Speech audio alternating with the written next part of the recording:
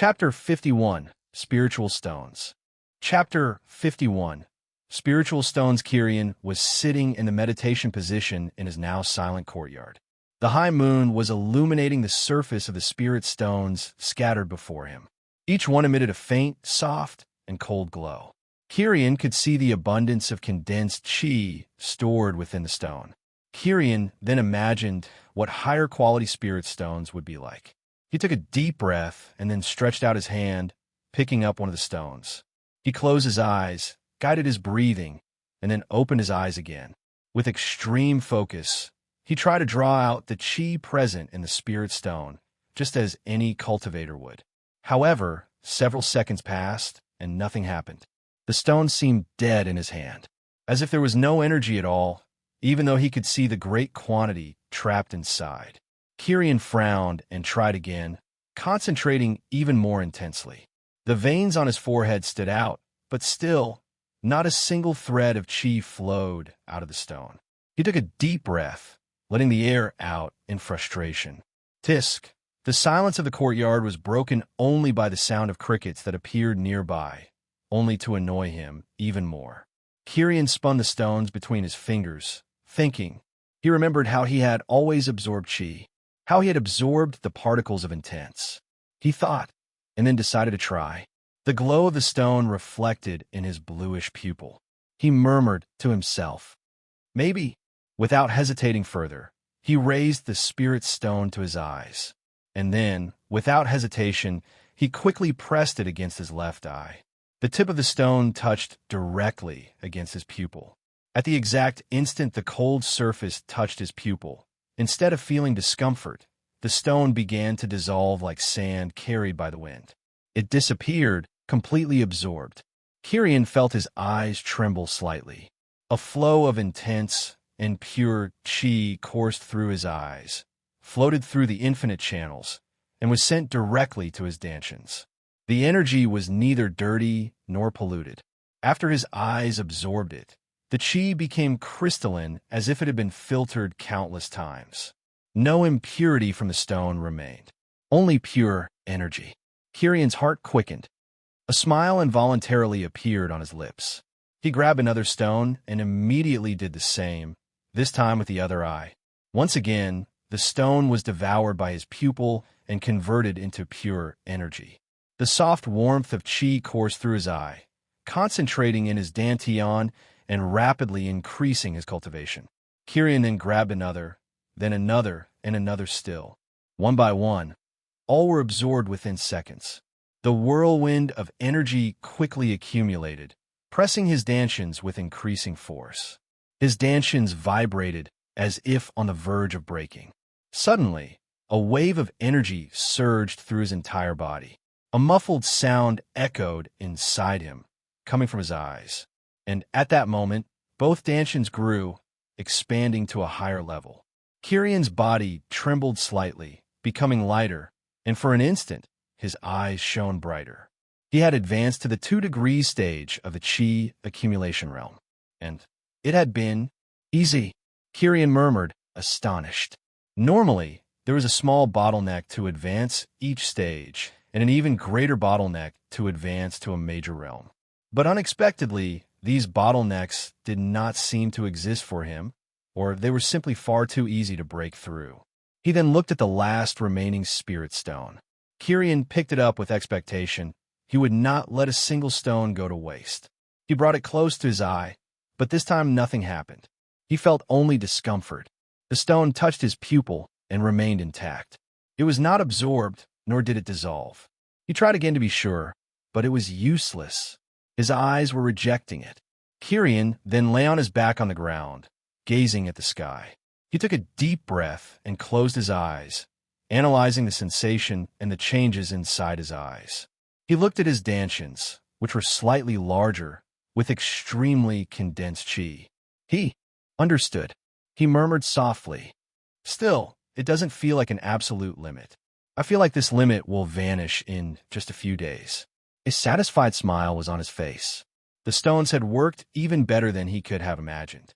Ordinary cultivators could only absorb a portion of the qi contained in a spirit stone and still had to deal with impurities that damaged the meridians and corroded the body if they abused cultivating solely with spirit stones. But he did not need to worry about that.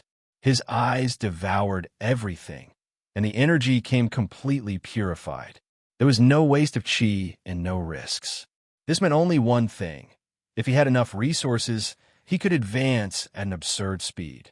He closed his hand around the last stone. Then the stone disappeared into his ring. So it's useless to stay still cultivating. I need to fight, hunt, take missions, and find new intents to absorb. The more battles, the more I explore, the more resources, the more stones. His decision had been made. Kirian then stood up. The moon was still bright above. He took one last look and entered his room. His eyes closed, and he slept peacefully. Meanwhile, in the main hall of the Mu family, Mu Yinyu was standing before the patriarch. She had just been summoned by a servant right after leaving Kirian's courtyard. Her face was still slightly flushed from sparring with him. Patriarch Mu watched her carefully, a discreet smile on his face. Yinyu. She lowered her eyes, not quite sure how to answer. We were training. Patriarch Mu might have been expecting another answer, but this was enough to draw a deep, hearty laugh from the patriarch. Ha ha, excellent, this is great. His eyes shone with enthusiasm. Yinyu took a deep breath. She understood well what her uncle was trying to do. She understood, but she did not judge him. Kirian was absolutely a genius. Even if he entered the Verdant Sword sect, he would likely become a core disciple just for having a special physique. Even more so, being a battle genius as he was. She understood her uncle's thoughts, but she thought it impossible. So, after thinking, she answered, "He is strong, much stronger than he showed when we fought. He is cold and distant most of the time," she said, thinking that he had decided to help her out of goodwill. The patriarch nodded slowly, increasingly satisfied. Good. Stay close to him. She raised her eyes. She was already going to do that, but she still wanted to hear it from her uncle. The elders and I discussed. He's not someone from this place. He probably came from a great force, maybe even another powerful domain, sent to experience the world. The patriarch's words echoed in Yinyu's mind. She remained silent, only listening. The patriarch then continued, his voice firm. If you have the chance, be his friend. Or, if you can, be even more than that. Then, your future and the future of the Mu family may change just by being at his side. The first part she understood. But when she heard the last sentence, her heart quickened as she clenched her fist tightly. As I thought, she said in her mind, feeling a bit sad. But upon remembering Kirian saying he would train her, her face flushed slightly, and her determination shone. She would prove them wrong. The patriarch noticed her face turning red, thinking it was because of what he had said earlier. His eyes narrowed in amusement. He laughed inwardly while thinking. You are dismissed. You may go rest, the patriarch finally said. Yinyu respectfully bowed and left the hall.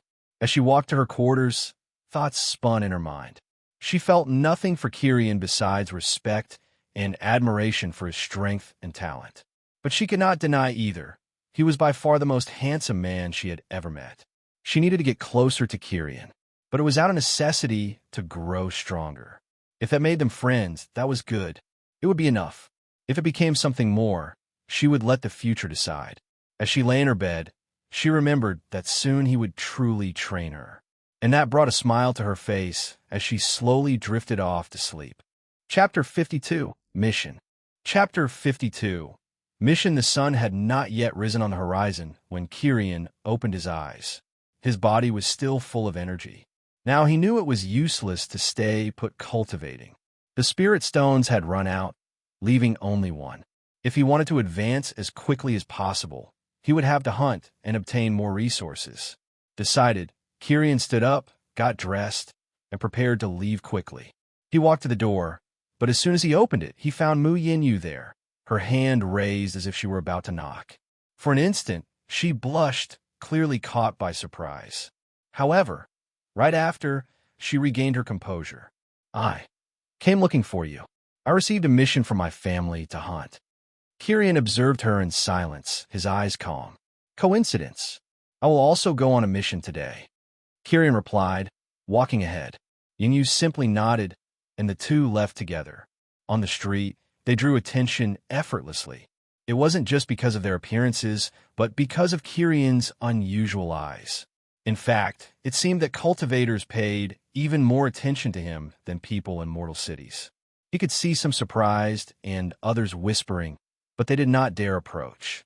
When they arrived at the Mercenaries Guild, Yinyu stopped at the entrance. Kirian then entered alone. The environment was full of voices, laughter, and a faint smell of beast blood. As soon as he stepped through the door, the noise diminished. Gazes turned toward him. Whispers arose immediately. But soon everything returned to normal. At least, that was what it seemed. But Kirian saw, from the corner of his eye, a small group. Unlike the others, who had been curious about him since yesterday, when he registered, this group was watching him with greed and hostility. Kirian noticed, but didn't care. He walked to the counter.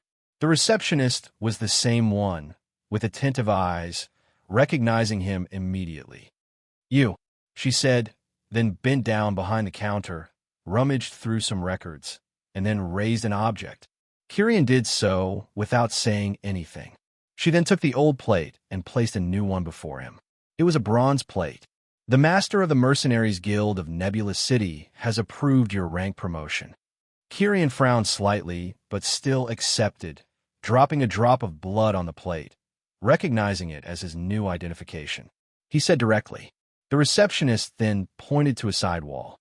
There, rows of scrolls were displayed. Kirian approached, scanning all of them in just a few seconds until one caught his attention. A beast with strength at the 6th degree stage of the Qi accumulation realm. The reward depended on the number of carcasses hunted, and if sufficient, the one who had issued the mission would forge a new weapon for free. Kirian was immediately interested in that. He still didn't have a sword, and soon he would have to enter the Verdant Sword sect, so this would solve it. He brought the scroll to the receptionist. She looked at him in surprise. She wanted to ask if he was sure, but after seeing that Kirian showed no hesitation and remembering the strength he had displayed before, she simply registered the mission quickly. Kirian stored the scroll and then left. "So?" Yinyu asked, anxious. He showed her the paper. "Iron insects?" She widened her eyes while asking. Kirian shook his head. "They live in groups of at least 10. She explained seriously, with slight concern. Kirian nodded in understanding, but without worrying much. He would find a way later. "A 4-armed monkey," she replied. Kirian again didn't know such a beast. Perhaps he should search for more bestiaries. Now I remembered. I ended up not reading the books Mu Yinyu brought. Without further delay, the two departed, leaving the city without complications. And soon after leaving the city, another group left for the same reasons. To hunt their prey. The path through the forest was peaceful at first. A few beasts appeared, but they were far too weak to represent any danger. Yinyu treated them as a warm-up, while Kirian didn't even bother to fight. He merely observed Yinyu from the corner of his eye, noting each movement of her sword. After hours of walking, the sky was tinged orange, the sun setting behind the trees. The air began to grow colder, and the shadows lengthened. Kirian stopped before a tree with a thick trunk. Its branches formed a natural shelter. He said, climbing with ease. Yinyu followed him, sitting beside him, a little tired from the journey. After all, she was the only one who had fought so far. Kirian watched her from the side, and when he saw that she was at least somewhat better, he decided it was enough. "Time?" she asked, confused. Yinyu blinked, surprised, but upon immediately understanding, gripped her sword and leapt from the tree. Kirian also descended, stopping in front of Mu Yinyu, looking at her attentively. He had memorized all the movements she had made in every fight they had, and he had completely analyzed them, also noticing her style against beasts during today's walk in the forest. He then began. He ordered, his voice clear and firm. Yinyu, who had been waiting for this, took a deep breath. She composed herself and executed the movement. Her body spun quickly, The sword traced a wide and deceptive arc before cutting diagonally from an unexpected direction. Kirian observed in silence until she finished. Kirian began, in his direct tone and with an impassive expression. The abrupt change of direction in the middle of the spin is unpredictable for most.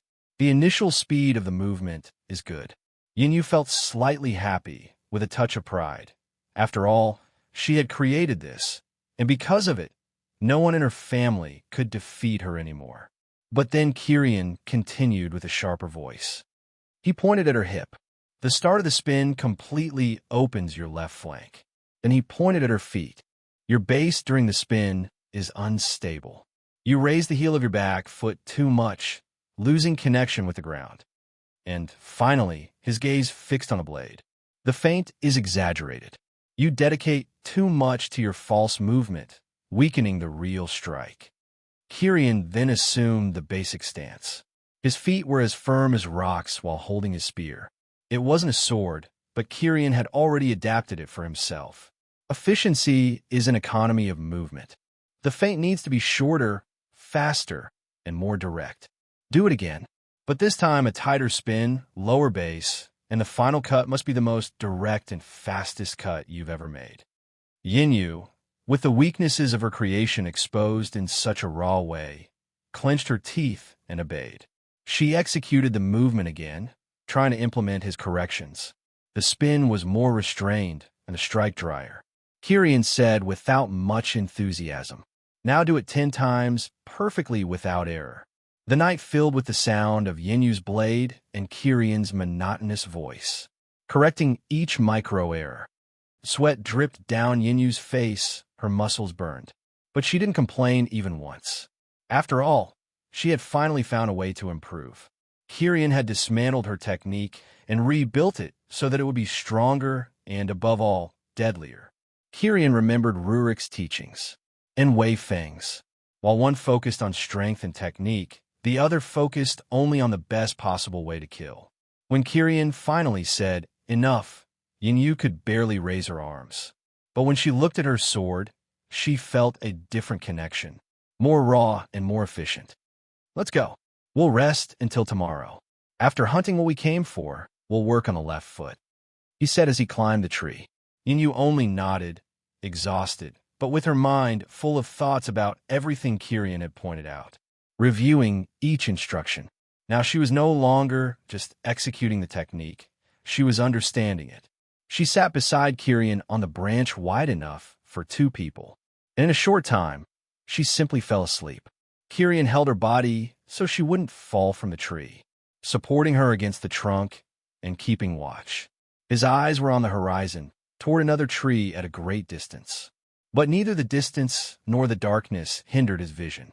He was seeing 6 rats. Chapter 53, Iron Insects. Chapter 53, Iron Insects. Kirian opened his eyes when the sun had not yet fully touched the sky. The morning chill was present, yet it did not affect him. In fact, it was comfortable. The forest was silent, broken only occasionally by the distant rustling of leaves. He rose immediately, without any laziness. He adjusted his clothes before turning to Mu Yinyu, who was leaning against the wall of a cave, still asleep. Only a few days had passed since they left the city. With a small movement, he touched her shoulder. "Wake up." Yinyu opened her eyes slowly. Her body was slightly sore from the training, but she did not dare complain. She simply stood, adjusted her sword at her waist, and followed him as he was already exiting the cave.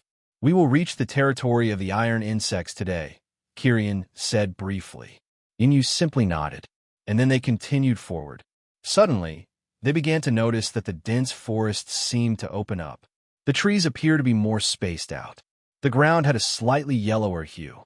Both of them immediately sensed the strangeness, but continued until they reached a clearing. The path was silent until, suddenly, the ground beneath their feet trembled.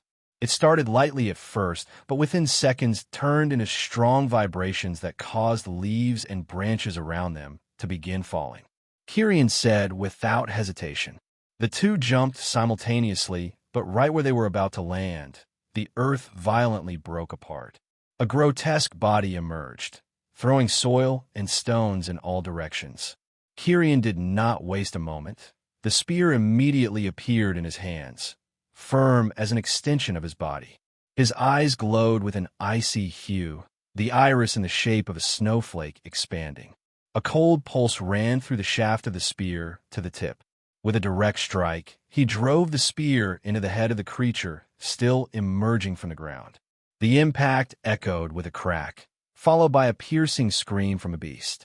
The icy energy spread, freezing the flesh and cracking the metal that covered its body. In moments, the insect stopped screaming and moving. But that did not bring relief. It was only the beginning. The ground trembled again, even more violently than before. From beneath the soil came high-pitched, incessant hissing sounds that echoed with hatred. Kyrian raised his gaze. "Step aside." His voice was firm, leaving no room for doubt.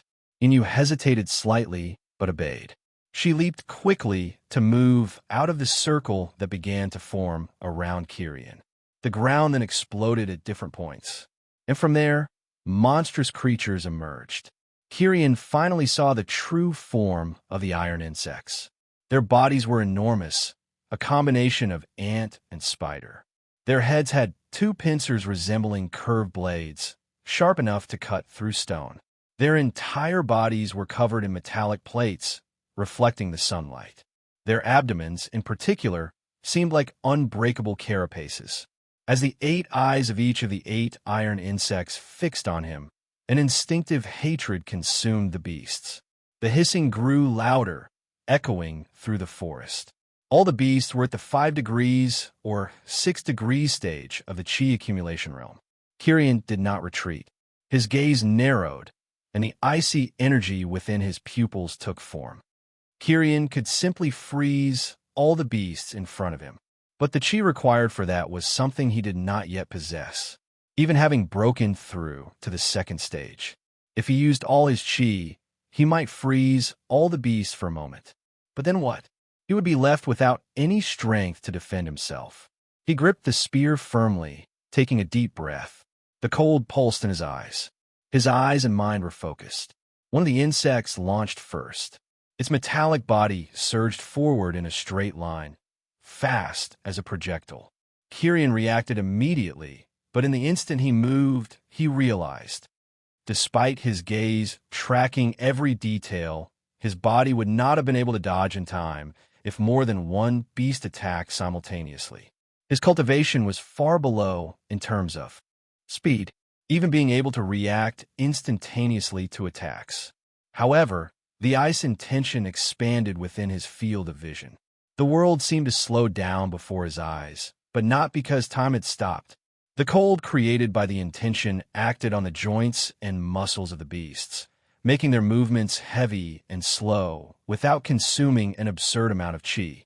The creature's motion was enveloped by a layer of cold. This gave him an opening and enough time.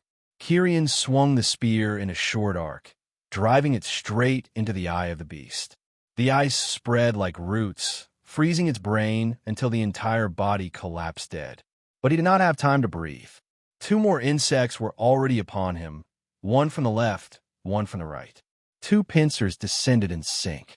Kyrian knew that, by reflex, he would not be able to escape both with his speed. His eyes glowed intensely, the intention expanding to both sides. The cold gripped the joints of the beast's legs, making their movements stiff for a moment. But it was enough.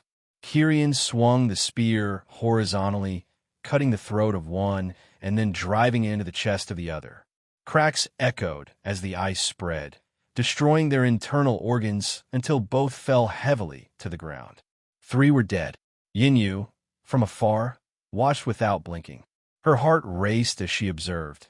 She wanted to help, but knew she could only handle one of the beasts, and Kyrian had told her to stay back. In the end, she trusted Kyrian's strength. The 5 remaining beasts launched at the same time. The ground shook under the weight of their metallic bodies. The hissing sounded even more piercing. To Kyrian's eyes, everything was clear, every movement, every raised leg, and the exact angle of the pincers. He saw it all, but could not react adequately. His speed was insufficient. If he tried to move just his body, he would be pierced in the blink of an eye. Kirian's eyes widened slightly. The cold expanded. He knew. Alone, he could not keep up with so many angles. But with his intention, he could. The first pincer descended toward him.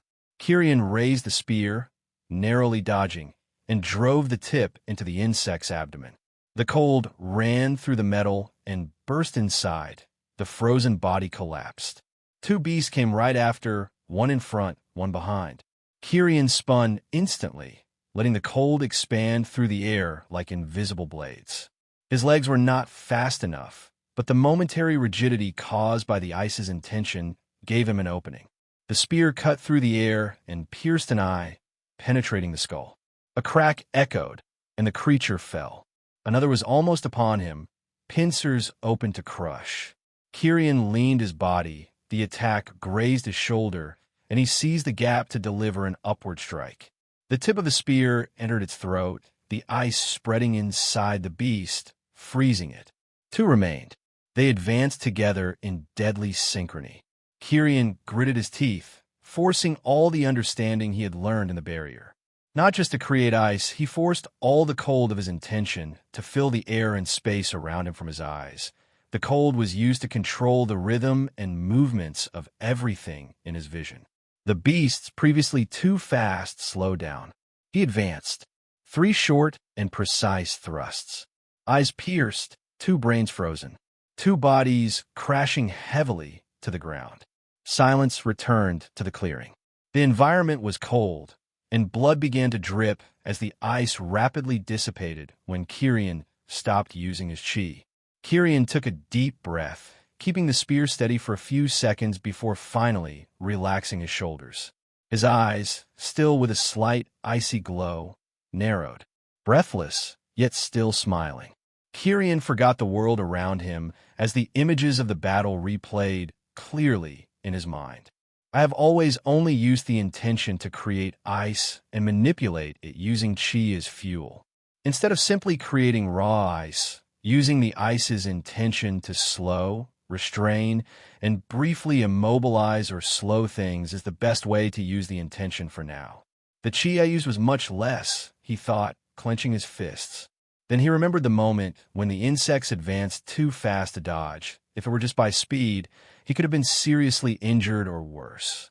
Kirian finally understood that spending an immense amount of chi to create or freeze an enemy entirely would be wasteful.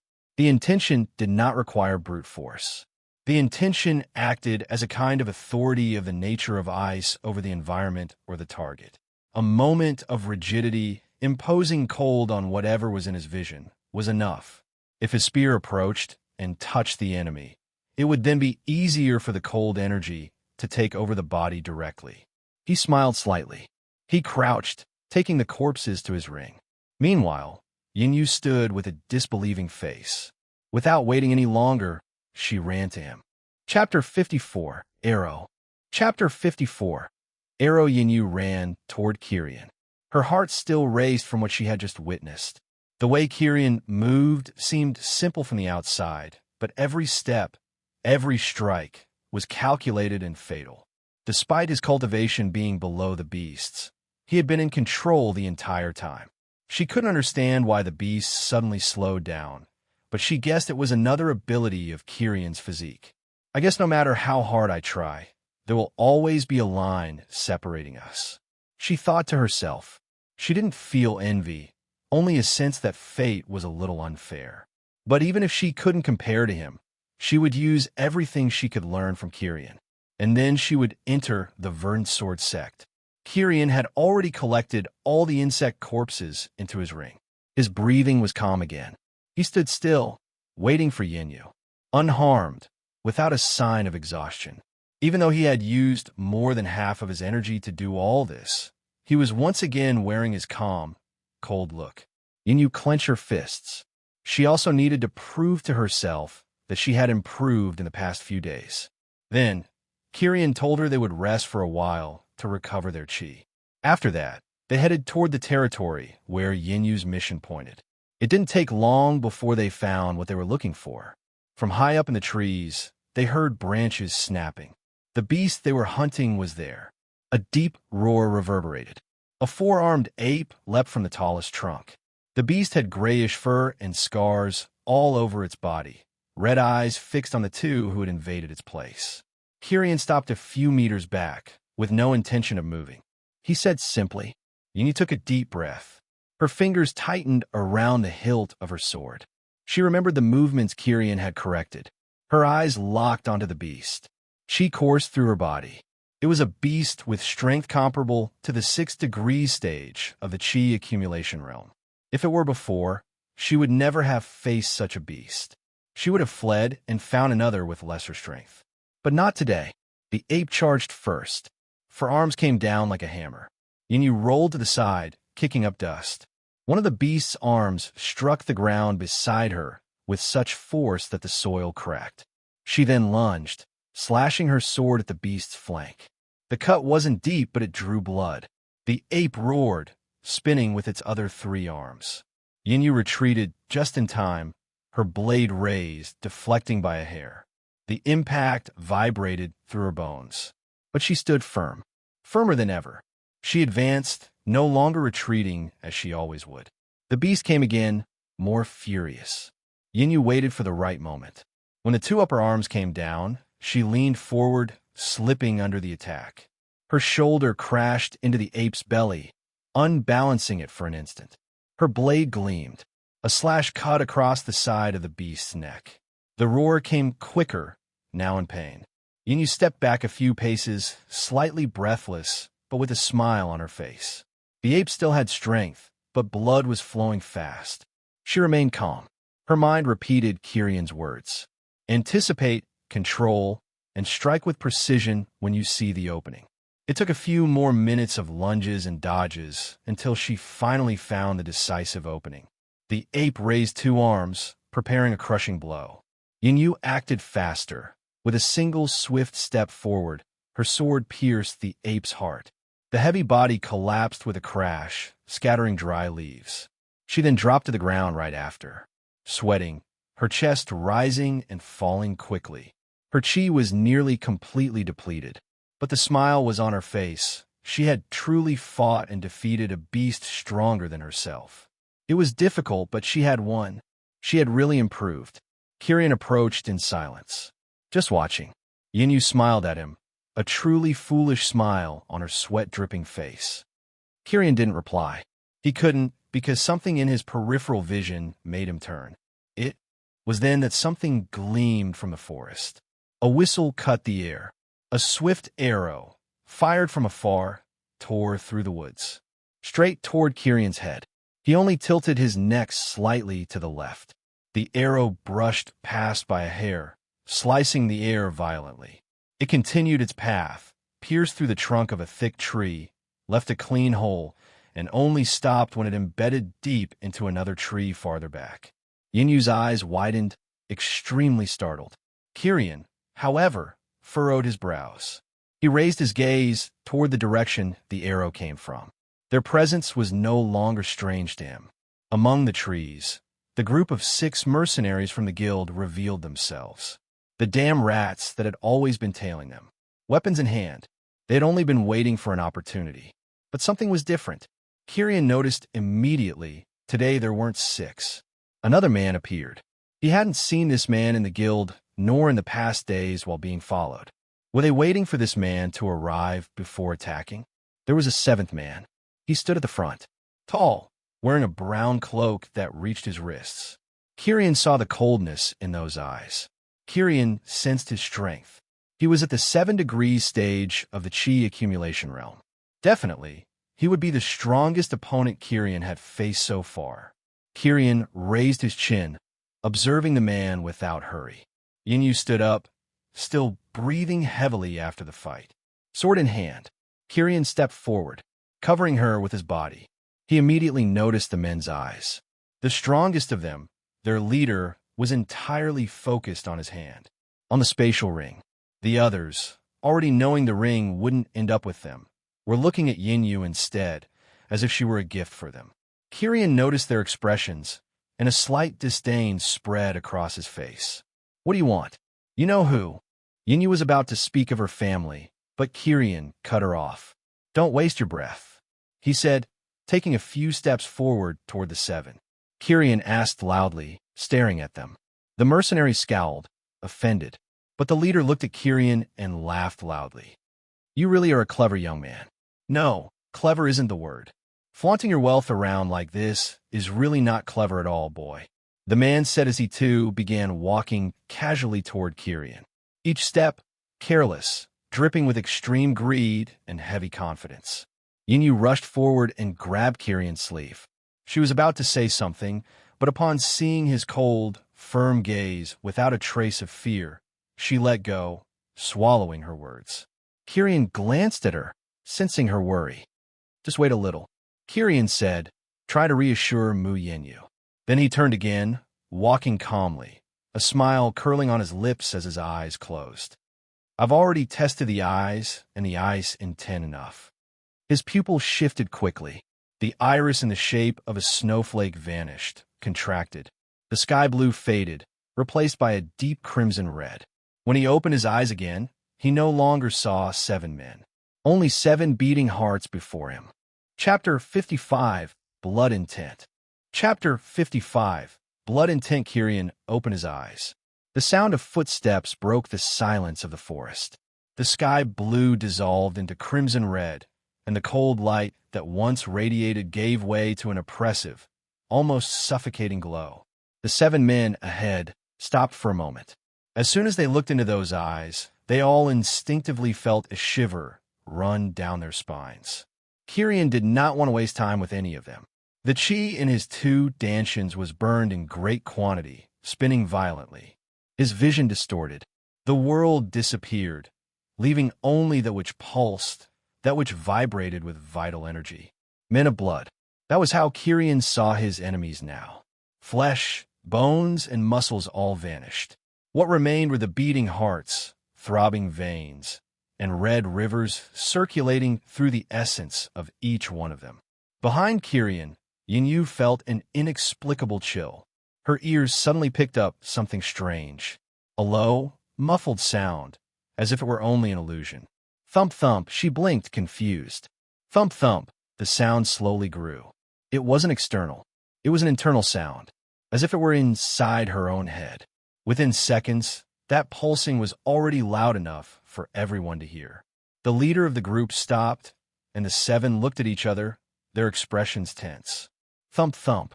Each beat seemed to echo through the air. But it wasn't just a sound. It was their very hearts, hammering with such force they felt as if they would burst. One of the men suddenly screamed, clutching his chest. "My heart, it's—" Another suddenly dropped to his knees, the chi frantically circulating through his body as he tried to stop it. The leader furrowed his brow, his gaze fixed on Kyrian. But Kyrian did not respond. His crimson eyes only reflected an absolute coldness as the crimson glow seemed to intensify, his dantian's chi burning stronger and stronger. The men tried to stabilize their hearts with their chi, sending their energy directly into their chests. But it was useless. The control Kyrian exerted over blood was an authority they did not understand.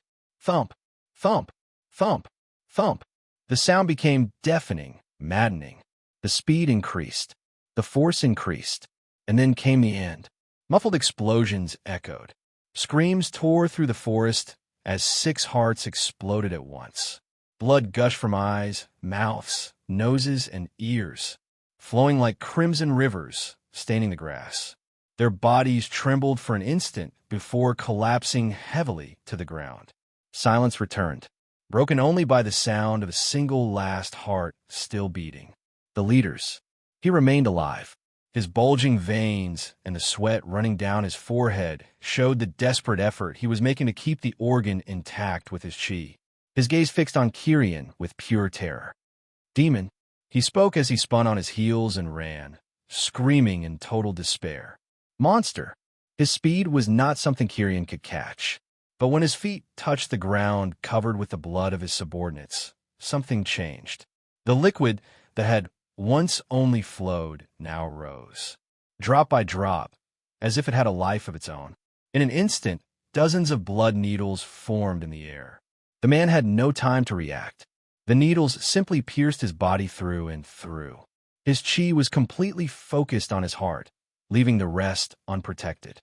The blood tore through his veins, organs, and bones. His eyes widened, and a final spurt of blood escaped his mouth before his body fell motionless to the ground. Kirian let out a sigh, his crimson eyes still glowing. "It doesn't matter if it is mortal or cultivator," Kirian murmured. Behind him, Yinyu was completely motionless. Her lips trembled, her eyes wide. Her body unconsciously took a step back without realizing it. Kirian turned to her. The shock on her face was clear as day. He stared at her in silence for a few moments before taking a few slow steps in her direction. Kirian's voice sounded calm. Yinyu took a deep breath, trying to steady the tremor in her hands. "It was just a slip." She forced a smile, though her voice carried a hint of hesitation. "I know you're not a cultivator of the demonic path. This must be another physique." Kirian's eyes analyzed her. There was no lie in her words. She truly believed what she said. But she was still a little frightened by the brutality, though she did not reject him. Even so, he noticed that whenever his crimson eyes met hers, Yinyu instinctively looked away. Kirian sighed inwardly. Wei Feng was right.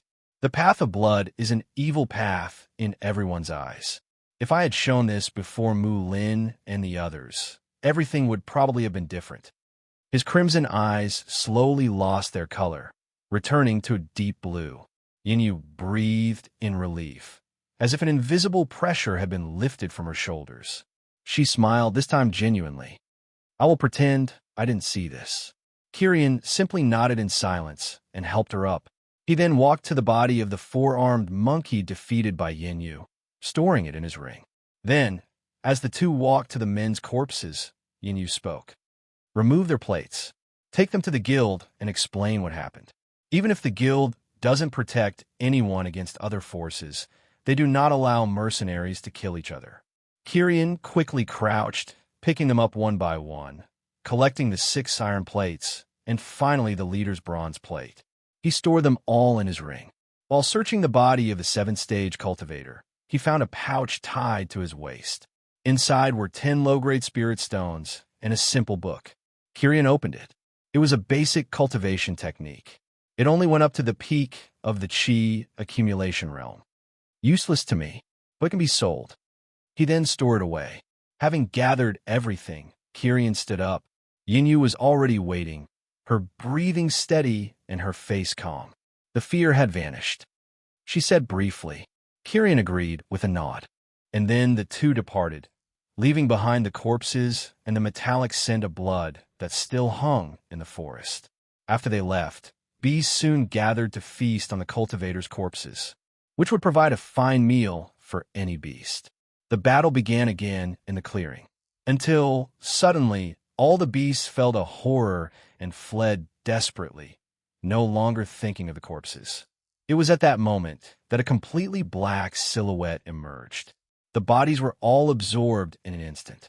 The silhouette seemed to grow rapidly, and then departed once all the drops of blood vanished. Only the marks of where the bodies had lain remained. The forest then finally fell into silence. Chapter 56, Old Wang. Chapter 56. Old Wang, the return to the city, was quieter than usual. The sun had already passed the middle of the sky, spreading golden tones over the trees. The sound of their footsteps mixed with the rustling of the leaves. But other than that, nothing. Yinyu walked a few steps ahead, breathing calmly. She was serene, but without starting conversation. Kirian, in turn, walked right behind, with his hands clasped behind his back, his gaze fixed on the path. It was strange for him. In the last few days, there was always something. A quick exchange of words, a comment from her, a curious question. But now nothing, only silence. Kirian showed nothing on his face, but inside, he felt a small discomfort, almost imperceptible. It wasn't something that could be called worry or irritation, but it was there. It felt as if a space had suddenly formed between them. He didn't think much about it. He just kept walking. After a few days, when they finally reached the city gates, it was already late afternoon. The movement at the gates was heavy. Cultivators holding beasts, the smell of blood. When they entered the city without caring about the line, he saw that the streets were busier than usual for some reason. But without wasting time, the two went straight to the mercenary guild. The main hall was full as always. It seemed the mercenaries spent more time there drinking than hunting, doing missions, or cultivating. Loud voices, coins clinking, the noise of mugs striking the tables. Kyrian thought it was truly a waste of time, but he didn't stray, walking straight to the counter with firm steps. The attendant, who always served, raised her eyes and first saw Yinyu, then Kyrian. Her eyes quickly fell on the plates Kyrian had just pulled out. Kyrian placed everything on the counter. These 7, they followed me, tried to ambush me. They're all dead, he said simply. The woman arched her eyebrow, surprised. Yinyu, who was beside him, confirmed. I was there, she said, trying to be a witness. The attendant examined the plates, recognized their owners, and let out a deep breath. Those idiots, always thinking they're smarter than everyone else. She then collected everything and, after a few moments, brought a small bag. She placed it on the counter. This is your reward. Kyrian took the bag without changing his expression, but he was satisfied. Now he had 30 spirit stones, aside from the mission reward. He could soon break through to the next stage. Also, he said, the attendant, who was already turning around, froze. Are you serious? Kyrian only nodded. She stared at him for a moment, then took a deep breath and left the counter after pressing a bell on her desk 3 times. The attendant said, and right after she left, a new attendant appeared to take her place. Yinyu, confused, widened her eyes. Wait. The attendant turned her face to her and replied without hesitation. Yes. Old Wang issued the mission. You must know what that old man is like. Kyrian asked, already following the woman. Yinyu was the one to answer first, her voice a little incredulous and excited. He is the best blacksmith in the city. No, not just the city, actually. Kyrian understood, a little curious. But he retired. It's been years since he's forged anything for anyone. The attendant continued. Yes, I tried a few times to speak with him, to forge a sword for me. Yinyu said, a little downcast. The attendant looked at Kyrian. And now, out of nowhere, he issued a mission. Not only that, he said he would make a sword for the one who completed the mission.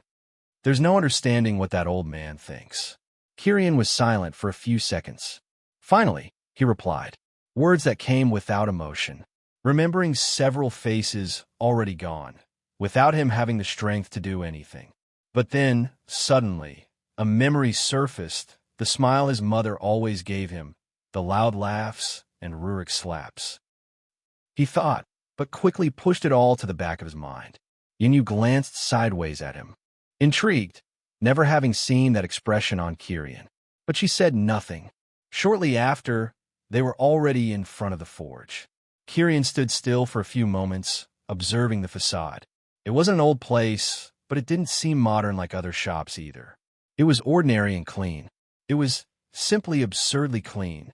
The walls, the doors, the furniture, without a speck of dust. And then Kyrian and Yinyu entered. The interior revealed even more. Weapons, swords, spears, halberds, and light armor, all displayed in an organized way, reflecting the light of the lamps. There was no customer or attendant. It was just silent. Something caught Kyrian's attention more than anything else. There was no price on any of the weapons. It seemed they were there only for display. Kyrian walked up to a spear leaning against the stand. The white shaft was beautiful, and the blade reflected the light in silver beams. He extended his hand and lightly touched it, feeling the cold texture. Truly, the words escaped low from Kyrian's mouth, like a murmur. At that moment, a dry sound echoed. A cough. Shortly after, from the back of the shop, an old man emerged. His beard was short, his hair white, and his eyes sharp. He carried an air of impatience, and the instant he saw Kyrian handling and touching the spear, his expression soured, and he was about to grumble. But he stopped, his gaze fixed on Kyrian, on the words he had just heard, even though it was a murmur. Kyrian didn't look at the spear as a weapon good for slaughter. but as a gift. That made the old man reconsider. It was then that he coughed. Kirian and Yinyu turned. The old man looked directly at the girl and frowned. Dambrat. Yinyu, hearing the old man's loud voice, quickly raised her hands. No, no. Kirian then stepped forward. I came for the mission and to ask for a sword. The old man's eyes narrowed. He observed Kirian for a few moments. Noting his little strength, when he met those deep blue eyes, something seemed to click and make sense in his mind. Understand, a special physique, the old man simply said. Behind a shop, there was a large yard. Metal furnaces were extinguished, but the smell of iron and charcoal was ingrained in the air. Kirian raised his hand forward, and then, one by one, 9 corpses of iron insects appeared. The old man walked among the corpses, calmly analyzing. He noted the wounds, the cracks, and the internal organs of the beasts. He touched a few points and, after a few seconds, raised his eyes to Kirian. Your physique, Kirian replied without hesitation. The old man then remained silent for a few seconds, took a deep breath, and nodded. All right, boy, this is the payment. Come back in a week. And then, without even waiting for a reply, the old man simply entered a cabin in the corner of the yard, closing the door behind him. Kirian stood still, staring at the closed cabin, now holding a bag with at least 60 spirit stones or more. He thought before turning to Yinyu. She agreed with a nod, and the two left the forge. It was already night when they reached the Mu family residence. The doors opened for them, and a feeling of fatigue enveloped them. After several days away, fighting, training, pursuit, and blood, the silence of their rooms hit them. It was time to rest. Chapter 57, Sword.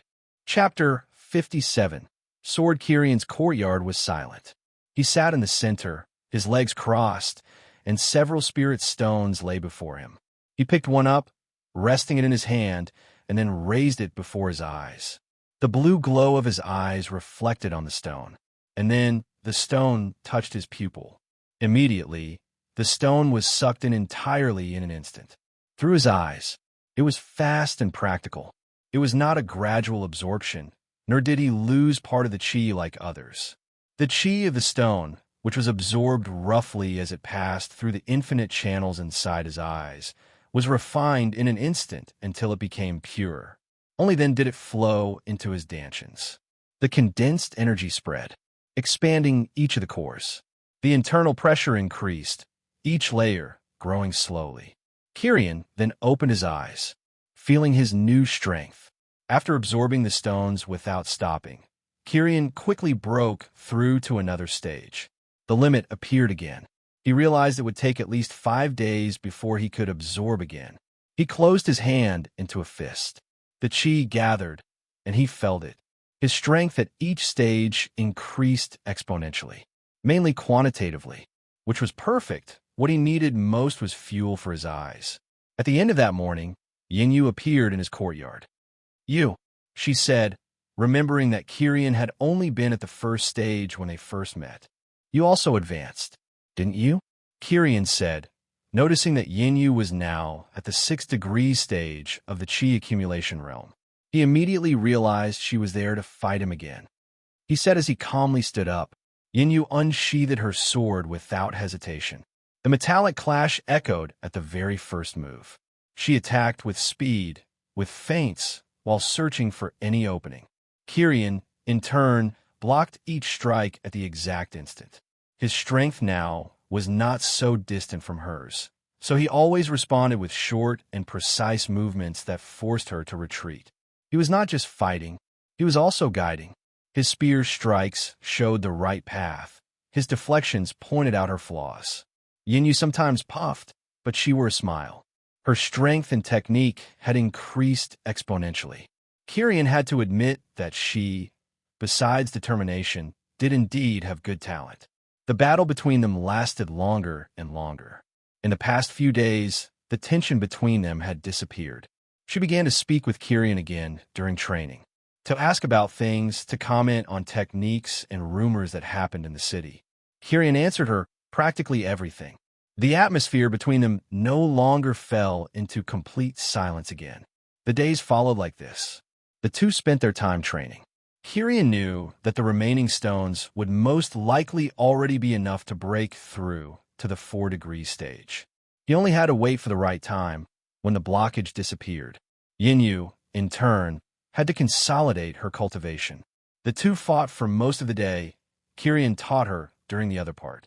And at night, the two dined in one of the restaurants Kyrian had memorized the way to by their smell. That was how a week passed. And then Kyrian went alone to the forge. The interior was silent. Old Wang awaited him, seated behind the counter. His eyes were closed, waiting for Kyrian's arrival. "You came," said the old man before turning away. Kyrian followed in silence. In the back, upon a table, lay a blue sheath. The old man carefully picked it up and placed it in Kyrian's hands. Kyrian slowly drew the blade. As soon as he held it, he felt something different. The sword seemed to connect with him. His chi descended into the blade. A blue glow took shape. The energy that flowed seemed to have been amplified. Kyrian's eyes widened slightly. It is a low-level treasure, forged with icy metal. Kyrian ran his fingers along the blade. The reflection showed the snowflake in his eyes. Kyrian said sincerely. The old man snorted. "I only did it because I thought I should." He turned and entered the hut without saying anything else. Kyrian looked again at the closed door for a few moments, before fastening the sheath at his waist and leaving. Everyone did that. He was the only one who stored the spear in his ring, so he decided to leave the sword at his waist this time. In truth, even if he did not want to admit it, he thought it looked stylish. On the way back, he stopped at a restaurant, ordered meat, bread, and wine, ate as if he had not tasted anything in days. Then he paid and returned to his courtyard. Now, he only had to wait to cultivate again, and wait to depart for the Verdant Sword sect. The sword he already possessed. He then stood up. In the courtyard, under the moonlight, he drew the sword. The movements flowed naturally. Quick cuts, precise thrusts, firm spins, and feints. It was the technique he copied from Yinyu, but now molded to his own style. He felt he could improve even further now that he held a sword instead of a spear. The blade cut the air with a constant whistle. Each strike was marked by firmness and coldness, unlike Yinyu, who seemed smooth and flexible. But the origin of the strikes was the same. When Yinyu arrived later, she found him training. "So," she said, looking with a trace of envy. She sighed. Kyrian only looked at her and replied, "Cool me." This time, both had swords. The metallic clash rang through the courtyard. The blades crossed in sparks, each of Yinyu's strikes being answered with precision. Yinyu tried to hold on with effort, but deep down, she knew. He had already surpassed her movements long ago. She was only delaying defeat. Thus, more days passed. Kyrian only trained with the sword during this time. 5 days later, when the limit disappeared, his eyes absorbed the last of the spirit stones, each one vanishing into his eyes like blue dust. The chi passed through his infinite channels, refined, until his dantians expanded. And then his eyes reached the limit again. The condensed and accumulated pressure was enough. Kyrian slowly opened his eyes. The deep blue seemed to shine, reflecting a new strength. But at that moment, Kyrian noticed. He heard screams and hurried footsteps all around the Mu family residence. He frowned in confusion. It was already nighttime. What was happening to cause such agitation? Suddenly, the door to his courtyard was flung open by Yinyu without even knocking. "Kyrian." He stood up, quickly seeing her expression. A beast tide is suddenly attacking the city. Kyrian frowned even more, but he wasted no time. He fastened the sword to his waist and followed beside her. The two ran toward the city gates, where they saw a crowd below and atop the city wall. The air, once calm, now vibrated with a distant and threatening sound. Kyrian smelled the metallic scent of blood mixed with smoke and the sound of thousands of beasts. The city was suddenly at war. Chapter 58, Wave of Beasts. Chapter 58, Wave of Beasts. The night, once filled with nocturnal silence and the smell of food from restaurants. Now it was heavy with the smell of iron, smoke, and a palpable panic. Kirian and Yinyu ran through the main street, dodging those who were running in the opposite direction. Screams of despair and the sound of bestial growls echoed from outside the city, creating a symphony of chaos. As they approached the main gate, the scale of things became clear. The stone wall, which had always seemed impenetrable, now swarmed with desperate activity. Men and women shot arrows into the darkness. Their cries of determination turned into terrified screams as enormous shadows dove from the sky, ripping those on the wall away with claws as sharp as blades. The darkness of night was the greatest ally of the flying beasts, making them appear like murderous wraiths. The reinforced wooden gate groaned and trembled under the impact of brutal charges from the outside. Cracks were already forming on its surface, and it was only a matter of time before the gate gave way. At the foot of the wall, a group stood out by the strength it emanated. The patriarch of the Mu family, with a face shadowed by concern, was speaking with two other men of equally imposing appearances. They were the heads of the Li and Cheng families, the other two families that ruled the city. Yinyu shouted, running toward him. Kirian followed close behind, his eyes quickly analyzing the scene, the gate and the threat in the skies. Patriarch Mu turned, and upon seeing the two, let out a sigh. "What's happening?" Yinyu asked, slightly breathless. The wave appeared out of nowhere, and not just any wave of beasts. The patriarch answered, his deep voice laden with frustration. There was no warning, no sign of migration, no agitation in the nearby forests. "We closed the gate in time, but we weren't prepared. We're gathering everyone who can fight to defend the city." As Patriarch Mu spoke, a man approached the group. He was shorter than all those present. But the pressure he emanated was a level above everyone else, including the family patriarchs. Kirian sensed it immediately. This man seemed to be in the realm of chi liberation, but most likely above the 3-degree stage. Behind him, marching with loose discipline, were hundreds of mercenaries. At the front of the mercenaries, with a serious and worried expression, was the receptionist of the mercenary guild, the one who always attended to Kirian. The short man arrived with a frown and then, without ceremony, spoke. "Patriarch Mu, Li, Chun, the situation is worse than I thought." "Master Lu." Patriarch Mu greeted with a respectful nod. Leader Lu nodded, turned to the mass of mercenaries, and with his voice amplified by chi, shouted, cutting through the noise of the beasts like thunder. "Listen up, all of you. The city is under our care." A collective roar arose from the mercenaries, their weapons raised in response. Morale rose momentarily. The guild master, Lu, then turned back to the patriarchs. His voice dropped again, but it seemed urgent. "The biggest problem isn't the gate. It's the damn birds. The darkness hides them. Without vision, we can't hit them precisely." It was at that moment Kirian intervened. His voice was calm, a striking contrast to the surrounding tension. Master Lu turned, hearing the young voice interrupting him. He said, slightly irritated by the interruption. But his words died when his eyes met Kirian's. The darkness did not hide the sky blue, and the snowflake-shaped irises, almost tangible, floated over pupils that seemed to see through the night. Immediately he recognized him, surprised. "You?" The mention of the name caused a sudden silence to fall over the small group of leaders. Patriarchs Li and Chun stared fixedly at Kirian. Then murmurs arose. Kirian ignored the stares. He was already used to it, but his mind processed quickly. Rumors? In the end, he decided to leave it for later. He didn't have time for this. "Master." Lu studied Kirian's face for a second, then a fierce, humorless smile spread across his lips. "All right, boy. The flying beasts are yours. The mercenary guild trusts you." Kirian simply nodded, immediately turning toward the nearest stairway leading up the wall. In his mind, this was perfect. The spirit stones had run out. He was the ideal person to deal with the flying beasts, and he could earn a good reward from it. "Kirian," Yinyu suddenly called, her face slightly worried. He stopped for a fraction of a second, looking at her over his shoulder. Kirian's reply was dry, yet it carried meaning.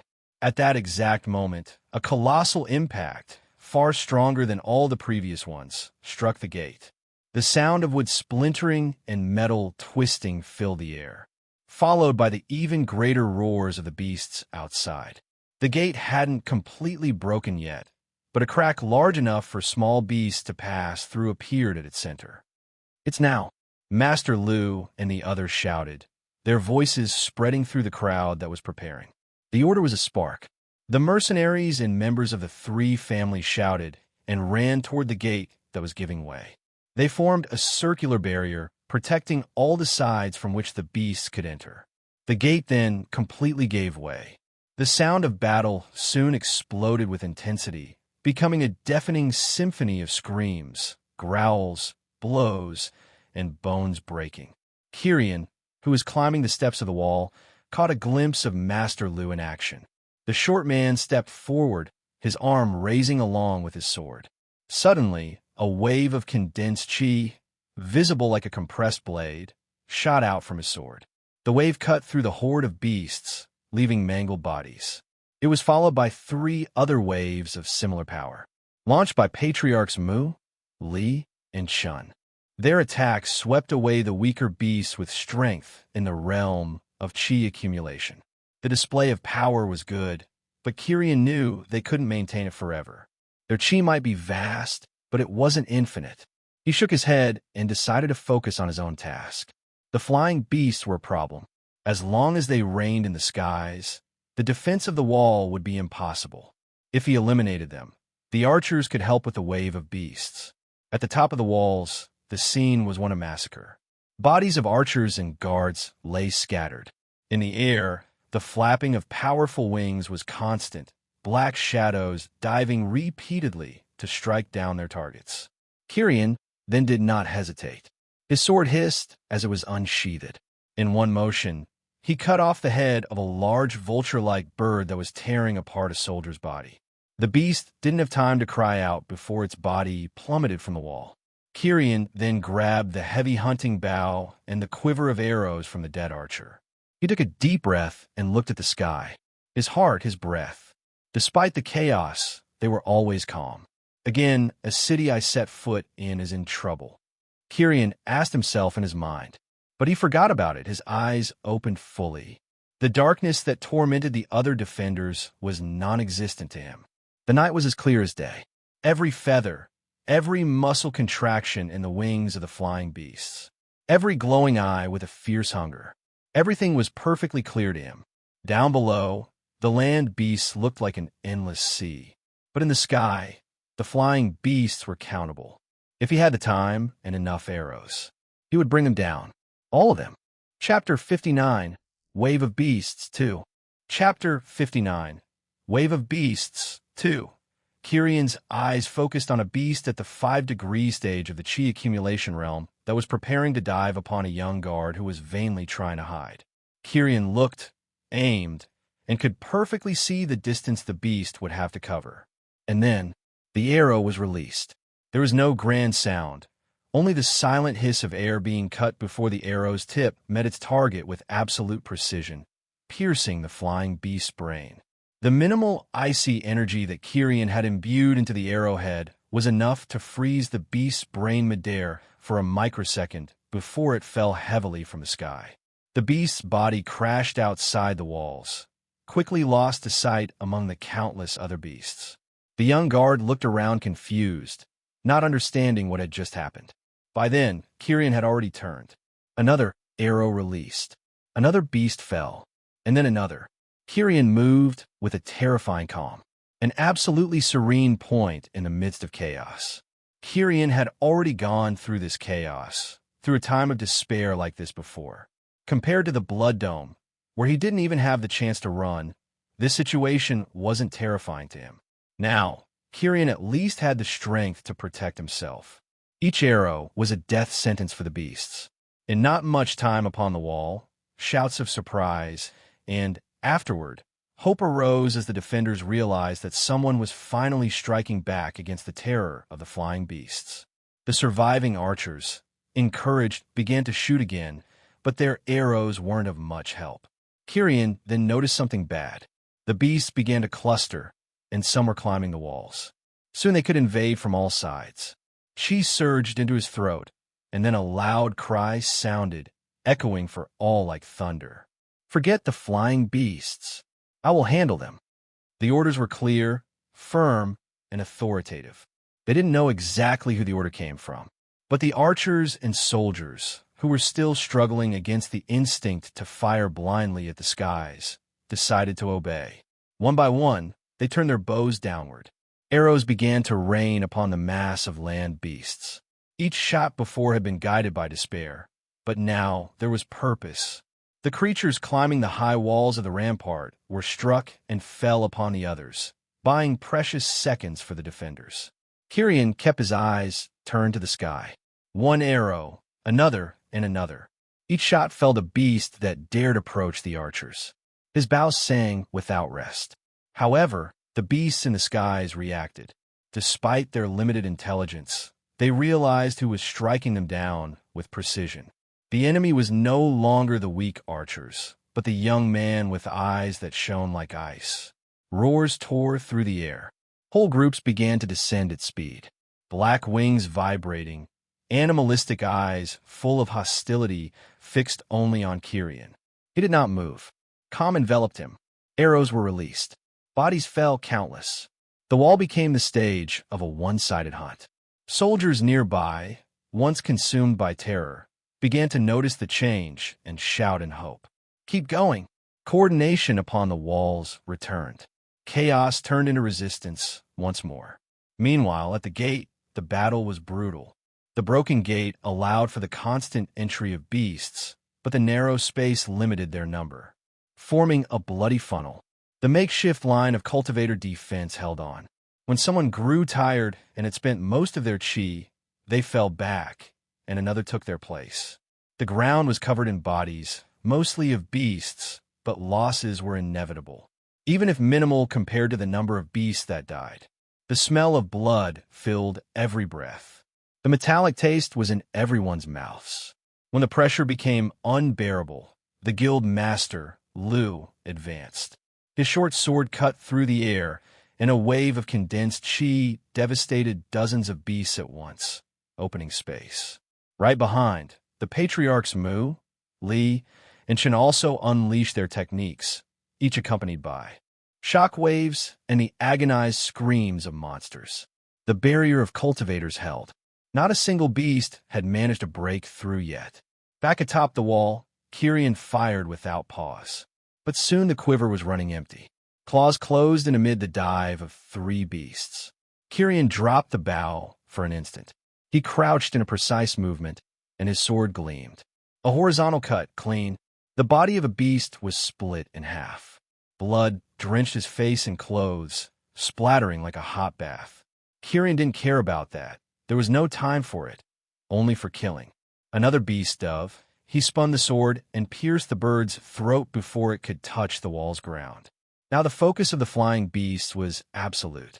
All of them were turning against him, the only real threat to the skies. But that only made the situation simpler. He didn't need to worry about distractions or protecting the others.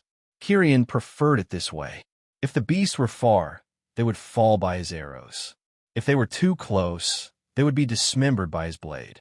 Kyrian spun, cut, shot, and breathed. A cold, constant cycle. Despite this, Kyrian was using only a minimal amount of chi, only when necessary, when a beast with a bit more strength appeared. Kyrian calculated exactly the expenditure he would make, for he didn't know what could happen. Suddenly, a group of young men ran up to him. They carried quivers full, taken from the wall's storerooms. One of them, his face covered with blood and fear, extended the arrows to Kyrian. "Take them." Kyrian simply nodded and took them. There was no time for words. He had already loosed the first arrow before the young man had even stepped back. The hunt resumed. From the battlefield below, Master Lu raised his eyes.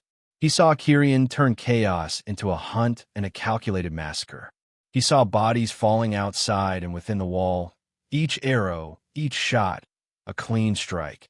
A glint of satisfaction shone in the man's eyes. I was right to trust him. Oomph. The patriarchs, even covered in blood, noticed as well. It was impossible not to. The defense of the wall had quickly changed since Kyrian had taken control of the skies. The night then advanced, but the slaughter of the beasts seemed endless. Corpses already piled against the gate. The streets were already rivers of blood, but the human barrier still stood firm. On the walls, the archers' confidence returned. They didn't need to worry about the skies, only about the beasts that try to climb. Panic gave way to discipline, and Kyrian alone kept the sky clear. It became only a battle of endurance. Time stretched, every minute feeling like an eternity. The beasts weren't absurdly strong. The strongest were comparable at most to the 5 degrees or 6 degrees stage of the chi accumulation realm. The problem was their number. Even so, the city held. Then, during the stalemate, suddenly, a different sound ripped through the night. It was no common roar. It was a primal, guttural, grotesque scream that echoed from the heart of the forest, a sound that made those who heard it shiver. Even the beast stopped for an instant, trembling. There, in the darkness, a black silhouette rose.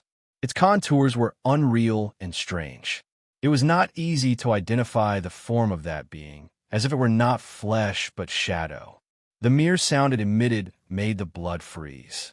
At its side, there were 5 enormous beasts, each one the size of a small house. But they bowed, shrinking before that being. Then they charged toward the city. The silhouette, in turn, bent down and began devouring beast corpses without distinction. The bodies vanished quickly, and each bite seemed to swallow more than possible, leaving not even a drop of blood on the ground. Kyrian, from atop the wall, upon hearing the sound, felt a deep shiver run down his body. His eyes, once focused on the sky, had no choice but to look toward the distant forest. He could not see from where the bizarre sound came, but that did not seem like a beast. It was something different, something terrifying. Chapter 60, Wave of Beasts 3. Chapter 60, Wave of Beasts 3. The grotesque sound that echoed through the forest until it reached the city seemed to reverberate in everyone's mind, as if it wasn't just heard but felt. A sound that made the heart tremble and the chi stir slightly. That was that sound from beasts. On the wall, the archers exchanged terrified glances. Kyrian kept his eyes fixed on the darkness beyond the tree-line. His fingers still gripped the bow firmly, but a chill ran down his spine. After the scream, the chaos in the beast tide took on a new tone. The land beasts that hurled themselves against the walls suddenly went mad. They began pushing one another, biting, and smashing their own bodies against the moss-covered stones of the wall. They seemed desperate, as if something even more terrifying was driving them forward. Kyrian heard those around him murmuring.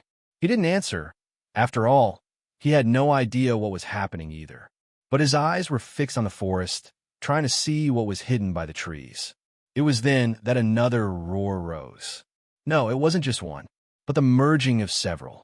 It was strong, stronger, and more terrible than the roar of those other beasts in the tide.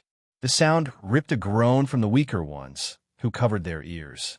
From the forest, trees were torn aside. 5 shadows then surged forward, their enormous bodies larger than any of the other beasts present, emerging under the light of the full moon. 5 massive beasts, each different, but all exuding a terrible pressure that crushed the freshly regained morale of the archers staring at them. It was a natural pressure exerted by those of higher cultivation. An old man near Kyrian paled. His eyes widened with knowledge and horror. "They are," he whispered, his voice a thread of terror. "The stone bear of the valley, the shadow serpent of the dark swamp, the great steel-horned deer of the pine forest, the 6-armed monkey of the cliffs, and they truly are the 5 beasts. But why? They never leave their domains. They rule different parts of the forest. Why?" The confirmation struck like a blow. Kings of the forest. They were beasts with strength in the Chi liberation realm. Creatures that no one in Misty City dared to provoke. And now they were all here. The beast did not wait.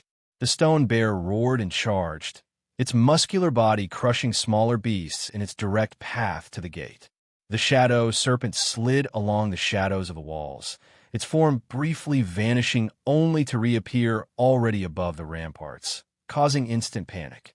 The great deer lowered its head, and its antlers glimmered under the moonlight before firing projectiles of pure chi, sharp as blades, against the wall. The six-armed monkey scaled the wall with frightening speed, smashing and hurling archers into the air. Master Lu shouted, his voice amplified by chi cutting through the chaos. "Patriarchs, with me, keep them away." Lu, Patriarch Mu, Li, and Chun leapt forward. Their cultivations erupted, fully unleashed. Waves of chi collided with the stone bear, halting its charge and forcing it back a step, but not even injuring it. They split up, each trying to contain one of the beasts of the chi liberation realm. But it was clear from the start. Beasts of the same realm were naturally stronger, more resilient, and more ferocious. The fight would be pure survival. Kirian saw it all unfold in seconds. But it was the fifth beast he paid attention to. The spiked beast. A quadruped beast covered in natural metallic plates from which long, sharp, black spikes grew. Its red eyes didn't fix on the gate, but on the section of the wall where Kirian stood. It didn't run. It simply contracted like a monstrous porcupine and then released. Hundreds of small metallic spikes, each imbued with chi, flew toward the wall like a storm of darts. It didn't seek a specific target, but rather to destroy everything. Someone shouted. Kirian acted immediately. His chi flowed through his eyes. With his low cultivation, it would be impossible to protect himself if a spike touched his body. It was no longer time to spare his chi. Suddenly, a massive ice barrier appeared in front of him, deflecting some spikes, while others shattered the ice and pierced the barrier. The impact was tremendous, but the ice shield held. The beast's attack was spread out and not focused on him. So Kirian completely defended himself. But he couldn't protect the others, nor the wall itself. The spikes struck the stone structure. The wall, already battered by the beast's tide, trembled violently. With a crash that drowned out all other sounds, a large section of the wall, precisely where Kirian stood, collapsed. Stones, wood, and bodies fell into the city below. Kirian was hurled forward by the collapse. He twisted midair, landing nimbly among the rubble and dust. The bow was lost, leaving only his sword still firm in his hand. He coughed, dust filling his nose as he looked around. The city's defense was now irreparably compromised. The fall of the wall opened a giant breach, and then the smaller beasts, driven by madness, began advancing even more, rushing through the debris and following the scent of blood, leaping among the stunned surviving soldiers. The battle had changed. Now there was no longer a line of defense to hold. Now it was about surviving in the streets of the city. Kirian rose, his gaze just in time to see the iron-spiked beast advancing toward the breach it had created, its red eyes fixed on Kirian. Knowing he was the one who had survived, Kirian prepared himself, his heart still calm. But in his mind he knew it was madness to think of facing such a being now. Before, he thought he would definitely be nearly invincible against those in the chi accumulation realm as he advanced stages. Perhaps, using intents, even those at the beginning of the chi liberation realm might not necessarily be opponents. But he realized he was wrong. The gap in strength between great realms was truly terrifying. It was at that moment that a figure suddenly appeared atop the rubble. It appeared beside Kirian, who was staring at the approaching beast. Kirian looked and immediately recognized him. He wasn't too surprised. It was Old Wong. He wasn't wearing elaborate armor, only his blacksmith clothes, now stained with soot and the blood of beasts he had slain along the way. He wasn't holding a sword or another weapon, but a heavy blacksmith's hammer, which seemed to shine with a soft metallic glow. Definitely also a low-level treasure, like Kirian's sword. The old man's posture was no longer hunched, but the impatient expression he always wore was still there. He glared at the beast with a furrowed brow. The iron-spiked beast stopped, sensing the change, staring at the small being that appeared, sensing the power that now radiated from the old man. Kirian already knew the moment he saw him. He, too, was in the chi liberation realm, and now Kirian could feel that the old man's chi seemed even more refined than Master Lu's and the Patriarch's. Old Wong spat on the ground, raising the hammer and pointing it toward the beast. "You damned beasts," the old man growled, his voice harsh. "Brat, go to the gate with the others," Old Wong said, looking at Kirian. And then he turned to the beast, which suddenly roared, seeming to challenge the old man. Old Wong charged to meet it, moving with incredible speed. The beasts in his path were utterly crushed. Chapter 61, Wave of Beasts 4. Chapter 61, Wave of Beasts 4. Kirian took a deep breath amidst the dust and debris of the collapsing wall that still rained down around him. Old Wong had already advanced to face the iron-spiked beast. His presence had moved away, and soon the beast that had cowered in fear of his strength began to surge forward again through the wreckage. Kirian remembered the old man's words and decided to follow them. There was nothing more he could do there. He tightened his grip on his sword, feeling the chill of the blade in his palm. With every passing second, more beasts broke through the rubble and entered the city. The screams of those fighting and the roars of the beasts blended together in a whirlwind of chaos. Kirian didn't look back and ran. His feet struck blood-soaked stones. Many times he came across fallen bodies, groaning in pain or already dead. Along the way, smaller beasts leapt at him. Wolves with elongated fangs, boars with bony armor, and others lunged from the shadows with hatred. His chi flowed through his eyes. Tiny blades of ice sprouted amidst the dust, slicing throats and piercing eyes. Kirian spent as little chi as possible, using the full capacity of his eyes to predict any danger around him. He couldn't waste too much of his chi, but sometimes he had no choice. If he stopped, it would only become harder to catch up with the others. With each step toward the city gate, the metallic stench of blood grew stronger. The streets of Misty City had become a battlefield. Mercenaries and cultivators of minor clans shouted orders, trying to form makeshift lines of defense against the flood of beasts. But the truth was clear: they were losing ground. "Push!" someone shouted, only for their voice to turn into a scream of pain, swallowed by the sound of bones snapping. Kirian slid under the strike of a silver-scaled tiger, cutting its belly with a single motion. Hot blood sprayed across his face, but he didn't stop. The roars of the 5 larger beasts echoed everywhere. Kirian could distinguish the sounds. The metallic clash of Patriarch Mu against the stone bear. The sharp explosions of Patriarch Li fighting the great steel-horned deer. The strikes of Patriarch Shun against the 6-armed ape. And Lu, the master of the mercenary guild, his voice rang out, clear and unyielding, even as he battled the shadow serpent that wreaked havoc along the rest of the wall. Kirian frowned, glancing in the direction of the patriarchs. They were clearly at a disadvantage.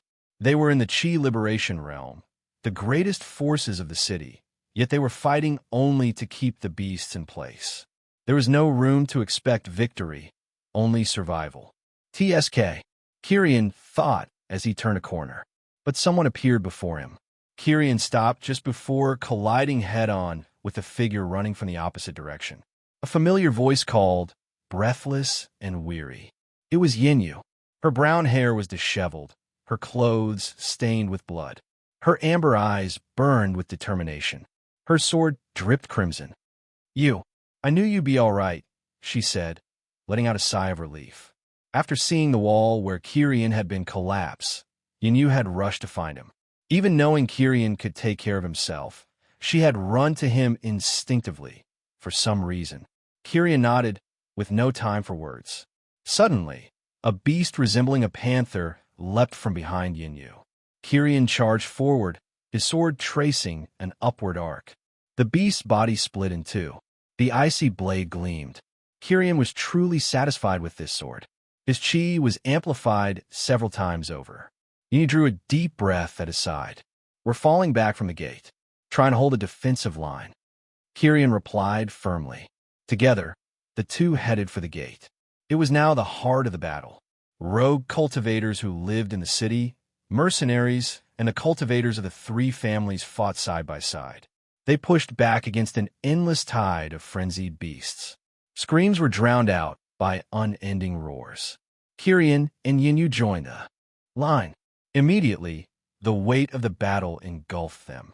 Kirian pulled chi from his dantians through his eyes, forming spears of ice that skewered multiple enemies at once. Then he shattered them into a rain of shards. Yinyu moved swiftly near Kirian, her blade slicing tendons, leaping over carcasses and striking down threats that might hinder him with precision. But no matter how many beasts fell, more always came. Always more. "We're," shouted a mercenary with a torn arm, just before being dragged to the ground by a beast. Kirian's brow furrowed as he took it all in. He was fine, thanks to the abnormal amount of chi condensed in his two dantians, but he could see exhaustion weighing on Yinyu and the others. He also noticed mercenaries who had come only for the reward beginning to retreat. After all, if everyone died, what reward would remain? Kirian's thoughts churned. Should I run? After all, I don't really care about this city. Elsewhere in the city, the patriarchs battled their respective foes. Patriarch Mu pummeled waves of chi into the stone bear. Each strike resounded with a deafening crack, but at best he was buying time. The beast seemed to mock his efforts, its mineral armor only chipping in fragments. Patriarch Li hurled blades of chi at the horned deer, but the beast retaliated with even stronger projectiles, smashing the wall behind them and sending more rubble crashing down. Patriarch Chun was bloodied, 3 of his bones already broken by the 6-armed ape's brutal strikes. Yet he still clutched his spear, eyes blazing with fury. Guildmaster Liu, on the other hand, was holding a fragile balance. His sword radiated fiery chi, unlike the simpler techniques of the other patriarchs. The fiery chi clashed against the shadow serpent's strikes, cracking the ground with scorched lines as the serpent vanished and reappeared. He wasn't being wounded, but neither could he strike the serpent down. No decisive victory was in sight. It was a stalemate. No, in this situation, a stalemate where everyone else was losing was also defeat. All it would take was one patriarch falling to shatter the balance, or one beast falling. At that moment, a new sound rose above the constant battle. It was not the enraged roar of a beast, but a beastly scream of pain. It was shrill, filled with fury, followed by a sudden, eerie silence. The pressure in the air shifted. Kirian and the others felt it instantly. One of the presences, the iron-spiked beast, vanished in an instant. Its energy, which had radiated arrogantly, flaunting its strength, simply snuffed out. Kirian felt a slight relief at the disappearance of that pressure. It could only mean the old man had won. It didn't take long. In just a few minutes, one of the 5 beasts had fallen. The mercenaries and cultivators still resisting noticed it too. Some let out shouts of hope, while the mercenaries who had been about to flee decided to wait a little longer. Someone cried, raising a blood-soaked blade. For a brief instant, courage rippled through the line, weapons rising once more. But Kirian wasn't swayed. He knew well this was only a small victory. The other 4 presences still pulsed, each as overwhelming as a mountain of chi, still alive and roaring in response. Their pressure on those fighting them grew even heavier. The beasts became even more enraged by the fall of one of their kind. Kirian drew a deep breath, wiping blood from his face with the back of his hand. His gaze fell on Yinyu, trembling with fatigue, but still fighting. After all, this was her city. Her family was here. In her mind, worry for the patriarchs and the others gnawed at him. Were the children and the rest already out of the city?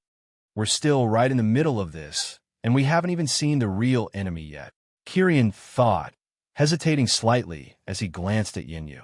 Soon, the screams of pain and the clash of battle once again consumed the city. But on the horizon, a sudden flare of light appeared. Old Wang emerged, drenched in the blood of the iron-spiked beast, his hammer still glowing as though freshly forged. He didn't stop after slaying the beast. No, his body surged forward, charging straight toward the shadow serpent. Chapter 62, Wave of Beasts 5. Chapter 62, Wave of Beasts 5. Old Wang, after defeating the thorn beast, wasted no time. He immediately ran toward the nearest beast of the Qi Liberation Realm. The old man didn't look tired, only angrier than usual. His hammer was now stained with blood, but it still couldn't hide the faint glow.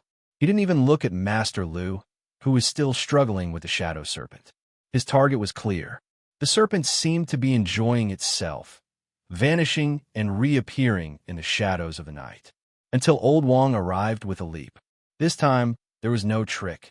The old man's hammer seemed to strike the air near the wall, but the crash was so loud it seemed like iron had been hammered. The shadow serpent screamed, a sharp sound of pain and despair. Its body was struck even as it tried to hide, sent flying, smashing into a house, destroying the walls in its path, and then going limp on the ground. It was dead. Lu froze for a second, gasping. He couldn't believe it at first, but when he saw who had done it, he sighed. "Thank you," he shouted, but the old man had already turned his back. To the bear, the old man bellowed, impatient, and then the two of them ran together. Patriarch Mu was holding back the stone bear, but he was struggling. Each punch made the beast stagger slightly, but it was far from injuring it. When Wang and Lu arrived, finally things changed.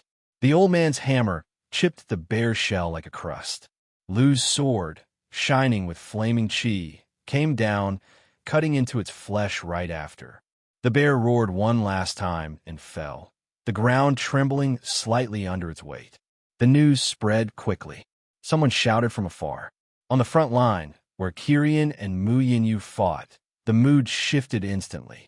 The mercenaries completely gave up on fleeing. They returned to fight with all their strength. Hope and greed really are a crazy thing, Kirian thought, analyzing the whole situation. He, unlike the others, was not that excited. His blue eyes kept moving, scanning everything around him. He cut the leg of a boar that tried to attack Yinyu from the side. "Pay more attention," Kirian said, his voice dry. "The number of beasts is decreasing." Yinyu nodded, panting, completing. The smaller beasts were still coming, but it seemed the wave was gradually lessening. At that moment, the roar of the great steel-horned deer came from the forest. The beast had sensed the others die and grew even angrier. And for some reason, even feeling the danger, it decided not to run. Patriarch Li, already bleeding heavily, wouldn't last alone. The deer attacked with all it had. Its antlers shone, and the patriarch was thrown back again, almost fainting. Old Wang, who was running toward it, shouted. He ordered Lu, then rushed straight at the deer. The beast was extremely fast. It fired chi projectiles from its antlers that pierced stone with ease. Old Wang dodged a beam that hit where he had been, causing a small explosion. But Wang showed no sign of stopping. He advanced toward the deer with his hammer raised. The deer lowered its head for a charge. That was when Old Wang leapt. Passing over the beast, his hammer came down with brutality, smashing directly into the deer's nape. The deer dropped its front legs to its knees and then collapsed. Motionless. 4 down, only the 6-armed monkey remained. On the left side of the city, outside the wall, Patriarch Chun had fallen, coughing blood. His already broken bones couldn't withstand another blow. The 6-armed monkey advanced. Each step lifted stones from the ground. But before the beast could finish the job, Lu's flaming blade cut the air, forcing the monkey to retreat. Its 6 arms locked together, sparks flew. But Lu didn't back down. He gained just enough time until... Old man, Lu bellowed. Old Wang was already mid-sprint. His hammer swung from his side, charged with chi and rage. The impact struck the monkey's waist. The sound was bones and flesh being crushed. The creature roared, a terrible cry of pain, and launched against the wall, cracking it entirely and bringing down more rubble. The monkey thrashed for a few seconds until going still, limp on the ground. 5. The 5 beasts of the Chi Liberation Realm were dead. On the defense line, the effect was immediate. Mercenaries, family cultivators, they shouted in unison. Some laughed nervously, while others raised their blood-covered weapons. Kirian was drenched in blood, with no time to wipe his face, constantly stained with beast blood. He looked around. Yinyu behind him was breathless. Her hands trembled, but she didn't let go of her sword. The girl still blocked strikes, still threw herself forward to cover others' defenses. Kirian instinctively pulled her by the shoulder, pushing her a step behind him when a black-fanged wolf appeared from the side. His blade slashed, splitting the beast in two. "I already told you," Kyrian said, his voice low and cold. Mu Yinyu only nodded, biting her lips as she tried to breathe deeply. Kyrian didn't think about why, but his body simply acted. If a beast appeared near him, he killed it. If someone his right was about to be torn apart, he warned or intervened. He simply didn't help those too far away. It was simple. He didn't feel it was heroism or anything else. Just what he thought he should do. His sword moved with brutal precision, cutting the throat of an armored lizard before it got close. He shot an ice stake into the eyes of another beast, trying to leap on two wounded mercenaries.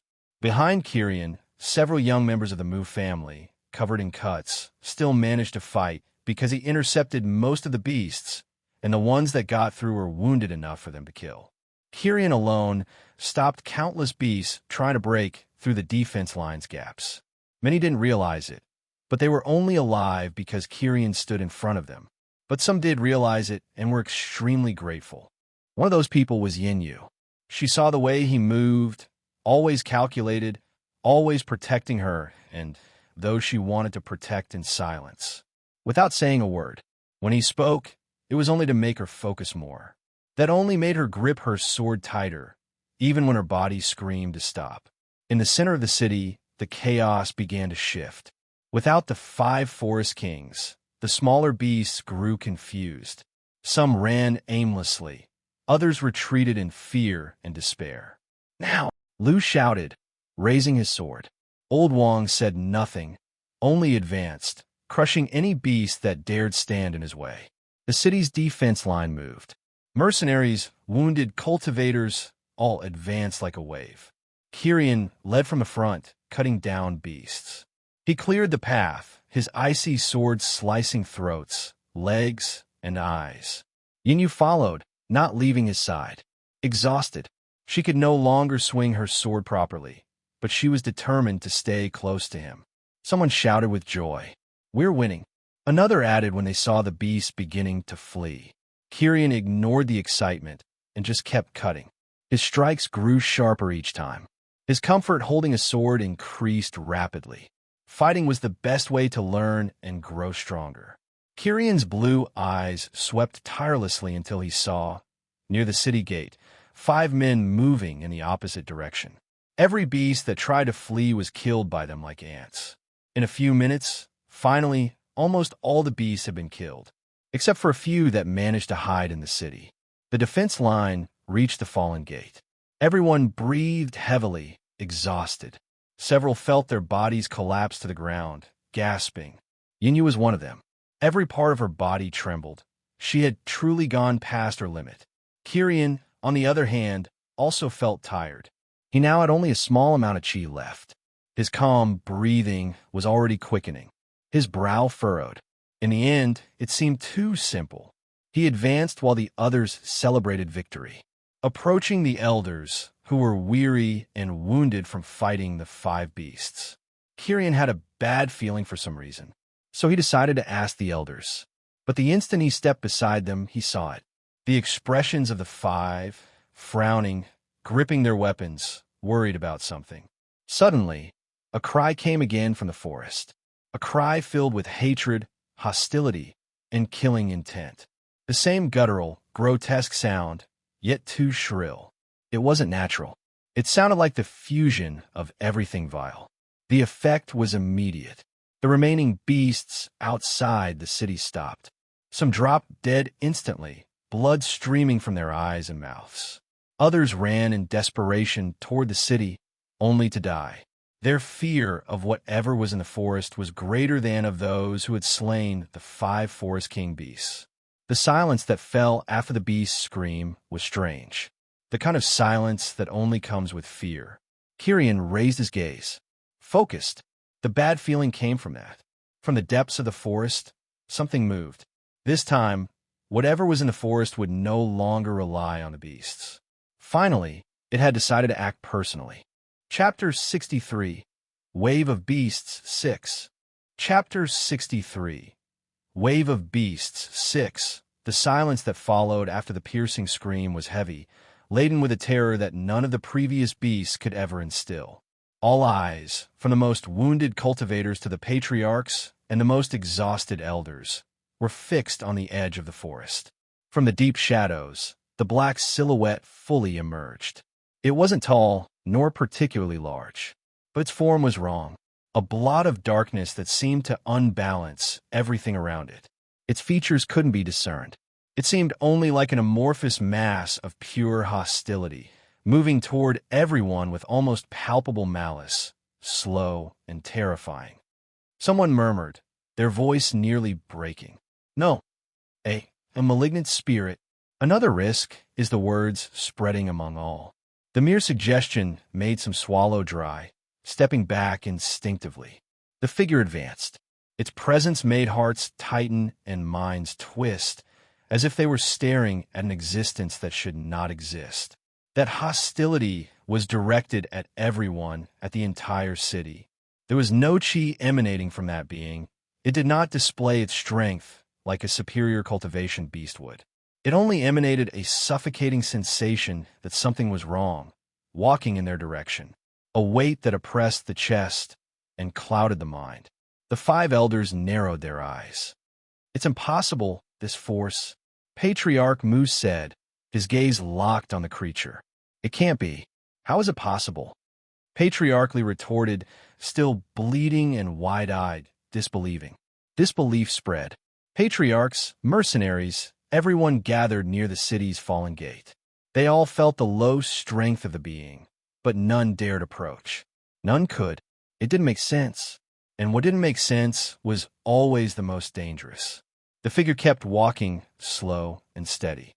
Most had already taken at least a step back instinctively.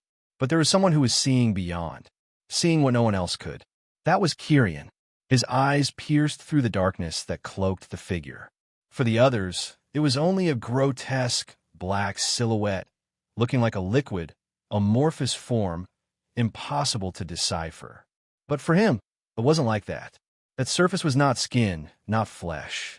It was something that could hardly be described. It looked like a living cloak of pure hostility. And inside it, Kyrian saw a fox. Small, a kind of fox he had never seen before. Its eyes were open, but completely black. Empty, as if there were no thoughts within. That was nothing more than a child. An infant beast swallowed by that sea of hostility. A beast. But what the hell did they do to it? Kyrian's mind tightened. The others beside him had their minds working slowly due to an unknown dread. Even the elders, as the seconds passed, felt their bodies and minds faltering more and more. Kyrian only resisted because his eyes saw what was truly behind that mass. And at that moment, something within him reacted. Kyrian blinked. A pressure surged in his mind, but unlike the others, it came from within. Vibrating, wanting to come out. It was strange, slightly suffocating. He had never felt that before. And then he realized. A book. Inside his mind, in an unknown space of his consciousness. A book appeared. The same book that had completely vanished when he crossed the mountains into the northern region. The completely blank book. Inside his mind, the book's pages trembled, open, as if wanting to escape. That book, Kyrian muttered in his mind, surprised. When the black figure took another step, the book could no longer resist. In a flash, it flew out of Kyrian's mind. It shot through the air like an arrow at high speed, heading straight for the creature. The instant the being felt the book's presence, it screamed. A scream that was not only heard but felt in the bones. So sharp and desperate that everyone covered their ears. Some fell to their knees, blood dripping from their ears. The creature's despair was absolute. It tried to flee, but it was useless. The book advanced, floating above it, its pages opening and flipping rapidly. And then, an energy invisible to all seemed to descend from the book. When it touched the darkness enveloping the fox, the entire amorphous mass, made of unknown energies, began to burn. The black mass began to thrash and take on different shapes, writhing, trying to resist.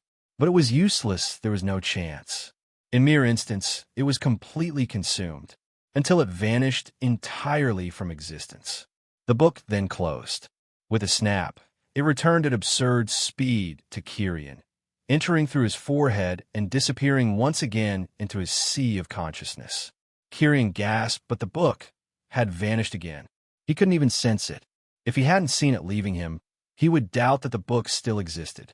When he lifted his eyes, breathing steadier, he noticed that everyone was staring at him. It wasn't just him who had seen it. The patriarchs, Master Lu and Old Wang, the mercenaries. Everyone was left without understanding. The fear and hostility that had paralyzed them had disappeared along with the black thing. Silence lingered for seconds, feeling eternal. Kirian ignored the stares completely. He took a few steps, then a few more. Passing by everyone and leaving the city, he walked straight to the point where the creature had fallen. Kirian ran as he thought in his mind about what to do, until he arrived, and there it was, a white fox, small, lying down as if asleep. There were no wounds, no signs of pain, only a calm breath. But what Kirian felt within it when he touched its fur was unmistakable. Sadness, fear, but above all, a deep hatred and hostility. It was similar to the black form. No, the black form was nothing more than the amplified personification of all that. Kirian carefully picked up the fox, analyzing every detail. The 5 elders approached, their expressions stern. Kirian, what exactly was that? Patriarch Mu was the first to ask. Kirian didn't avert his gaze from the fox. He answered dryly, only that my treasure completely destroyed it. They exchanged glances, but didn't press further. I'll keep it. The fox was being controlled by that thing. Kirian added. There was silence after his words, but it was broken when Old Wang spoke. His word came out grave, direct, and without any hesitation. Lu and the patriarchs did not dare contest. After Wang had displayed his strength, and after saving everyone's lives, they respected the old man completely. As he had spoken, there would be no room for discussion. Kirian inclined his head slightly toward the old man.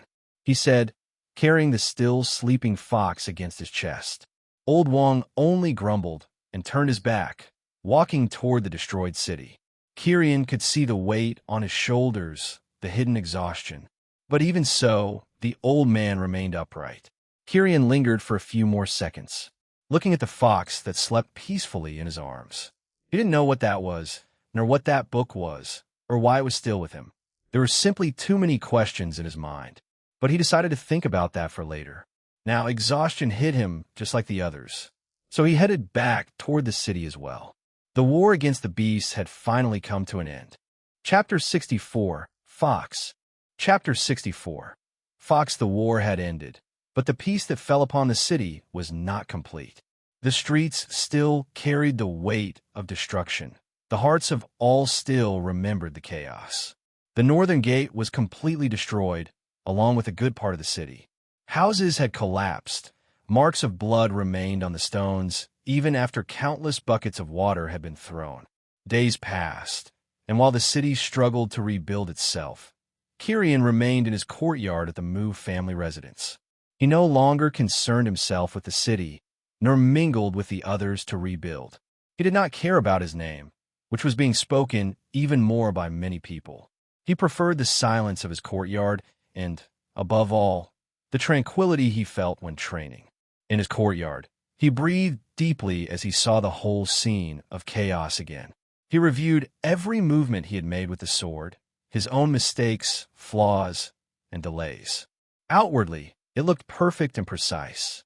But Kirian knew, compared to his spear, which he had used since childhood, his sword technique did not compare.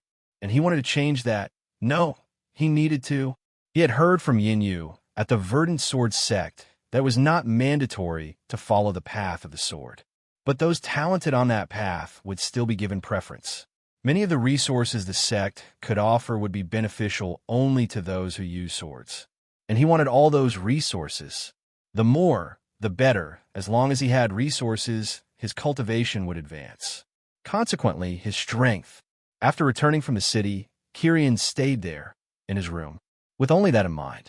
Yin Yu was the one who brought news from outside. She came in cheerfully every day, with light steps and a voice always carrying energy.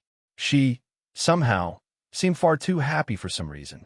She would sit near the table, or even on the floor before him, and then begin to speak. Did you know? Everyone had seen a blur at that time, but now everyone believes it. They say you saved them twice. First, they were at the wall, and then Yinyu spoke with her eyes shining, her hands gesturing as she spoke. Kirian, who had been sitting with his eyes closed thinking, opened them, breathing deeply as his blue eyes fixed on Yinyu. I didn't do anything, he replied. Yinyu frowned, as if disagreeing immediately. How did you not? You were there. Everyone saw what you did at the wall. Kirian closed his eyes again, leaning slightly back against his bed. I was only at the wall because of the spirit stones I would earn from it. And as for the treasure, I wasn't the one who controlled it. Yinyu insisted. That doesn't change anything. You were the one who defeated the flying beasts. And you were the one carrying the treasure. You were the one standing before that being. Despite her words, Kirian remained silent. He did not seek anyone's gratitude, nor did he care what they thought of him. But the memory of the book emerging from his head was still strange and unsettling. He did not understand what that was. Besides, if he didn't even know why the book had followed him, accepting praise for something like that seemed completely hollow to him. Only one thing mattered now, to keep cultivating, to keep getting stronger. Despite that, the conversations with Yinyu had become part of his routine. She spoke about how the city was being rebuilt and about the families thanking those who had fought, about the children of the Mu family, who once again ran through the streets with pride. She commented on how the arrogant mercenaries now spoke Kirian's name with respect for what he had done on the defense line. Maybe the city archers will even make a statue of you to remember the battle. Imagine a statue of you at the northern gate, Yinyu said, smiling with amusement. Kirian snorted, opening his eyes to look at her. It was obvious that he knew she was joking. The one who truly deserved a statue was Old Wang. Yinyu laughed loudly at his response, covering her mouth with her hands. I know. She kept bouncing from one subject to another, filling the room with her voice. Kirian replied little, only what was necessary. Usually a yes or no, sometimes a comment, and only when it was something that truly interested him would he argue further. But behind his impassive face, which seemed not to care about much, there was something different. He liked it. The weight of silence from the 10 years with Wei Feng was suffocating. Kirian was finally talking to someone in a simple way. When Yinyu was there, speaking without pause, filling the empty space that would always surround him, that weight seemed lighter. The nights were long. Kirian would lie down after hours of training in the courtyard, just waiting for the limit to fade so he could return to cultivating. While that did not happen, Kirian lay on his bed, closed his eyes, and tried to search for the book inside his mind. But it was always in vain. It was as if the book had never existed. From Xiao Jun to the Destined One, Kirian asked himself in his mind, but without an answer. Another thing that remained, besides that, was the fox, lying in the corner of the room on a cushion. She slept deeply. Her white fur shone in the moonlight coming through the window. Kirian sometimes watched her, extending his hand to gently touch the soft fur. But what he felt from that small sleeping body was not calm. Even though that dark and unknown energy had completely disappeared, with no sign of returning. Kirian could feel the hostility that seeped from the fox even while she slept. It was cold, deep, like a small vessel of silent hatred. Kirian wondered what this little being had gone through to harbor such terrible hatred. And he also knew, when the fox finally awoke, it would not be so easy. One afternoon, Yinyu came in bringing fresh fruit.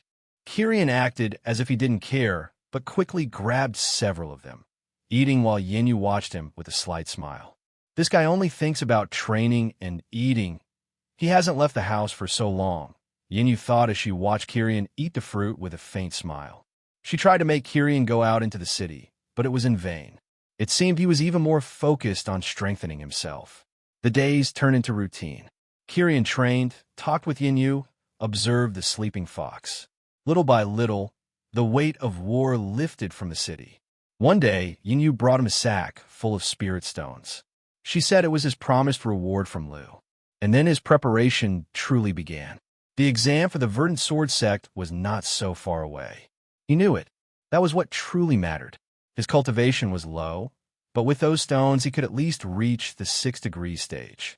That night, sitting in the courtyard, Kirian breathed deeply as stones vanished, being absorbed through his eyes. The storm had passed, but another was approaching. He looked back, only to see 2 shining eyes full of hostility. The fox had awakened. Chapter 65, Hostility. Chapter 65, Hostility at the Mu family residence. The courtyard was calm. Kirian breathed deeply, sitting cross-legged. He was absorbing the energy of yet another spirit stone. The flow of chi passed through his eyes, being refined and slowly expanding his dantian with steady consistency. Everything seemed normal until a low sound made him stop. It was the scrape of claws on the ground. Kirian turned his head toward the corner of the room. 2 eyes shone in the darkness, but they were not ordinary eyes. Both pupils were gray, while the irises were crossed. Like 2 feline slits, 2 cuts meeting at the center. One vertical, the other horizontal, forming a cross. Their glow was cold, filled with pure hostility. The fox had finally awakened. Its small body, covered in white fur that reflected the moonlight, seemed ordinary at first glance. But what leaked from it was different. It was not the same darkness that once dominated it in the forest. It was only hatred. Pure, ro, direct.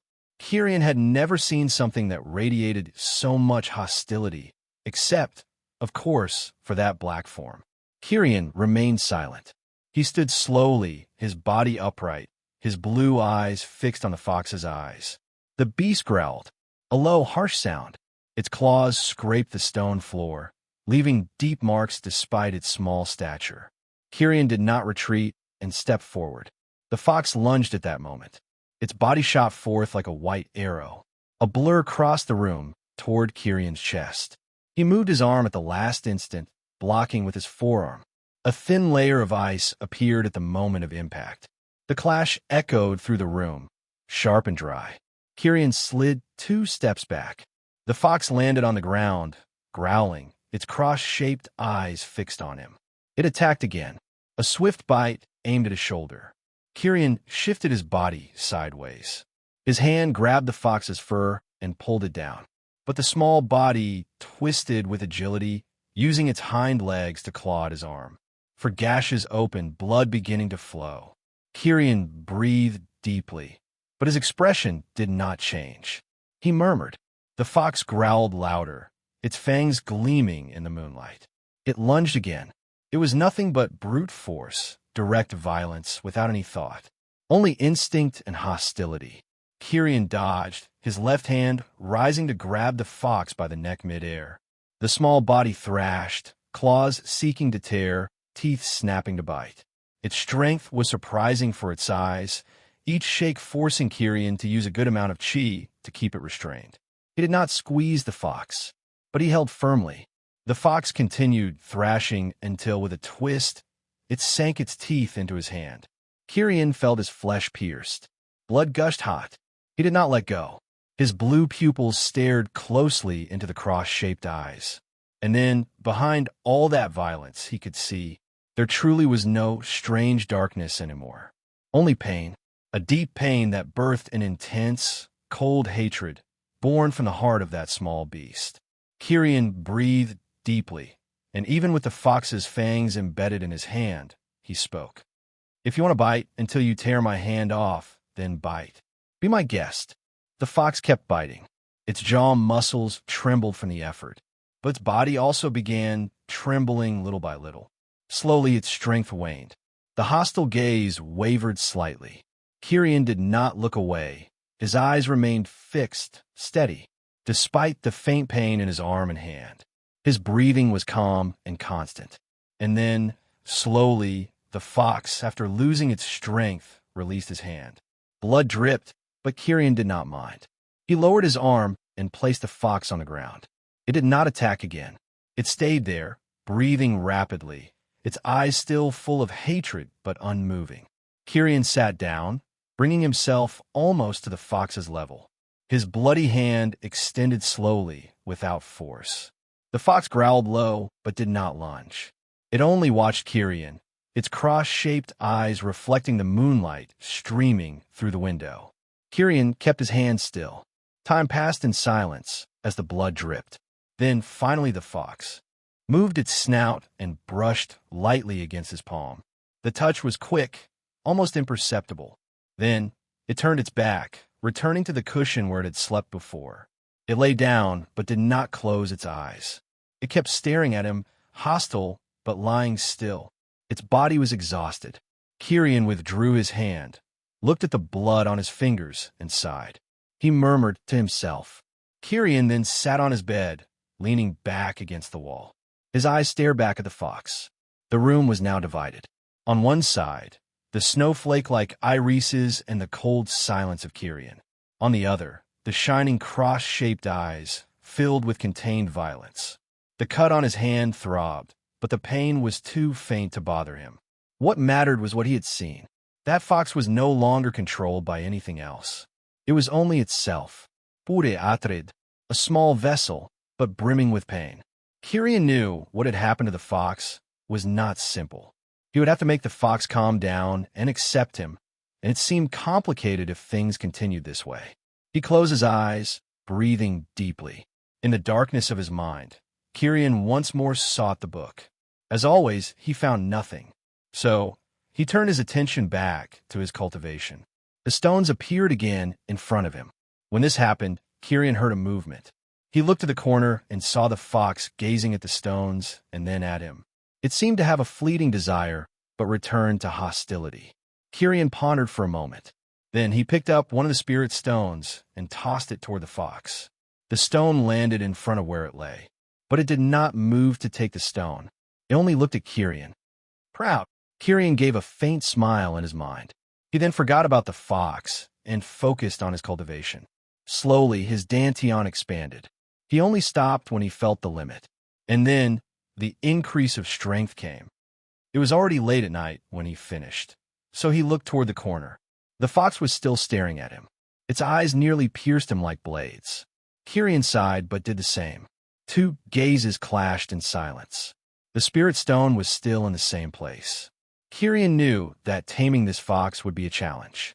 Chapter 66. Leave. Chapter 66. Leave. The sun rose in silence over the city in reconstruction. The sounds of hammers and voices already echoed through the broken streets. But in Kirian's room, only two gazes met. On one side, the young man sat leaning against the bed, his blue eyes fixed, unmoving. On the other, curled up on a cushion in the corner, the white fox, her cross-shaped eyes shining with her cutting hatred. The beast had not closed her eyes the entire night. Not even for an instant. Kirian stood up slowly, taking a few steps closer. The fox growled, the fur on her back bristling. Her claws began scratching the floor, leaving marks. Kirian stopped. He took a deep breath and observed. Kirian murmured. The fox only bared her teeth, and her eyes shone with even greater force. At that moment, light footsteps echoed from outside. The door opened, and Yinyu entered with a small smile, carrying a tray with fruits and bread. She said in a casual tone, but she was cheerful. Then she noticed. Yinyu said, her eyes widening. Kirian turned his head, watching Yinyu's reaction. She took 2 quick steps toward the fox, her eyes sparkling with curiosity. What a beautiful thing, she said, crouching down with her hand outstretched. Kirian immediately frowned.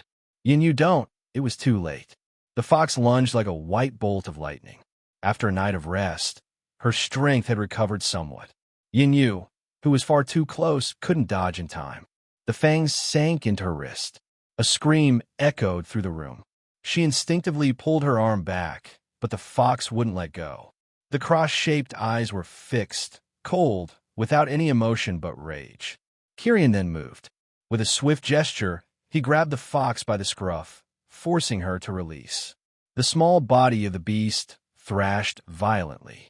But Kirian lifted her into the air until the teeth let go of Yinyu's arm. The fox fell to the floor right after, returning to her cushion. Her fur bristling, growling low. Yinyu panted, looking at her wrist with bite marks and blood dripping. Her eyes were wide. Kirian looked at the fox, then at Yinyu. She also tried with me. It seems her hatred is for everyone. But you are also stupid. Even if she's cute, she's still a beast. Yinyu took a deep breath, massaging her wounded arm. Sorry. She seems so fragile. Size doesn't matter. She's still a beast. Kirian said coldly, staring at the fox. The following days went on like that. Kirian spent his mornings training his sword in the courtyard, often sparring with Yinyu, who improved even more. They trained repeated movements dozens, hundreds of times. The sound of swords forming a cutting symphony every morning. Meanwhile, the fox always stayed in her corner. But she never stopped watching Kirian. The cross-shaped eyes never blinked when he was in the room. Every attempted approach was met with growls and bared teeth. Yinyu tried a few more times to get close again, but the result was the same or even worse. With Kirian, the fox realized it was pointless to try to hurt him. But when it was Yinyu, the fox reacted with bites and claws, even growing weaker each day. In the end, Yinyu gave up on approaching. She's dangerous, Mu Yinyu said one day with a pained expression. Kirian didn't respond, but he knew Yinyu was right. Yet knowing that changed nothing.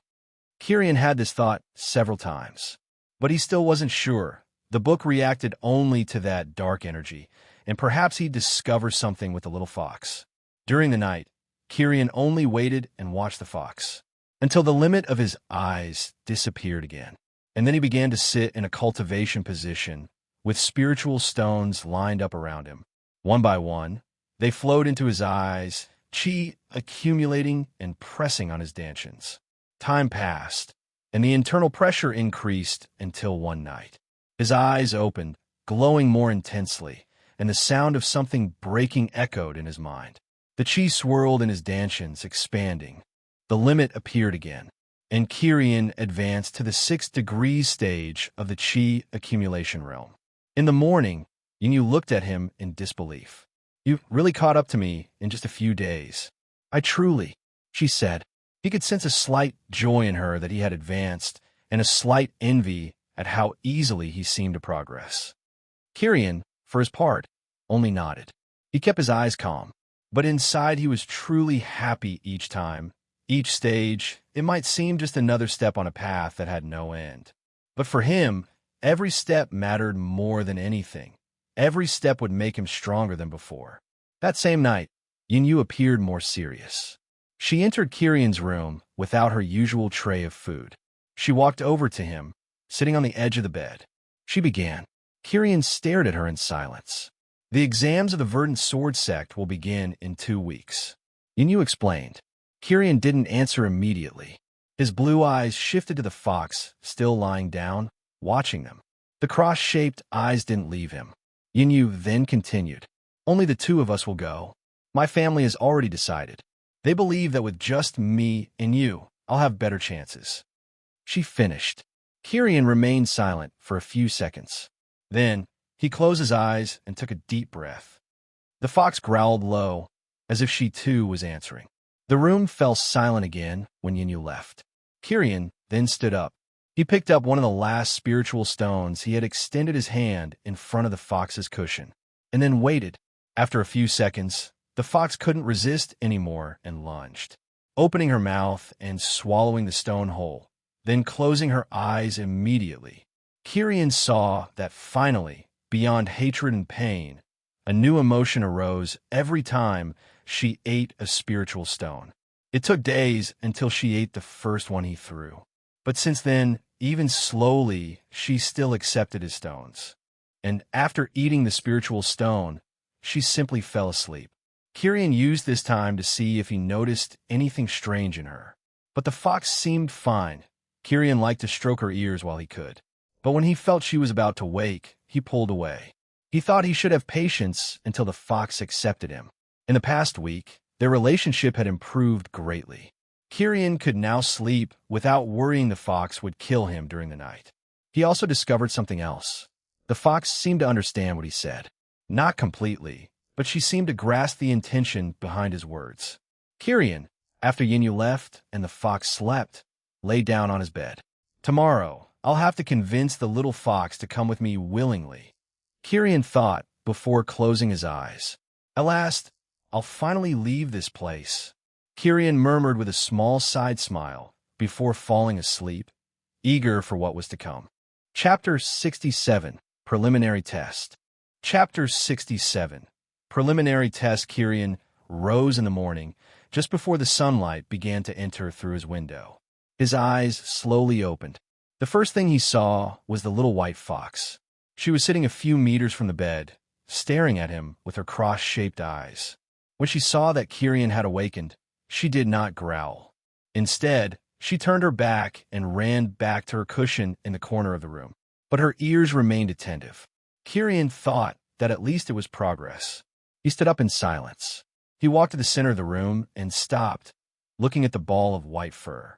Then he knelt down, getting closer. From inside his spatial ring, he took out 5 spirit stones. The last 5 he possessed. They glowed softly with a gentle white light in the palm of his hand. Kirian began to speak, his calm and flat voice breaking the silence of the room. The fox did not turn around, pretending not to be listening, but Kirian noticed one of her ears shift slightly toward him. Kirian finished.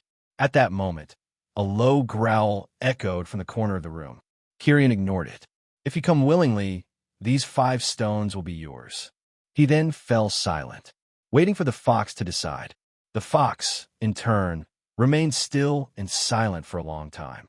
Then very slowly she turned, her eyes fixed, not on Kirian, but on the spirit stones in his hand. The inner struggle was visible in the beast's gaze. Hatred against the desire to devour those stones. In the end, she took a step forward, then another. Kirian remained silent and still with his hand extended. Finally, she stopped before him. She stretched her neck and, with one swift movement, snatched 3 of the 5 stones from his hand. The fox swallowed them one after another, almost without chewing. Immediately, her body seemed to relax, and her eyes grew heavy. She yawned, a small and unexpectedly ordinary yawn. Then, she curled up on the floor near Kirian, falling asleep within seconds as her body absorbed the chi from the stones. Kirian looked at the 2 stones left in his hand, then at the sleeping fox. An agreement seemed to have been made.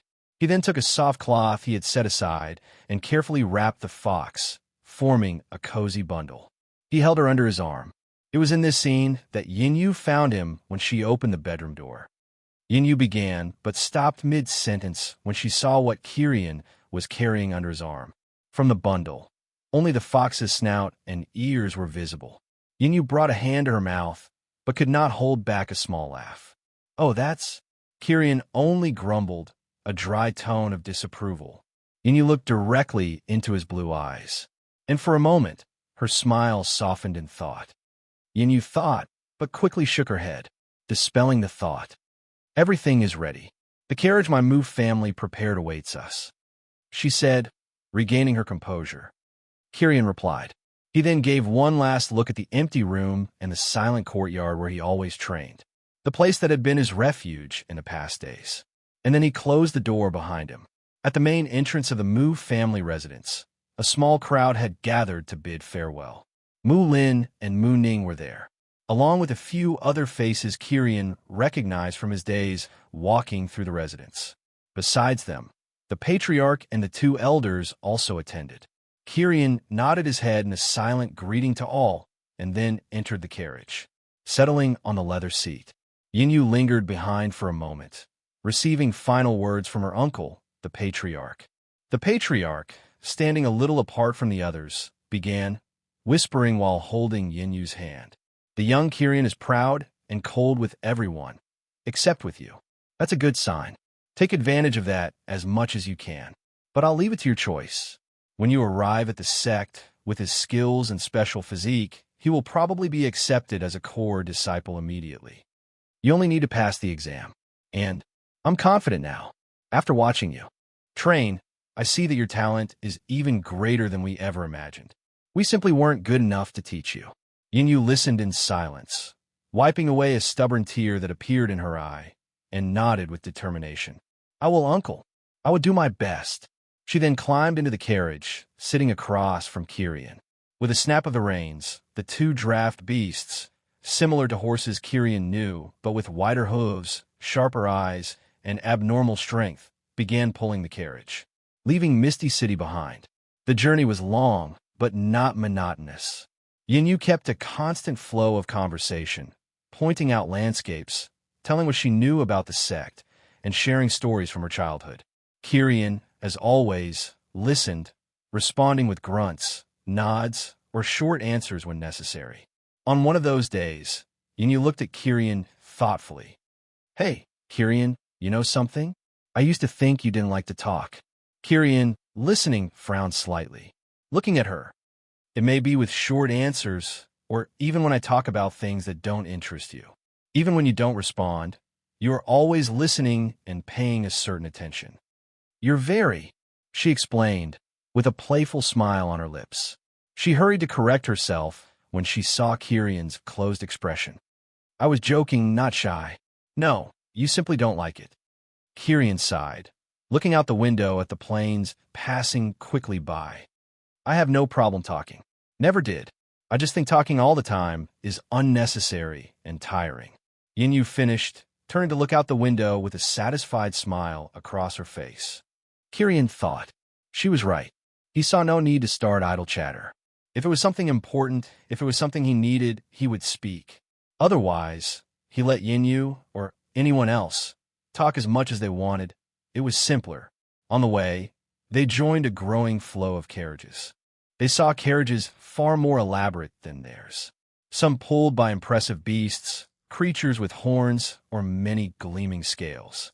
Yinyu, with her knowledge, pointed at crests painted on the doors. "Look at that one. It belongs to the Zhu family, from one of the 5 great cities of the country." Kirian observed, absorbing the information in silence. Finally, on the morning of the 10th day, they spotted the capital. Even from a distance, it was overwhelming. Absurdly enormous walls stretched as far as the eye could see, and, stopping before them, was an endless line of carriages of all shapes and sizes. Kirian asked, observing the crowd. "First, there will be an initial test here in the capital. Only those who pass this preliminary test are allowed to move on and take the true examination of the Verdant Sword sect." Yinyu explained. Kirian nodded, understanding. The selection already began here. He leaned back in his seat, holding the bundle that contained the sleeping fox. She had been sleeping since the day they left. Kirian noticed she seemed to be undergoing some kind of transformation. His eyes then swept over the line of carriages, many of them carrying their dreams and ambitions. But more than half of them would return home without even passing the preliminary test. A faint glimmer of anticipation lit up in Kirian's gaze. The sect, of which he had heard so much, was drawing ever closer. Chapter 68, Invitation. Chapter 68. Invitation. The line to enter the capital was enormous. The Mu family's carriage inched forward centimeter by centimeter. Through the window, Kirian observed the division at the gates.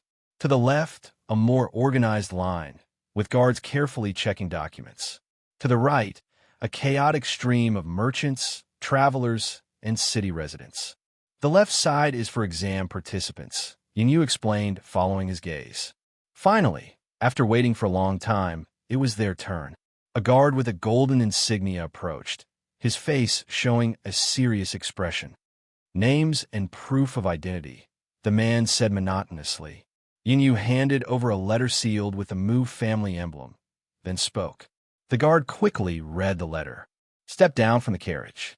They then stepped down, watching another guard approach, holding a smooth, transparent blue crystal.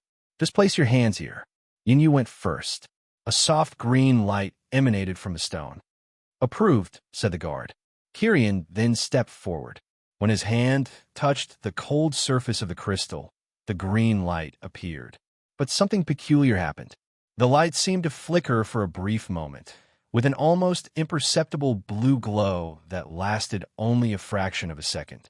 It merged with the green before disappearing. The guard holding the crystal froze.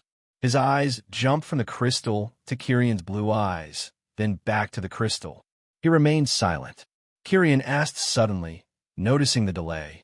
His cold voice snapped the guard out of his stupor. Igriagis. His voice sounded a bit shrill. He quickly signaled for them to pass.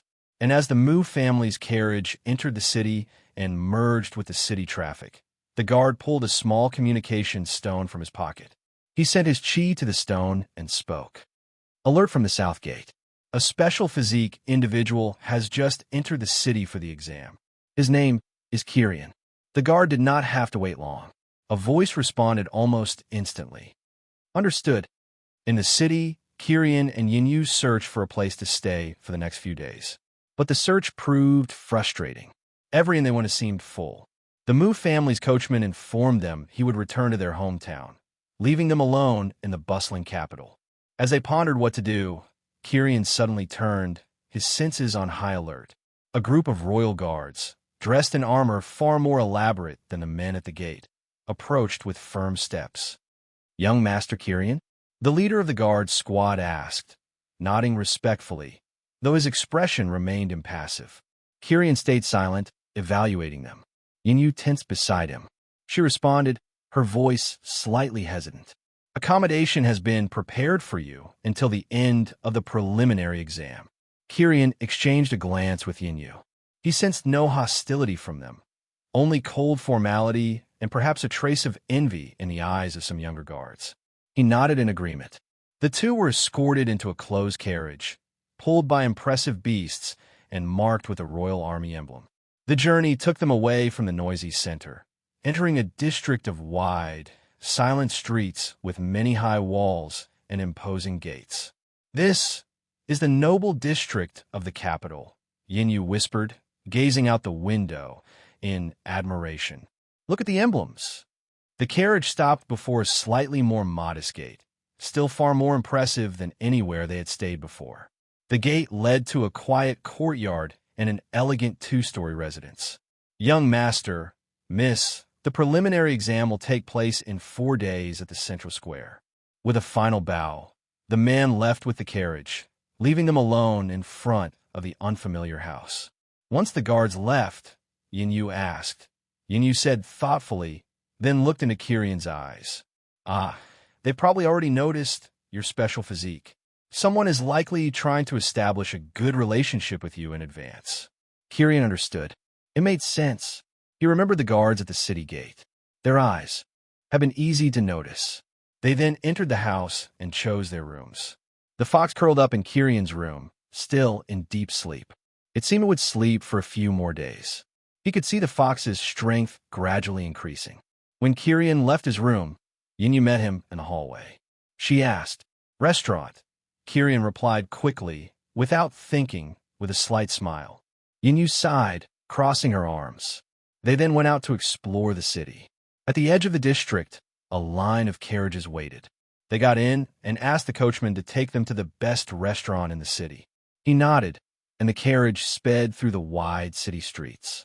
Hours later, they were in a private room of a luxurious restaurant, with polished tables and delicate dishes.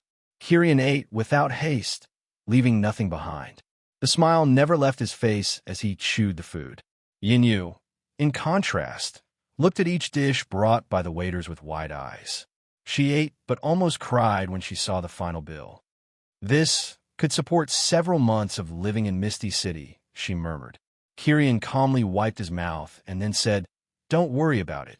Yinyu sighed, but seeing Kirian's satisfied face, she nodded with a smile.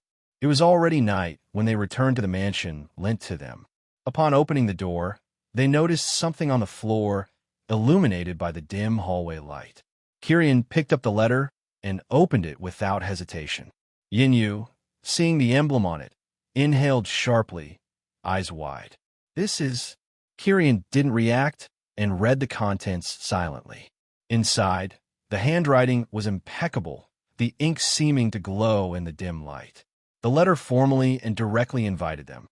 The party would be held at the royal palace the following night and would gather all the outstanding young talents who came for the exam. Yinyu's eyes grew wider and wider as she listened to Kirian. The royal palace? Tomorrow? Kirian, after reading, closed the letter, his gaze reflecting the same calm as always. Kirian murmured. Yinyu exclaimed suddenly, grabbing the letter from Kirian. Kirian clicked his tongue and went up to his room, but did not refuse. In fact, he was also interested. This crown prince probably lent us this house. Kirian decided as he lay on his bed, the fox sleeping beside him. Then, finally he fell asleep. Taptisa Shantano, Elderly Yuan.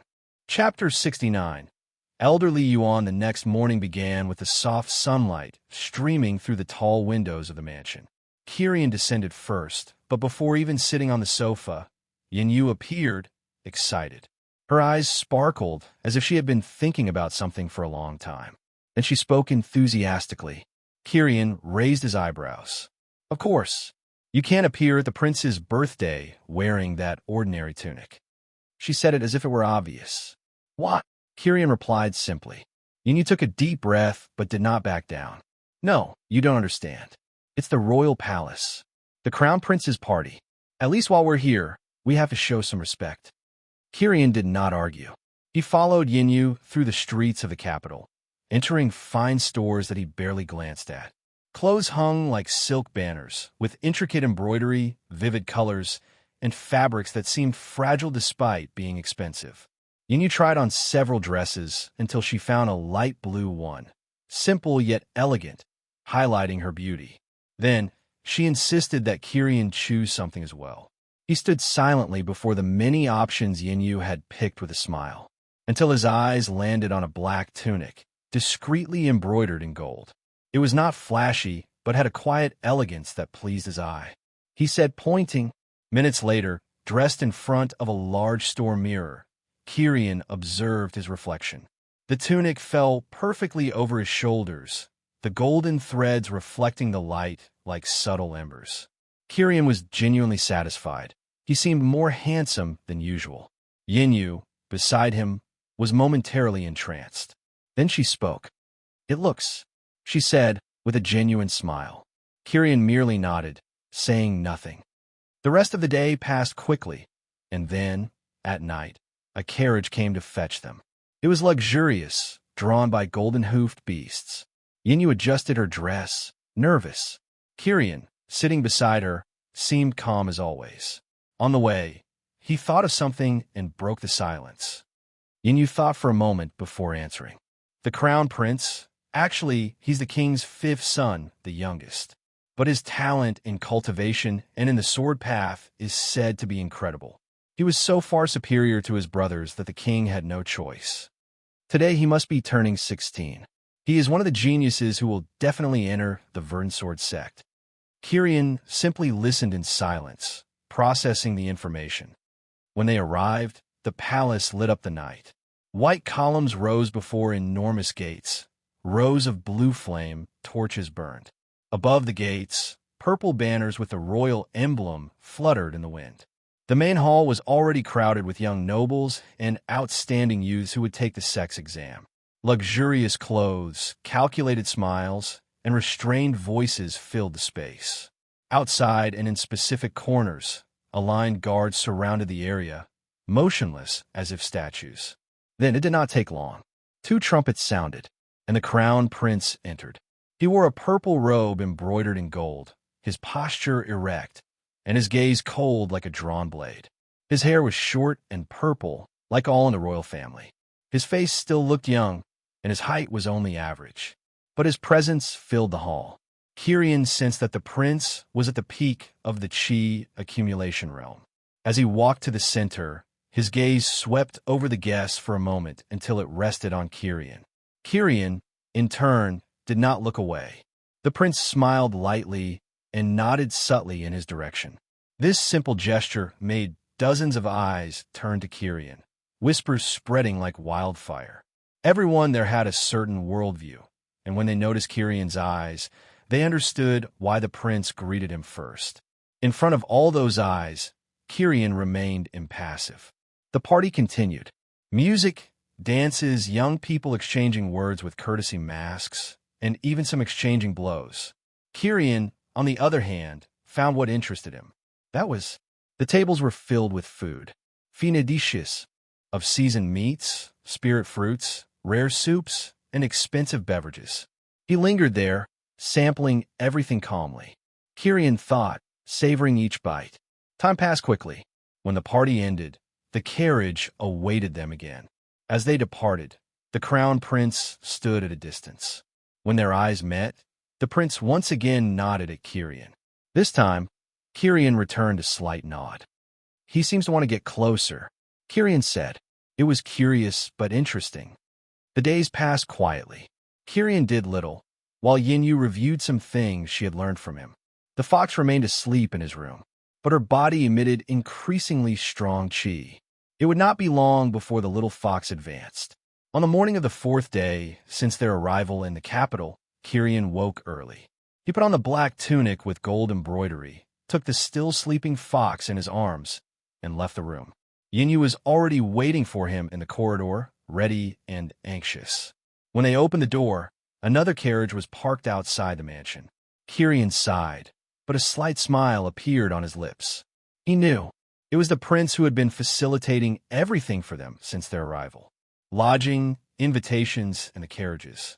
Kyrian understood that, once they left, in the sect, the title of prince would no longer carry the same weight. Only strength and talent would matter. The crown prince also knew this. Thus, he was approaching him now out of interest, seeking a future favor. Kyrian did not mind. After all, he had really been helped so far. Depending on what he asks for in the future, Kyrian thought. The carriage took them to the central square of the capital. There, a sea of youths awaited. The faces were countless, with different clothes and weapons. Many had nervous, anxious looks, while some had no worry at all. There were children of noble families, descendants of royalty, and mostly youths from distant cities. All were silent. Tension hung in the air of the vast square. When noon arrived, a figure appeared above the stage erected at the end of the square. A middle-aged man with a short beard and a light green robe, with an emblem of a sword resembling a leaf on his chest. At his waist was a sword. The man's voice echoed firmly. I am Li Yuan, an external elder of the Verdant Sword sect. Behind the man, a large, dark-surfaced mirror was revealed. It was strange, as if it pulsed slightly, breathing. The test will be simple and quick. The instant his voice ended, the mirror shone. A silence then spread across the square. One by one, all the youths present lost the brightness in their eyes, becoming like dolls. All stood still, motionless, completely in a trance. In fact, all except one, and that was Kyrian. He blinked, frowned, and looked at the mirror. Their gazes met, and after a second of silence, the elder's eyes widened. Truly, among all, there was one who stared back at him. The mirror did not work on him. The elder asked quietly. A man behind him responded promptly. He should be Kyrian, sir. 15 years old. He possesses a special, ice-linked physique. We discovered that when he appeared, he was at the 1-degree stage of qi accumulation. And today, he is already at the 6 degrees.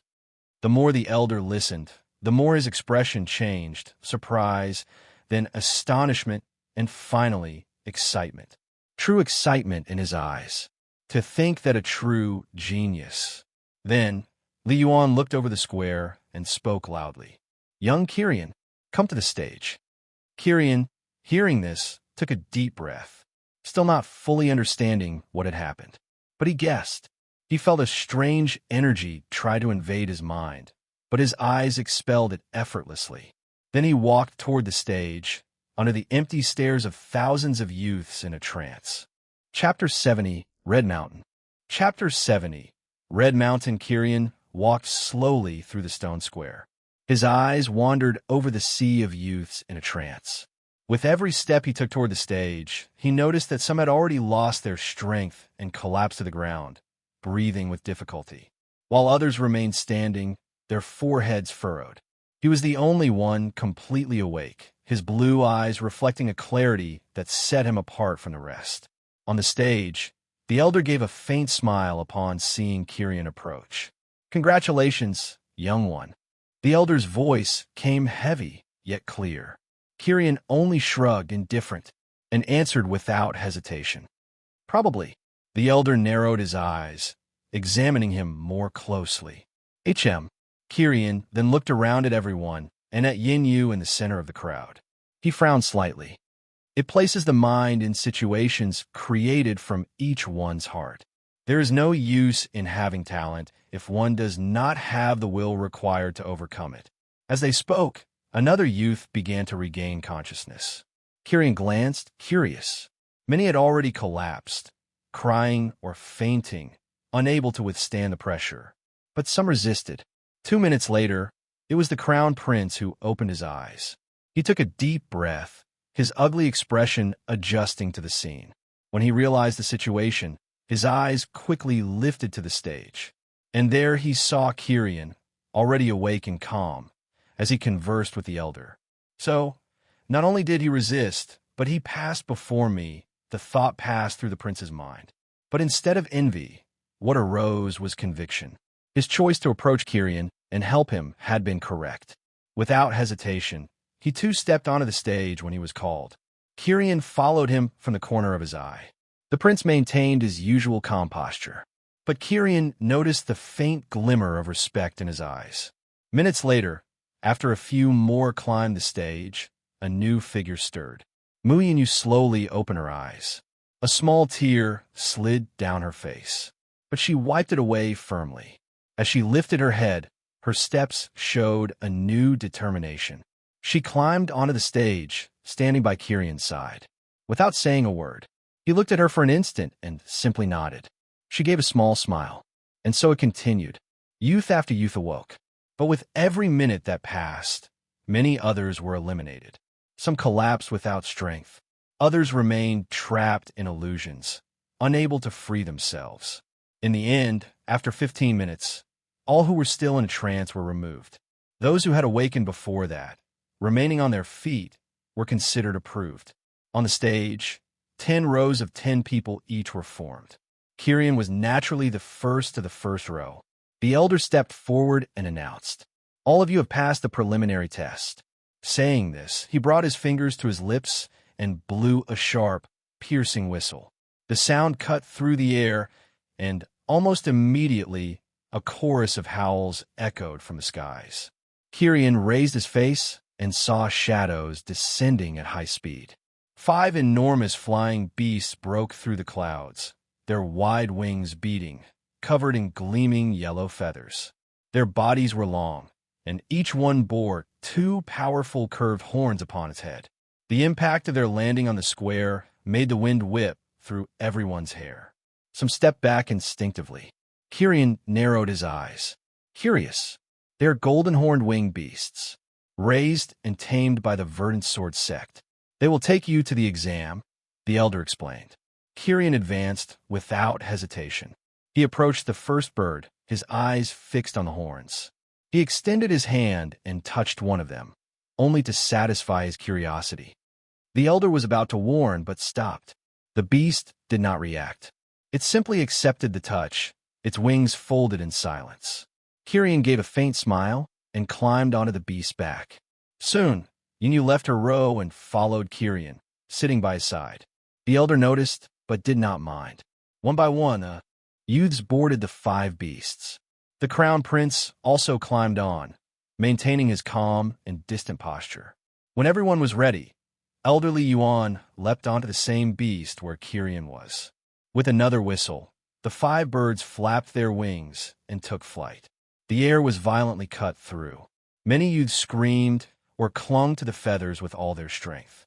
Kirian, however, revealed a faint smile. The cold wind against his face was invigorating. It reminded him of when he had left for the tournament mounted on Shadow.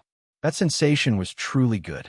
Kirian wondered, thinking that perhaps, if he stood out enough, the sect might grant him a flying beast. At his side, Yinyu held firmly onto his arm, her body trembling as she tried to stabilize herself. She clutched his left arm tightly, breathing deeply. For her, it was safer to hold on to Kirian than onto the bird's feathers. Kirian noticed, but did not push her away. He simply waited for her to calm down. When that happened, she truly relaxed a little. But she did not let go of his arm at all. Kirian sighed, accepting the situation. The small fox, in his lap, remained in a deep sleep, indifferent to the world around it. It had already been about 14 days since it had fallen asleep. Kirian already bore a slightly worried look, wondering if something had gone wrong. But he decided to wait longer. Kirian asked Yinyu. Hard. She replied briefly, averting her eyes. Kirian, noticing, did not press further. While some conversed among themselves, the crown prince raised his voice and asked the elder, You will know the details when you arrive there. But as for the place, there is no problem in telling you.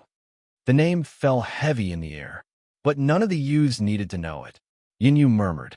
The prince, seeing everyone looking at him in doubt, leaned slightly toward her and explained. It is an ancient volcano. Kirian absorbed the information in silence. Then something occurred to him. Heads turned at once, many surprised at the boldness of the question. Some frowned, while others were more attentive than ever. Li Yuan briefly looked at Kirian. A small smile appeared on his lips. This is the basic reward. Kirian's eyes shone upon hearing the number of stones. So that's it. I need first place. Resources. As long as I have them, there will be growth. Kirian clenched his fists lightly, his determination to be first and demonstrate his talent growing in great strides. He thought that, no matter where he was, if he had enough strength and talent, the path would open on its own. His decision engraved itself firmly in his mind. He was eager for the tests.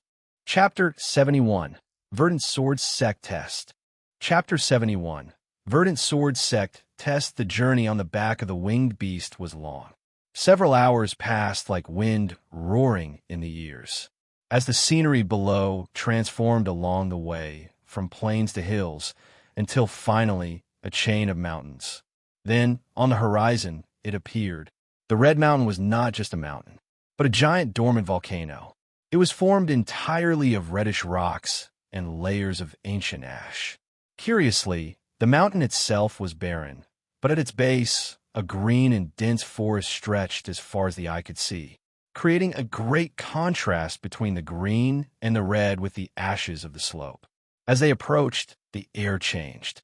The wind, which before was extremely refreshing, became hot and dry. The closer they got, the hotter it became. Kirian and the others felt immediate discomfort. His blue eyes shone imperceptibly, and then tiny crystals of ice began to form in the air around Kirian and around Yinyu, creating a bubble that softened the hot temperature. The wind that then passed by them carried this freshness to those a little farther back. Some of them even whispered relieved thanks, although Kirian did not care. He only did it because the climate really was becoming increasingly irritating. For some reason, Kirian thought in his mind. Finally, they saw their destination. In the forest, at a good distance from the Red Mountain, a gigantic clearing that seemed to have been artificially opened appeared in their sights. There, a crowd was already gathered. Dozens of flying beasts identical to Kirian's were landed, and in front of them, hundreds of young people waited in organized groups. As soon as they landed, elderly Yuan ordered in a firm voice, "Stay behind me." Kirian and Yinyu obeyed, standing side by side. Yinyu, slightly nervous, looked at the sleeping fox in Kirian's arms. "Kirian, can I hold her? She looks so peaceful," she asked. Her voice was normal, but Kirian saw that she was worried about something. Kirian hesitated for a moment, his eyes analyzing Yinyu. Then, with a careful movement, he handed her the wrapped cloth. Yinyu received the fox calmly, as if she were holding a treasure, hugging the fox against her chest. Immediately, a cute and genuine smile appeared, lighting up her face and making the worry she felt disappear a little. Kirian watched the scene for a few moments, finding that vision somehow attractive, before then paying attention to the environment. His gaze swept the clearing. There were 15 groups already formed, each with 100 to 150 young people, led by an elder. When his group arrived, it became the 16th, and the gazes from all sides turned to them. But they quickly focused only on Kirian and Yinyu. While most were already sweating and panting from the heat, The two looked perfectly comfortable, and then they noticed Kirian's eyes. Soon, inevitable whispers began. Many looked out of curiosity, others with envy, and fewer still with a barely concealed fighting intent. Kirian ignored them all. His analysis was quick. Most were between the 6-degree stage and the peak of the chi accumulation realm. He identified only 3 youths who emanated a distinct pressure from the chi liberation realm, though none of them sparked his interest as a significant threat or rival. Then, group after group arrived, filling the clearing. Kirian counted mentally. When the 25th group landed, it filled the clearing completely. He estimated that there were at least around 2,800 youths. The number of youths in the 1-degree stage of the chi liberation realm rose to 5. After the place became completely packed, an expectant silence took over everyone. It was then that a different sound seemed to cut through the air. The fast, precise wing beats of a beast. Everyone looked and saw a small beast. An elegant bird, large enough for only 2 people to ride on its back. The beast descended right in the center of the clearing. As it approached, despite its size, its simple presence made all the other beasts lower their heads in respect. Mounted on the bird was a woman. Her appearance was that of a young woman of 25 years, wearing a practical green outfit, with a skirt that moved little even in the strong wind. At her waist were 2 swords, one above the other. Her hair was black, tied in a ponytail, swaying gently. Kirian observed her, and 2 things surprised him. The first was her beauty, which, in his mind, this woman was the first to compare with his mother. The second was the subtle pressure that emanated from her, a pressure that reminded him of when Wei Feng was standing in front of him. No, it was a little weaker than Wei Feng's. Kirian could not tell her cultivation, but it was beyond the chi liberation realm. At that moment, all the elders greeted her in unison, bowing slowly. Everything is ready. She only nodded silently. Her gaze swept through the crowd of youths, group by group, stopping momentarily on some specific individuals. Her expression, once cold, slowly softened, especially when she reached Kirian, when a nearly imperceptible gleam of satisfaction appeared in her eyes. Discreetly, she took a communication stone and whispered words that no one there could hear. After several years of mediocre generations, we finally have some real talents. And there's a special physique this year. I don't know the grade yet. After sending the messages, she put the stone away, and then her voice sounded clear and calm throughout the clearing. She then took from her storage ring a gray fruit with a slightly peculiar texture. Your objective is simple. This is an ash fruit. They grow in the dangerous areas of the forest near the Red Mountain. The closer to the mountain, the more fruits there are, but also the stronger the beasts. Bring 3 of these fruits back to this clearing in 3 days. Her eyes then narrowed. There are no rules on how you will obtain them. Do you understand? No rules. Before any commotion could begin, she raised her hand. Then, thousands of small jade plates the size of fists materialized in the air. Then they flew, stopping in front of each youth. Kirian took his cold to the touch. With intricate runes engraved that contained a concentrated amount of chi. He did not recognize the pattern or what it was for. He just held it in his hands, said Elder May, and without waiting any longer, her beast took flight and disappeared. Immediately, the elders ordered everyone to board the birds quickly again. Everyone climbed with slight confusion, but all obeyed. This time, the 5 beasts that came with Kirian no longer flew together. They spread around the Red Mountain. When they reached a considerable height, the behavior of the beasts completely changed. They seemed to have gone mad. They began to twist and dive, actively trying to expel everyone riding them. Chaos erupted in the skies. Screams echoed as youths were thrown into the air. One by one, their bodies fell toward the ground, the dangerous green forest below. Yinyu, who was slightly distracted, petting the sleeping fox, was one of the first to be thrown flying. She screamed, holding the fox tightly so as not to be separated, before disappearing, falling far away. Kirian, on the other hand, remained calm. He had instinctively held on earlier. Holding the beast, as his body swayed with the beast's violent movements. But after thinking a bit, it was obvious that the sect would not kill everyone this way. Before the test even began, he then remembered the small plate. He thought, and then let go. His body went into a free fall from a height that would shatter his body. But his heart was calm. Instead of panicking, his eyes worked.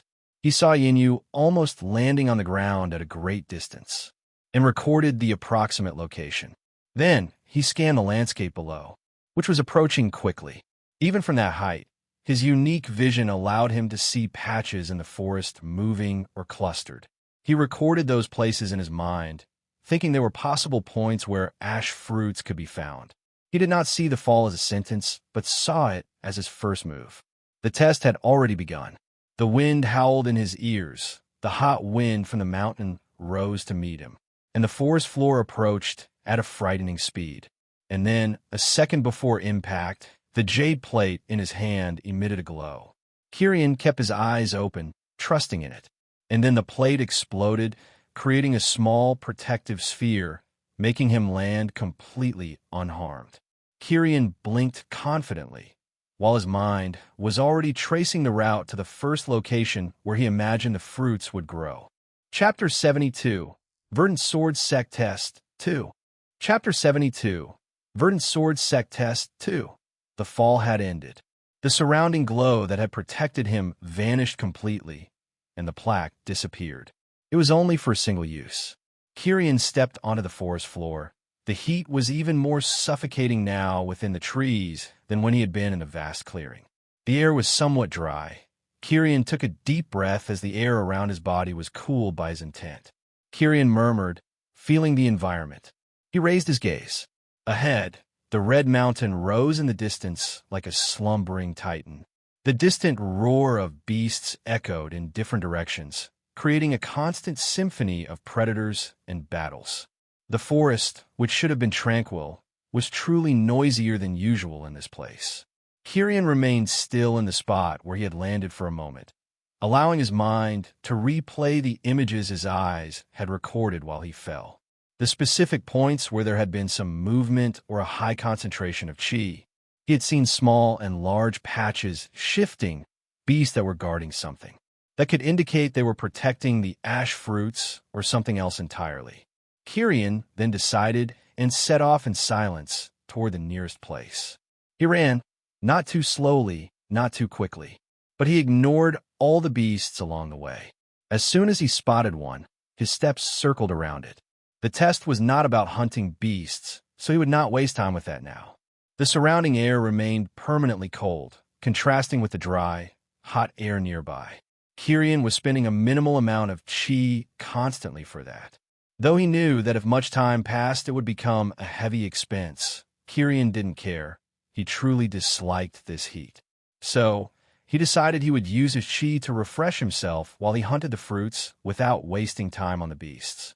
After less than half an hour, he reached the first point he had memorized. There, the green trees gave way to a large tree with black leaves. The smell of burning was strong, and the ground seemed charred. Between twisted roots on the ground, steam rose slowly. As Kirin observed, suddenly a roar came from the shadows at his side. Kirin immediately realized what it was. A large red boar with black tusks.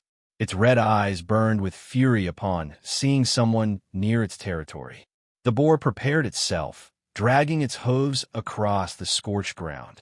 Its snout released steaming breath and rage, and then it charged brutally toward Kirin. Kirin, on the other hand, didn't want to waste time. At the last instant, he drew the sword at his waist. The cold of the sword shone as his chi was sent into it. A thin, icy layer of frost formed on the blade, and with a nimble step, Kirin dodged to the side. The blade scratched the beast's thick hide, leaving a deep cut. The boar screamed in pain and hatred, turning again to attack him. But Kirin was already before the charred tree. He crouched and pushed aside some burnt roots until he found what he came for. He dug in his hands and pulled out the ash fruit. It was cold to the touch, despite the heat around the place and on the ground. Truly strange.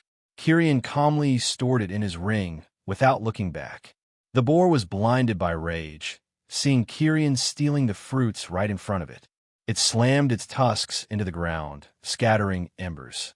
It wanted to attack again, but upon feeling the pain in its body and the cold energy of the cut, it didn't dare. It only snorted, its red eyes fixed on the thief. Kyrian then stood, cleaned his clothes and his sword before the boar, which grew more and more irritated. Then he continued on his way, leaving the beast behind. The second point wasn't far. He moved toward an area where the ground was more moist and sticky.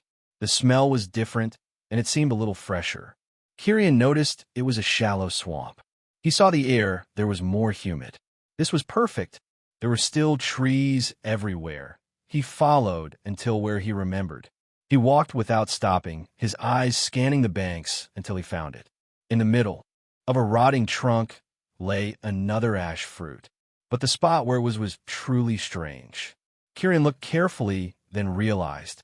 He thought as he approached with a slight smile. Beneath the rotting trunk, buried in the mud, Kyrian saw two eyes staring deeply at him. If it were someone with poor vision or distracted, they certainly wouldn't see that snake camouflaged, waiting for its prey to grab the fruit just above. But Kyrian didn't care about it. He went to the trunk and raised his hand, taking the fruit and putting it into his ring. The snake lifted its head at the same moment, fangs dripping venom, and lunged toward his leg. Kyrian simply raised his hand. The area around the serpent froze suddenly, forming a crust of ice that halted the beast's strike. Kyrian then simply cut off the snake's head with his sword, finishing the beast. Kyrian then moved on, giving no further attention to the swamp. The slightly more comfortable place in the forest for him was left behind. The third location was deeper in the forest. The trees that were thick, their trunks twisted. The heat grew even more intense. Kyrian slightly increased the flow of ice surrounding his body to remain comfortable. A low roar echoed even before he reached the exact spot. Before him, a clearing with reddish rocks took shape. At the center was a creature resembling a giant lizard, with spiked plates glowing in incandescent hues. The ash fruit was among the rocks, close to the creature. In fact, there were 3 fruits. It was truly a good offer for Kyrian. But there was a problem. Kyrian could feel the pressure the beast exuded. Unlike the boar, which had strength comparable to his, and the serpent, which was slightly stronger, the lizard before him was far superior. The lizard raised its head, its forked tongue flickering slightly. It noticed Kyrian as he got too close. It shifted its spikes, screeching like metal scraping. Kyrian did not rush, moving step by step. The cold air swirled around his body. When the lizard lunged, he raised the sword with both hands and deflected the strike to the side, striking the blade's edge against the hard plates and leaving only a superficial mark. The beast's strength pushed him back, but that was exactly what he wanted. The beast had moved away from the fruits. The space ahead was free. And then, with a swift movement, Kyrian ran, reached the fruits, and stored them. The lizard roared but could not move. Kyrian immediately froze half of its body, using an immense amount of chi. The lizard panted with rage, trying to move but unable. Kyrian then saw steam rising around the beast. The ice would melt soon, so he decided to leave quickly. He turned and left the lizard roaring behind. Now, Kyrian already had 5 fruits in hand. He walked more calmly. The air was hot, but the cold that constantly emanated around his body left a faint trail of frost among the leaves. He adjusted his breathing, keeping chi consumption to the minimum possible. Kyrian thought it wasn't difficult to obtain the fruits, just time-consuming. He also thought about his strength. Kyrian could say he was invincible in the chi accumulation realm, and against those at the beginning of the chi liberation realm. If he truly wanted to fight, he didn't see himself losing, even if it meant spending much of his chi. But he still needed to truly test it.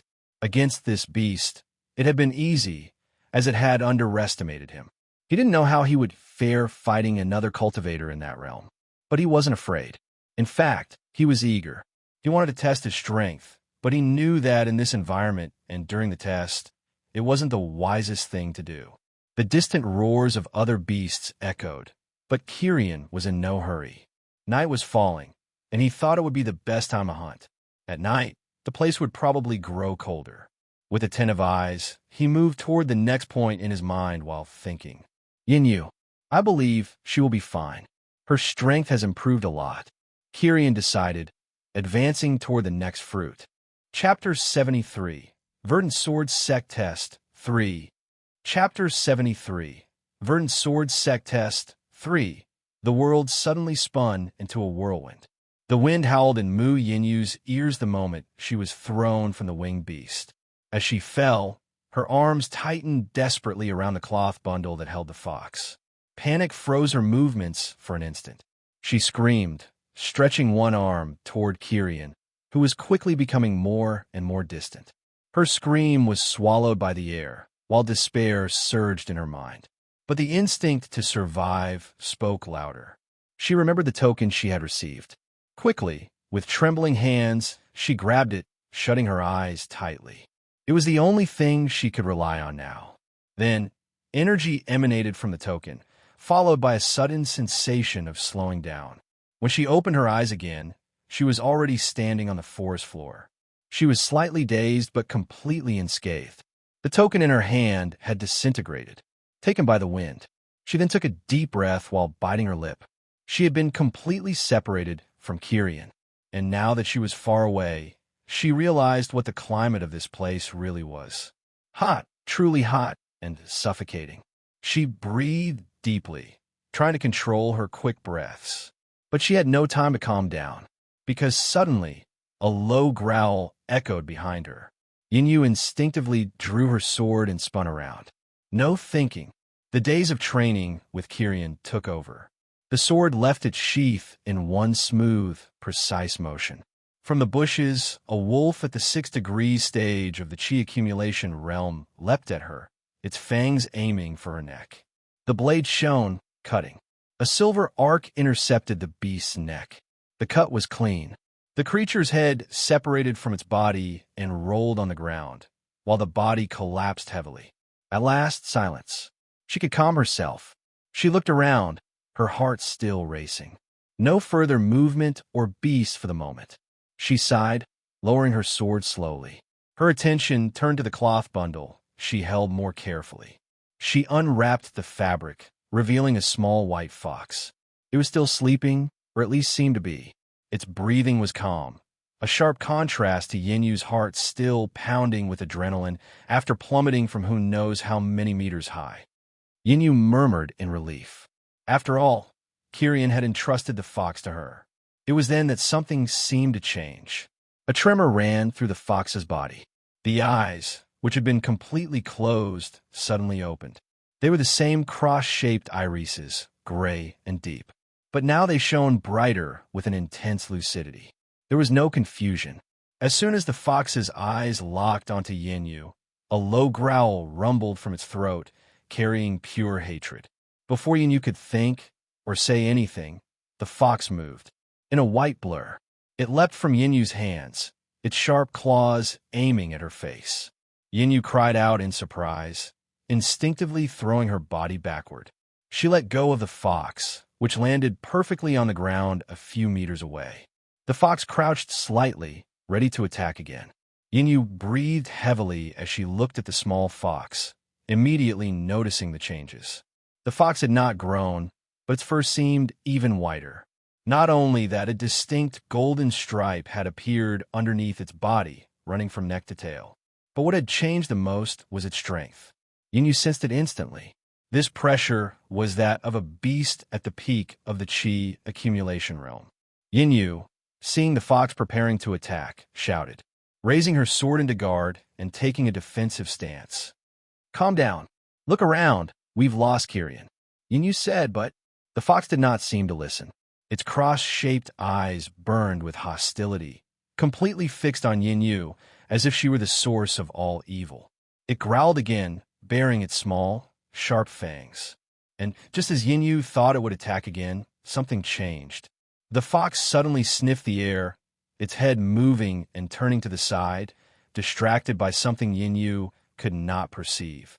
Its hatred toward Yinyu seemed momentarily forgotten or ignored when another feeling took over. With one last growl in Yinyu's direction, as if warning her, the fox turned and darted into the forest. Yinyu cried again, and, without hesitation, she ran after it. Losing the fox was unimaginable for her. Kiryan had entrusted it to her. She ran, following the trail of the fox as it disappeared between the trees. The chase was not long. Yinyu found the fox in a small clearing, standing over the corpse of a beast, a boar of the 7 degrees stage. The beast's throat was open, torn by a swift slash. The fox did not even seem out of breath, much less injured. It ignored the dead beast completely. Then, it began frantically digging at the base of a gray tree trunk. In moments, the small fox uncovered 2 ash fruits, and without hesitation, it swallowed them both, one after the other, a gleam of satisfaction passing through its eyes. Then Yinyu cautiously approached, her sword still lowered, just to protect herself, not in an attack stance. Yinyu asked, her voice filled with disbelief. The fox, from a considerable distance, had gone straight to the fruits. The small beast turned its head to her. The growl of hatred was now weaker, replaced by a different look. The fox did not attack immediately. It only evaluated Yinyu, observing her with its eyes. Seeing that the fox seemed calmer than when it had first awakened, Yinyu saw an opening. She sighed and spoke in the calmest voice she could muster. "Look, we're in a test," Yinyu began, then crouched a little, almost at the fox's level. "There they have thousands, many spirit stones. More than you can imagine." Yinyu finished, trying to convince it. The name Kiryan made the fox's ears perk up slightly. The interest was clear. The fox seemed to look around for a moment, not finding the one who fed it. "He isn't here. Help me find more of these fruits. For every 2 you find, you can keep one. And I promise that, when we find Kiryan, he'll give you a mountain of spirit stones." Yinyu spoke again, with a certain expectation. Yinyu's strength was not very special compared to everyone else in the test. If she managed to get the little fox to help her, it would be perfect. With the fox's strength, she would be free to roam the forest. The fox remained still for quite some time. Its cross-shaped eyes are piercing Yinyu's. The inner struggle was visible. But somehow, Yinyu noticed that the uncontrollable hatred the little one had was diminished after awakening this time. Finally, after a minute, it let out a small grunt. Not a friendly sound, but one of acceptance. An agreement had been formed between them. Yinyu smiled from ear to ear. "Great," she said excitedly, trusting the fox. It looked at her with slight disdain and ran in a specific direction. Yinyu followed with a smile. Thus, the strange relationship between the two had begun. At a great distance from Red Mountain, an elegant shadow tore the sky. A figure descended slowly, her dark green robe fluttering in the wind, wide sleeves flowing like leaves. In a blink, she passed over the grand gate of the Verdant Sword sect, landing without caring for the distant disciples' gazes. It was Mei Ran, the one responsible for supervising the test. After sending a message earlier, she had quickly returned to the sect. Without pause, she crossed the corridors, climbing several stone steps until she reached the great main hall of the sect. The massive doors opened with a light creak, revealing the hall illuminated by green crystals, where 6 imposing chairs were arranged in a semicircle. 4 of them were already occupied by ancient figures, each exuding a pressure greater than Mei Ran's. Mei Ran walked calmly, her serene gaze not landing on anyone, and then sat in her place. The hall fell into silence. All awaited something. Moments later, footsteps echoed beyond the doors. Then a man entered. He looked ordinary at first glance, but his mere presence made the air in the hall turn sharp, as if countless invisible swords were suspended in the air. Even the elders felt their bodies stiffen. Immediately, all rose from their seats and bowed slightly. The man did not answer immediately, but walked to the highest chair and sat. The pressure weighing on everyone finally ceased all at once, giving way to an even deeper silence. The sect leader's cold, cutting gaze swept over each one in the hall. The man said, his mood heavy, looking directly at Mei Ran, the youngest elder in the history of the sect. Chapter 74. Verdant Sword Sect Test 4. Chapter 74. Verdant Sword Sect Test 4. The main hall of the Verdant Sword Sect was immersed in deep silence.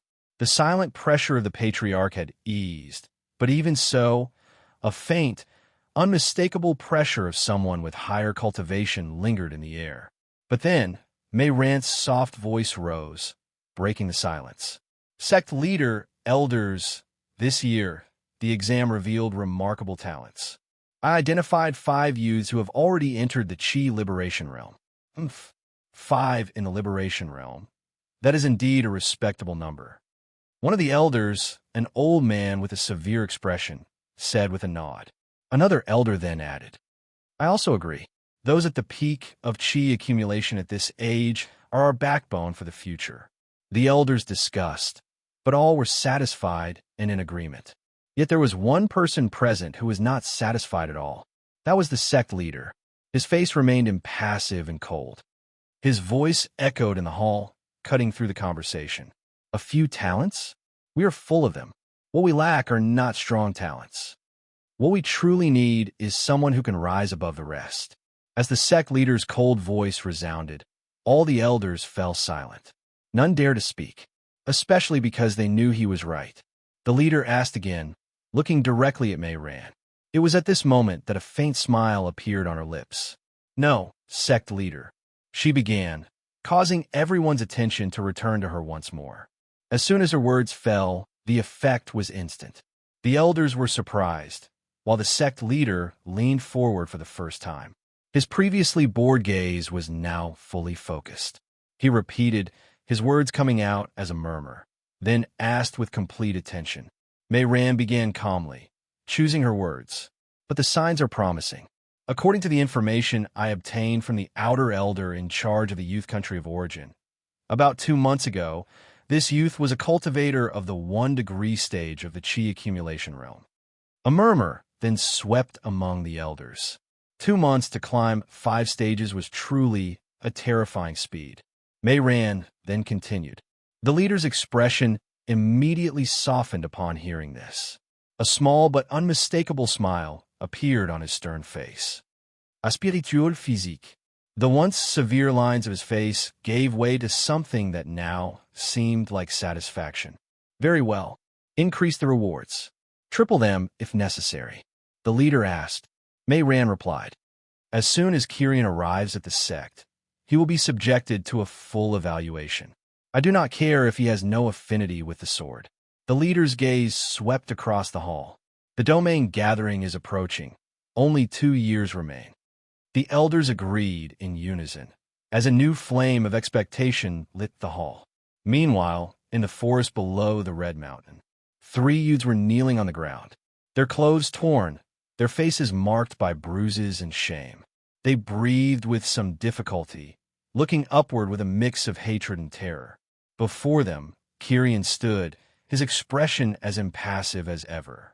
In one of his hands, he casually held 5 ash fruits he had taken from them.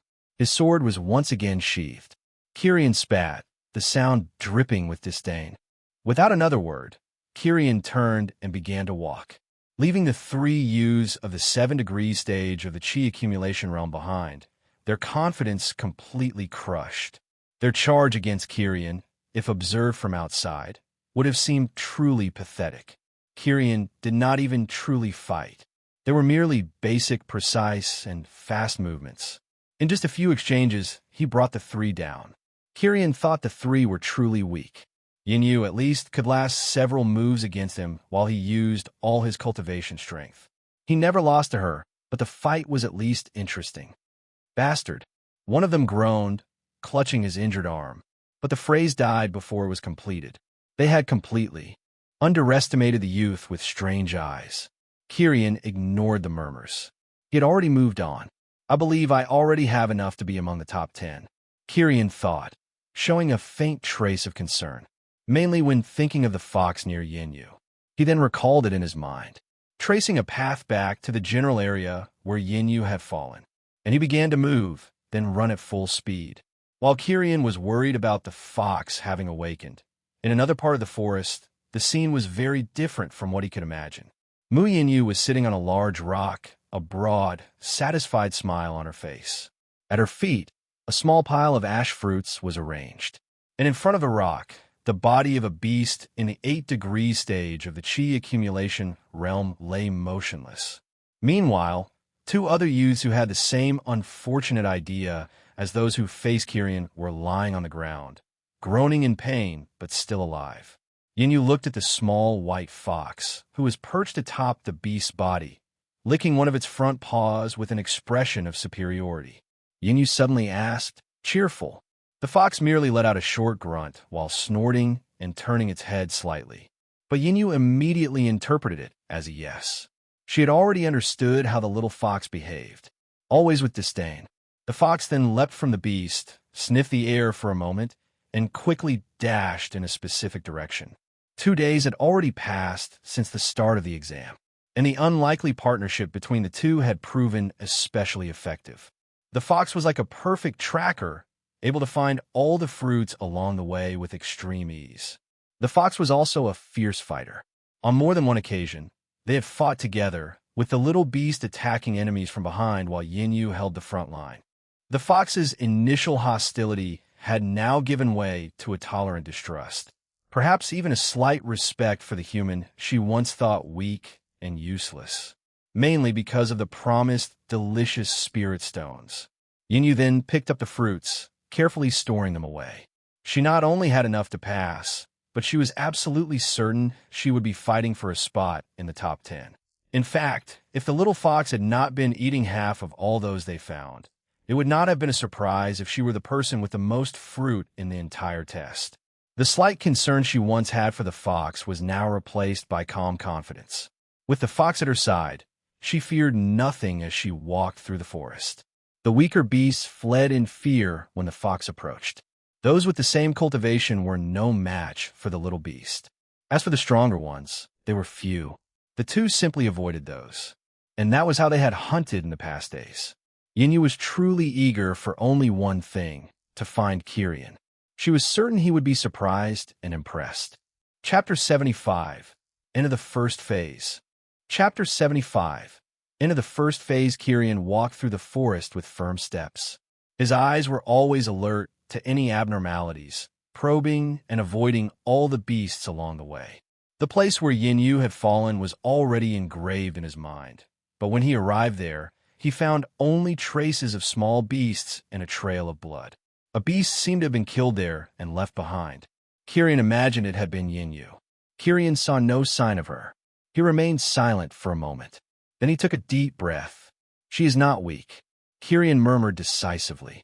He pushed the concern he had to the back of his mind, and then continued walking. He didn't want to waste time, nor remain in this hot forest. The test would end soon, and he was certain he would be first. So, he turned and followed in the direction of the giant clearing, the place where everyone should gather to end the first phase. The darkening sky already revealed that the last day was arriving. Tomorrow morning, the first test would be over.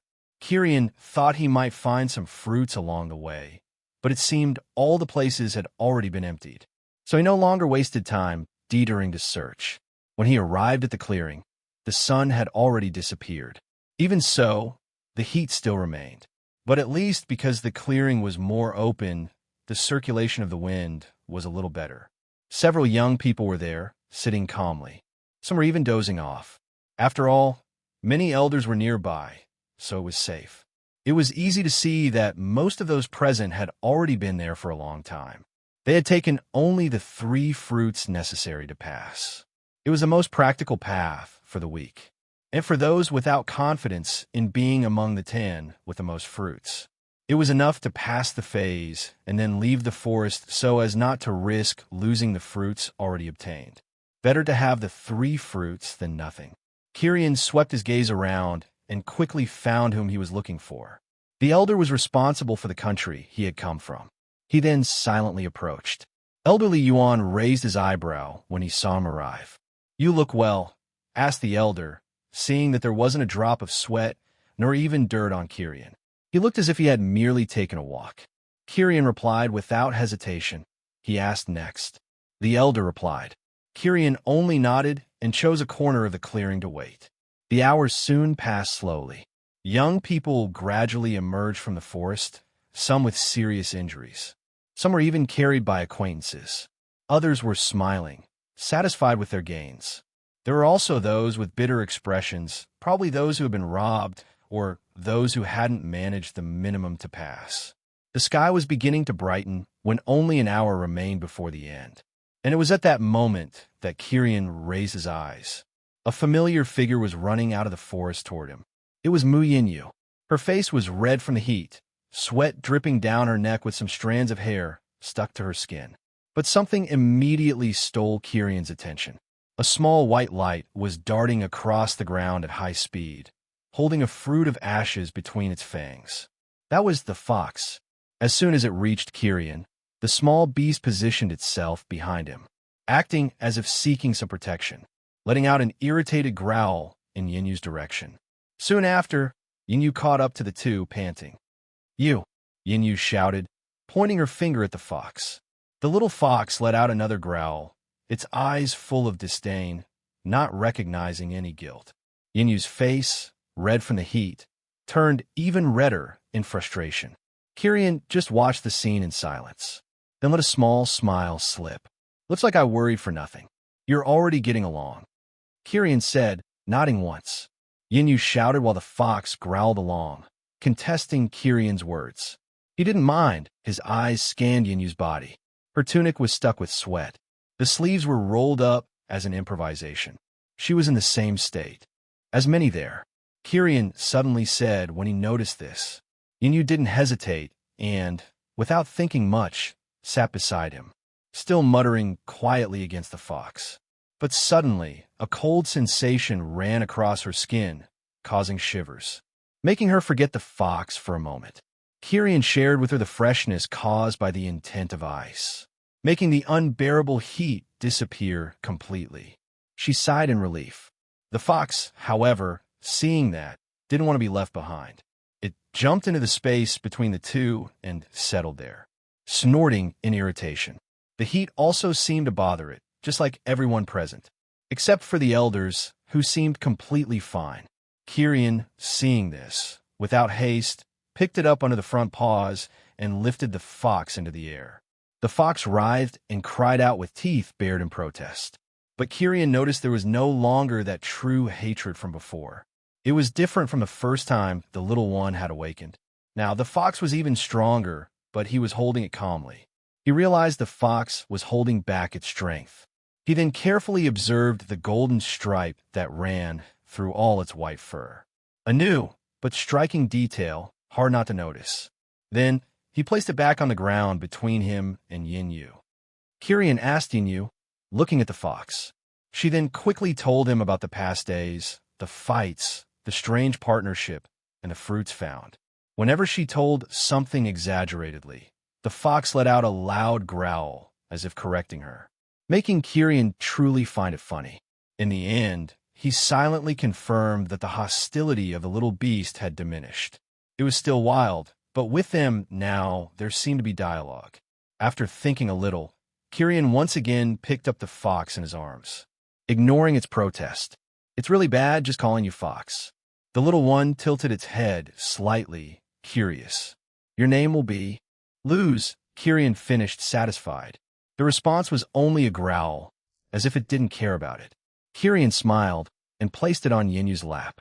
But the instant Light's paws touched her legs, it leapt away, immediately landing on the ground beside Yinyu's thighs. Then it turned its back on her. Yinyu, just watching, smiled, satisfied. It was at that moment that a huge shadow covered the clearing. Everyone looked up, only to see the clouds parting and dozens of winged beasts descending in formation. At their command was a single figure. Elder May ran, mounted imposingly on her own beast. She looked down, her clear voice cutting through the air. Chapter 76. First Place. Chapter 76. First place, no one dared to contest or utter a word. Many breathed in relief, while others shrank back. Those who possess 3 or more ash fruits approached the elder responsible for the territory of your countries. As soon as May Rand's voice finished the sentence for most of the youths, a murmur began. Some young ones sighed, accepting defeat. Others, with slumped shoulders, were already heading toward the elders, without the courage to face the surrounding gazes. Kirian stood up calmly. The freshness still enveloped Yinyu and even the small fox that walked nearby. Kirian had used the last spiritual stones he had the previous night to replenish the qi he had spent. They walked over to Li Yuan, the elder of their country. Then, Kirian began first. Without hesitation, he handed over all the fruits, letting them fall from his hands to the ground before the elder. Li Yuan received the fruits and silently counted them while noting something on a scroll. "You really did a good job," he said after Kirian handed over all the fruits. The tone of his voice carried satisfaction. Yinyu came right after, her face still red from the effort of the past few days. She did the same, and the elder also recorded in silence. But inside, he was even more surprised than when he saw Kirian's quantity.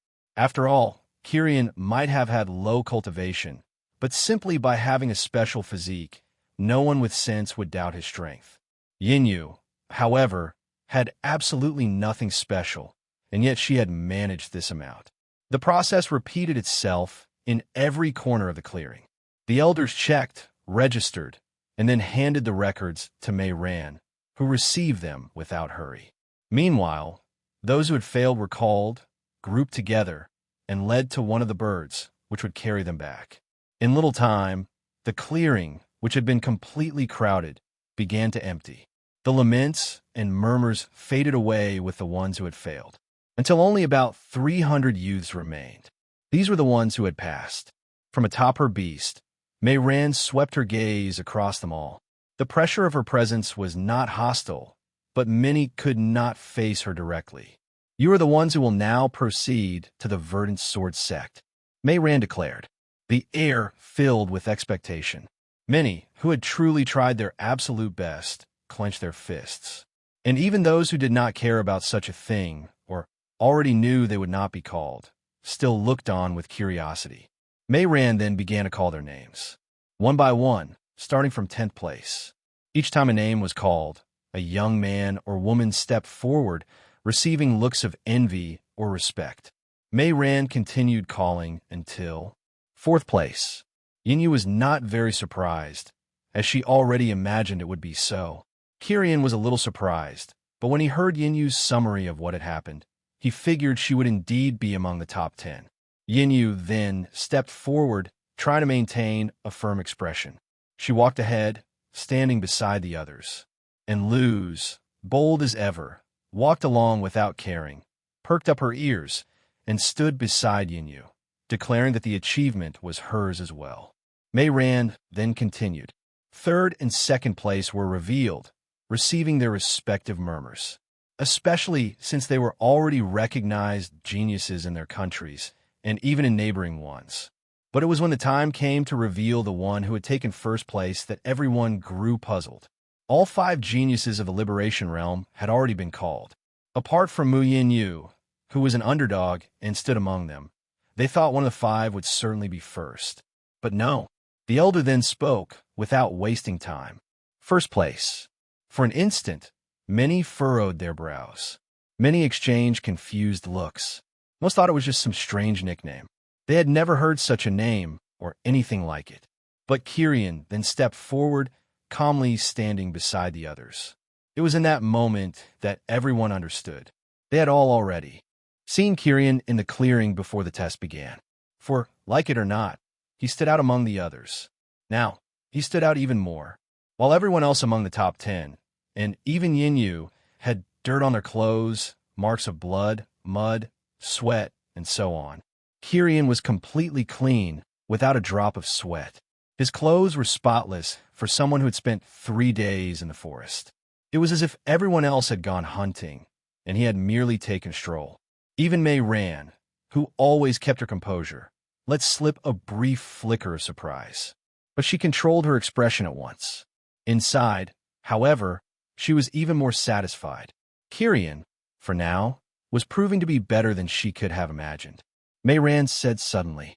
One by one, the top 10 came closer. Mayran looked at them with a certain attention before taking out a small box. When she opened it, dozens of ash fruits lay inside. But compared to the ones they had harvested, these were twice as large and exuded a faint warmth, unlike the cold they had felt when touching the other ash fruits. She handed them directly. Yinyu stepped forward, receiving the fruits with both hands, a little nervous but inwardly happy. As she took the fruits, she felt several kicks at the back of her leg. When she stepped aside, she noticed the fox staring at her angrily. That was what Luz's gaze said. At least that was what Yinyu understood, and she could not have been more correct. And finally, Mayran faced Kirin directly. Kirin stepped forward and received them in silence, sending them into his spatial ring. The others seemed excited, but he wore a cold expression, mainly because he still did not know what these fruits were for. Mayran then explained. These fruits can be used in 3 ways, but their main purpose is to strengthen the body. Many of you have surpassed the first cultivation realm only with basic and incomplete techniques. A silence arose after her words. Everyone looked at the fruits in their hands with renewed care, and those who were left out of the top 10 had envy in their eyes but did not dare to speak a word of it. Kirin only absorbed the information in silence. He immediately understood the value of the prize. Yinyu, beside him, also understood and found herself truly happy. Kirin, on the other hand, wondered whether it would really help his foundation. After all, he had never used any technique to cultivate. He had crossed the entire first realm only with the pure energy from his eyes. So, probably his foundation was perfect or close to it. Now that there is nothing else here, mount the beasts. Mayran concluded. A murmur soon arose among all the youths. Departing meant finally leaving behind what they knew, heading toward a much greater world. Kirin cast a glance at Yinyu. She held the fruits tightly in her hands, her eyes burning with even greater determination. Luz looked at the fruits with greed, but decided to attack them later. Without further hesitation, Kirin mounted one of the beasts. Yinyu sat at his side, and the fox on the other. After everyone had taken their places, the beasts finally took flight. The clearing was left behind, shrinking until it became just a lost speck in the forest. The Red Mountains soon also disappeared from sight. The first phase had ended completely, and the path to the true Verdant Sword sect had at last begun. Chapter 77. Arriving at the Sect. Chapter 77. Arriving at the sect, the flying beasts advanced for several hours, gliding through the skies with wings that sliced through the clouds. The wind was no longer hot like on the mountain, but cold, roaring constantly in the ears of all the young ones. Yet none of them minded it at the moment. Each was immersed in their own thoughts, in anticipation of what lay ahead. When the clouds began to part, the scenery below changed. The plains were left behind, replaced by deep valleys and forests that rose toward the skies. Gigantic trees sprouted from the earth like enormous pillars. Between the mountains crowded with those immense trees, pavilions with green rooftops appeared, connected by long suspended bridges and stairways that coiled along the slopes like a massive serpent. It was there that Kirin, Yinyu, and the other youths saw the Verdant Sword sect for the first time. The place seemed to have been built, but much of it was in fact molded into nature.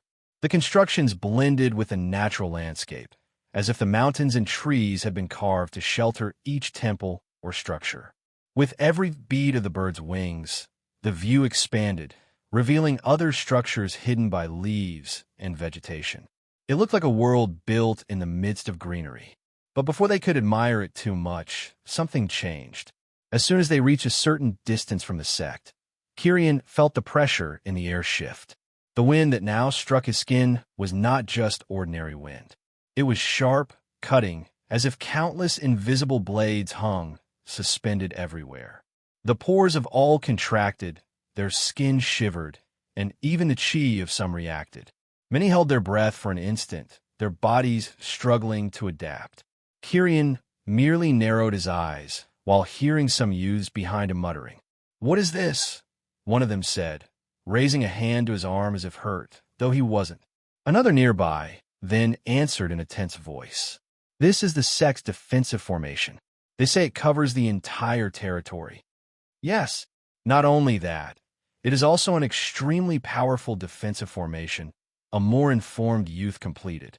The words spread like whispers among all the youths. Kyrian inhaled deeply. The air felt like a blade entering his lungs, but instead of making him unwell or weakening him, Kyrian felt more awake, as if every part of his body forced itself to stay alert. He immediately realized how the environment itself already functioned as a test of constant improvement. Just by breathing, a disciple was already training. The beasts soon began to lose altitude. The descent brought the scenery closer quickly. Now it was possible to clearly see the sect's disciples scattered at the foot of the mountain. There were hundreds, no, thousands. Most are still as young as them. Nearly all carried swords, some simple iron, others refined and ornamented. The metallic sound of blades clashing echoed throughout the valley. Circular arenas were spread among several pavilions, and in each of them, youths dueled fiercely. There was sweat, there were shouts, there was pain, and even blood. Yet many advanced even while wounded. The mountain's base was noisy, yet alive. The beasts then landed one by one in a large open courtyard. The leaves present almost everywhere were swept up by the wind the flying beast's wings brought.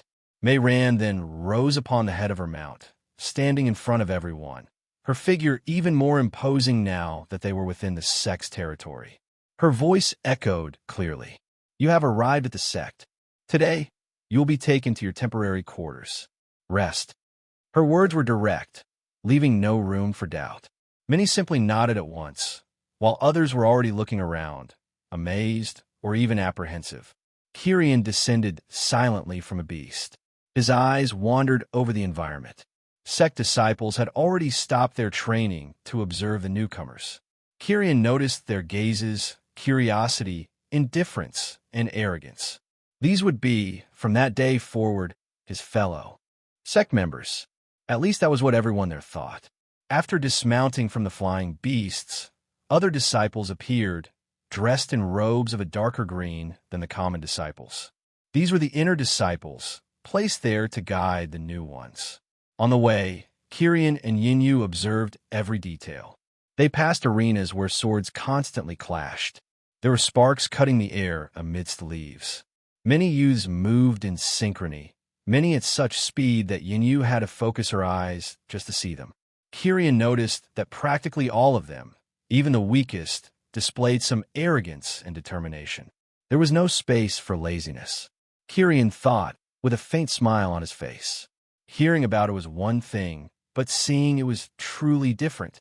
Kyrian noticed the techniques of the various youths, and his interest grew immensely. The atmosphere present throughout the sect was entirely different from the places he had been before.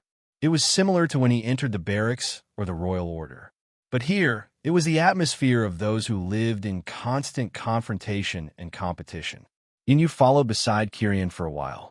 Luz walked boldly a little ahead of them, almost reaching the inner disciple. But soon they were stopped by a smiling disciple.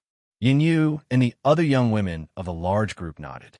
Yinyu exchanged a look with Kyrian and waved, then disappeared into the corridors. The little fox followed Yinyu, still keeping an eye on the ash fruits Yinyu had gained, only turning one last time to Kyrian with ears perked. Soon after, Kyrian and 4 other youths were guided to a simple courtyard. There were 5 rooms there side by side. The disciple who accompanied them then pointed with little patience. "You will stay here for now." After finishing, he turned, left, and went away without saying anything more. Kyrian pushed the door of one of the rooms. Inside, 3 youths who had arrived a little earlier were already there. None of them said anything. Their gazes fell upon Kyrian, but soon turned away. Kyrian noticed a strange nervousness in the air, and it seemed to start the moment he stepped through the door. Kyrian found it odd. "Why are you tense?" Kyrian asked with slight disdain, finding the situation amusing. The silence was only broken when the door opened again. The last youth entered with firm steps, an upright posture, and a lofty gaze. Kyrian recognized him immediately. It was the crown prince of the country he came from, the same one who had invited him to his banquet. The prince, upon seeing Kyrian in the room, was immediately surprised but composed himself in an instant, smiling as he saw him. "Who would have thought? It turns out we'll share the same roof for today," the prince said. Kyrian replied curtly, returning the greeting. After that, with the prince in the room, the tension that had been present broke. The three, nervous before, slowly relaxed. Kyrian discovered they had been like that because they assumed Kyrian surely looked like an arrogant young master, and he had entered the room with an expression that could kill everyone. Also because he had been in first place in the first test, so they expected him to be arrogant like the others. But all relaxed with the prince's charismatic presence, which drew them into conversation. With him leading the talk, soon the room was filled with voices, stifled laughter, and small exchanges of experiences about the test at Red Mountain. Also about what they thought the next test would be. Kyrian remained silent most of the time, listening more than speaking. But he observed everything. He noticed how the prince's presence changed everything, how he had a natural talent for dealing with people. Time passed quickly, and then night fell. One by one, all lay down on their simple mattresses. The distant noise from the mountain's base continued until late hours, the sound of swords, and the constant whistle of the cutting wind that never ceased. Kyrian closed his eyes, his body not relaxing as quickly as always. The air in that place made them stay awake and alert every second. Everyone's body would have to get used to it. But Kyrian was happy. He had finally arrived at the sect. Here all that would matter was his talent and his strength. Soon he would have the spirit stones he so desperately needed, and his cultivation would once again grow extremely fast. Kyrian murmured before falling asleep. When he opened his eyes again, darkness still reigned, but on the horizon, a faint sign of light already appeared. It was already time to wake up. The life in the Verdant Sword sect had begun. Chapter 78, Leaf Sword Pavilion. Chapter 78, Leaf Sword Pavilion. When the first ray of sunlight illuminated the mountains, many of the new young disciples were already gathered in the courtyard. No one dared to be late. The air still carried the sharp edge of the sect's defensive formation, making everyone feel extremely alert, as if under forced training. Kyrian was the first to leave his room, walking with firm steps toward the central square. On the way, not long after he began walking, he met Yinyu, who was waiting for him with Luz sitting close to her feet as if she owned the place. Yinyu asked, adjusting her hair slightly. Kyrian replied with a faint smile, his eyes scanning the surroundings. For some reason, Kyrian felt that something would happen today, but he couldn't say what it was. Luz, in turn, perked her ears and stared at Kyrian firmly, boldly. Kyrian immediately understood her. The little beast was, in fact, charging him for the silent promise that still existed between them. The two then arrived at the same courtyard where they had landed yesterday. Before they could speak further, everyone's attention was taken by May Rant's presence. She walked slowly and calmly into the courtyard, carrying the same authority as always. She wore a lighter green dress than before, and the two swords still hung at her waist. May Rant's gaze swept across the group and seemed to pause a moment longer on Kyrian. He felt her gaze weigh on him. It wasn't hostile, nor was it friendly, just deep, as if she were evaluating something within him that even he himself did not yet understand. Kyrian narrowed his eyes slightly, but calmed down. He had no idea why, but if he needed to know, he would sooner or later. It was nothing to be concerned about. May Rand said once she was standing in front of them all. Without further explanation, she led them through the living corridors of the sect.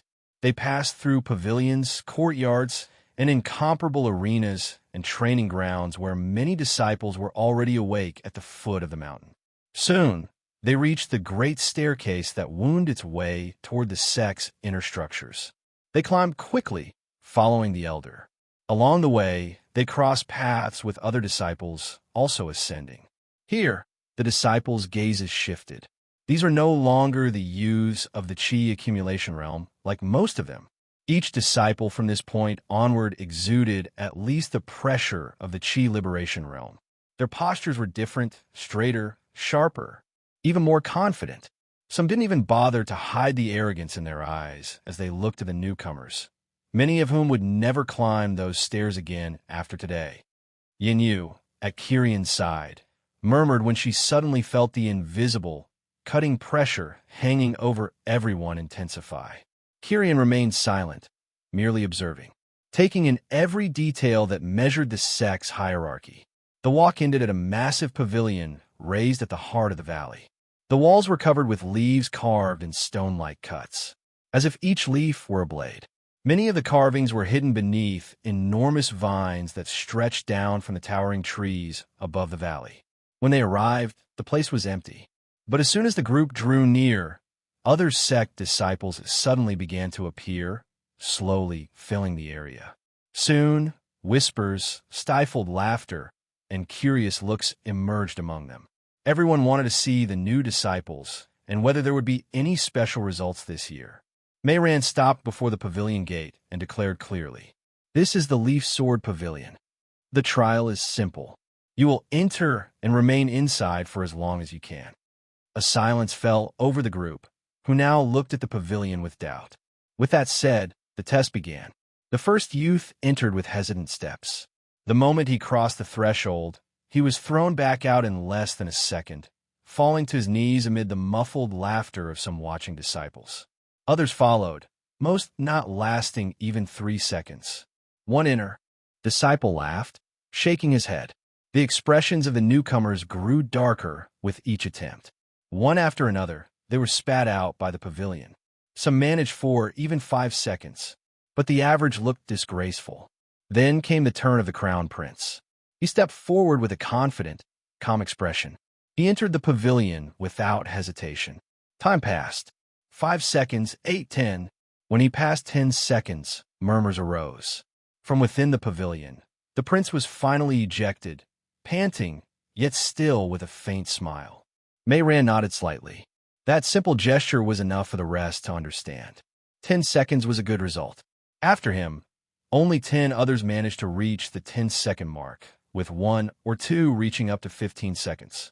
These are those who had already stepped into the Qi liberation realm. Then, it was finally Yinyu's turn. She took a deep breath, her eyes wavering for a moment. Since arriving, she had realized how ordinary her cultivation was and questioned if she truly deserved to be there. After all, she had only passed thanks to Luz's help. Kirian, who was watching her from the side, spoke. "Go, don't overthink." She looked at him, nodded slightly, and then entered with renewed determination. And so, as soon as she entered, time began to flow. 5 seconds. 10. Murmurs echoed at that moment. 15. 20 seconds. Now, the gazes of the inner disciples shifted, some even standing in surprise. When she reached 25 seconds, Mayran smiled for the first time during the tests. Yinyu then emerged from the pavilion, gasping, her face slightly pale. Mayran stepped forward and said clearly, so all could hear, 25 seconds. It was the first and only praise Mayran had given after so many youths had attempted the test. Kirian observed in silence, but a strange warmth grew within him. He was happy for her, and a small smile crossed his face. When Yinyu stepped aside, the murmurs grew even louder. The attention fixed on her only shifted when Mayran called the final name. That was Kirian, the last to enter the pavilion. All eyes then followed his steps as he entered without hesitation. Then silence fell. Only one question remained. How far would he go? Chapter 79, Sword Cut. Chapter 79, Sword Cut. Kirian breathed calmly before walking toward the entrance of the pavilion. He could feel everyone's eyes on him, but he didn't care. He was already used to that. Without hesitation, he stepped inside the pavilion. As soon as his feet fully crossed the door, it closed with a dry boom, isolating him completely from the outside world. What he hadn't realized was that, above the valley, near the disciples, in spots hidden by the trees and cliffs, for presences were silently watching him. 5, counting Mayran, who stood at the front with her hands folded inside her sleeves. Her eyes completely fixed on the pavilion. Around the pavilion, the other 4 elders remained hidden, their forces and presences entirely concealed from all the disciples present, completely suppressed. Mayran began to think as she observed. But if he can endure at least 10 seconds, that will already be good enough, she thought, narrowing her eyes. The other elders shared the same thought as Mayran. Their gazes were filled with expectation. Inside the pavilion, the moment Kyrian entered, he was struck immediately.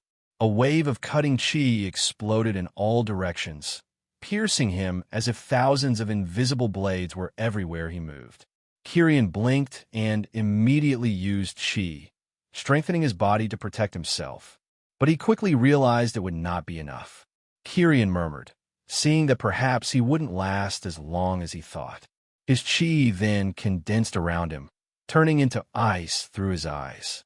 A thin, translucent barrier of ice covered his skin, emanating cold with each breath.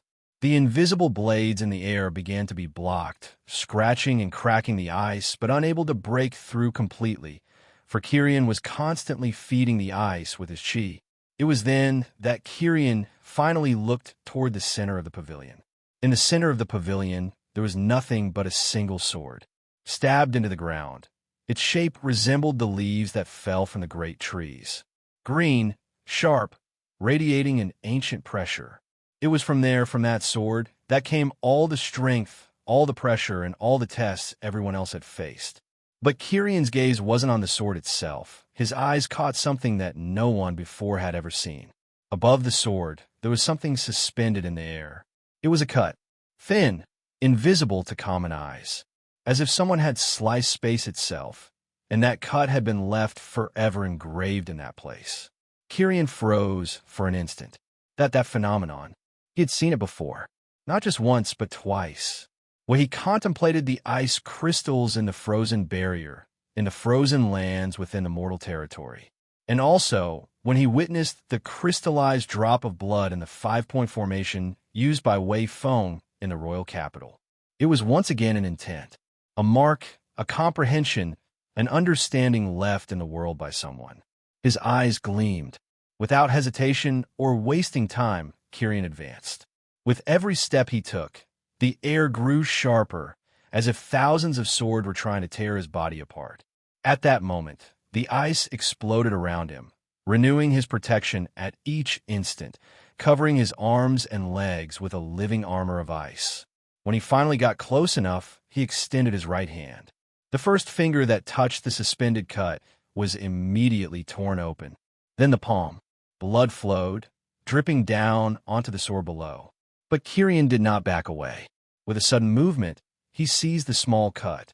In that moment, space trembled, and the entire pavilion shook as if it were about to collapse at any second.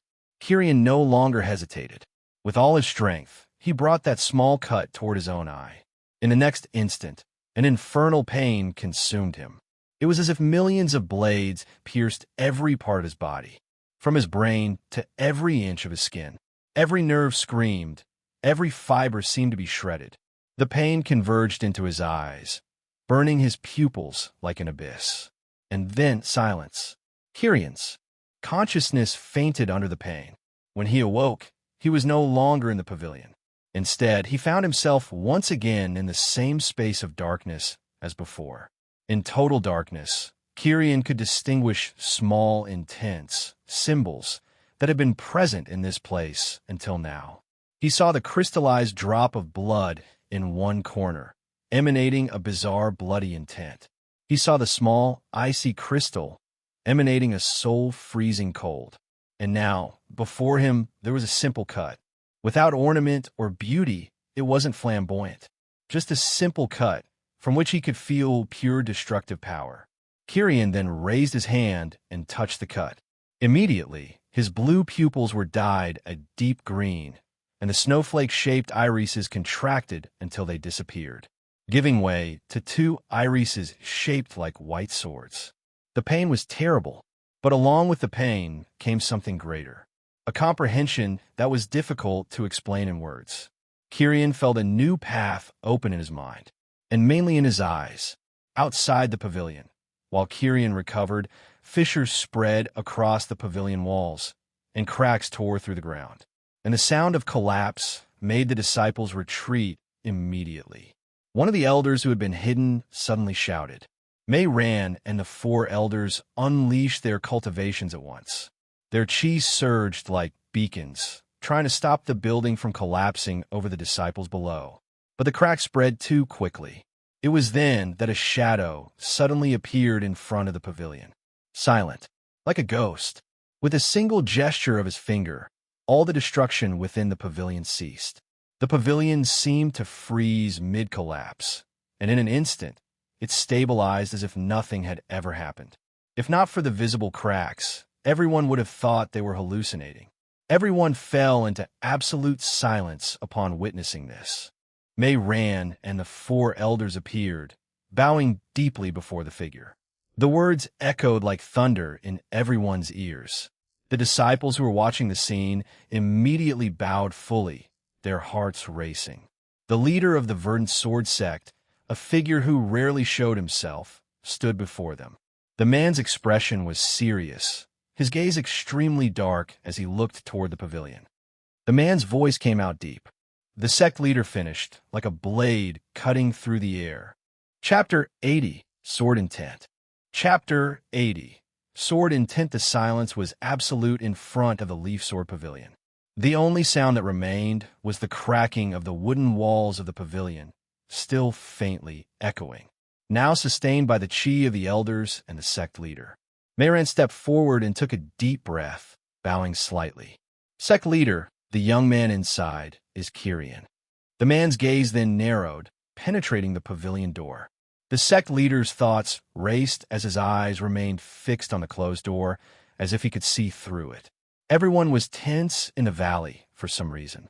Everyone, the disciples, the elders, even Yin and Luz, waited in complete silence for the outcome, imagining what could have happened. It was at that moment that a metallic sound echoed. The doors slowly opened from within, revealing a sharp green light that escaped like a cutting wind. All the accumulated energy of the pavilion's formation vanished into the air, passing through everyone. The weaker ones suffered countless small cuts all over their bodies. Then, step by step, someone walked out of the pavilion. Kyrian slowly emerged, and at the exact instant his foot touched the ground outside the pavilion, a tremendous hum radiated throughout the valley. All the swords present there suddenly vibrated. Not a single blade remained still. The sound, the metallic hum, reverberated through the valleys, as if the world had turned into a single field of swords. The disciples immediately retreated, pressing and holding their own weapons against their bodies, unable to control their swords. An inner disciple shouted, but the cry was lost in the deafening hum that took over the valley. The swords seemed to scream in unison, a symphony of sharp, pure steel. And at the center, the source of all this turmoil, was none other than Kyrian. His eyes were no longer the same.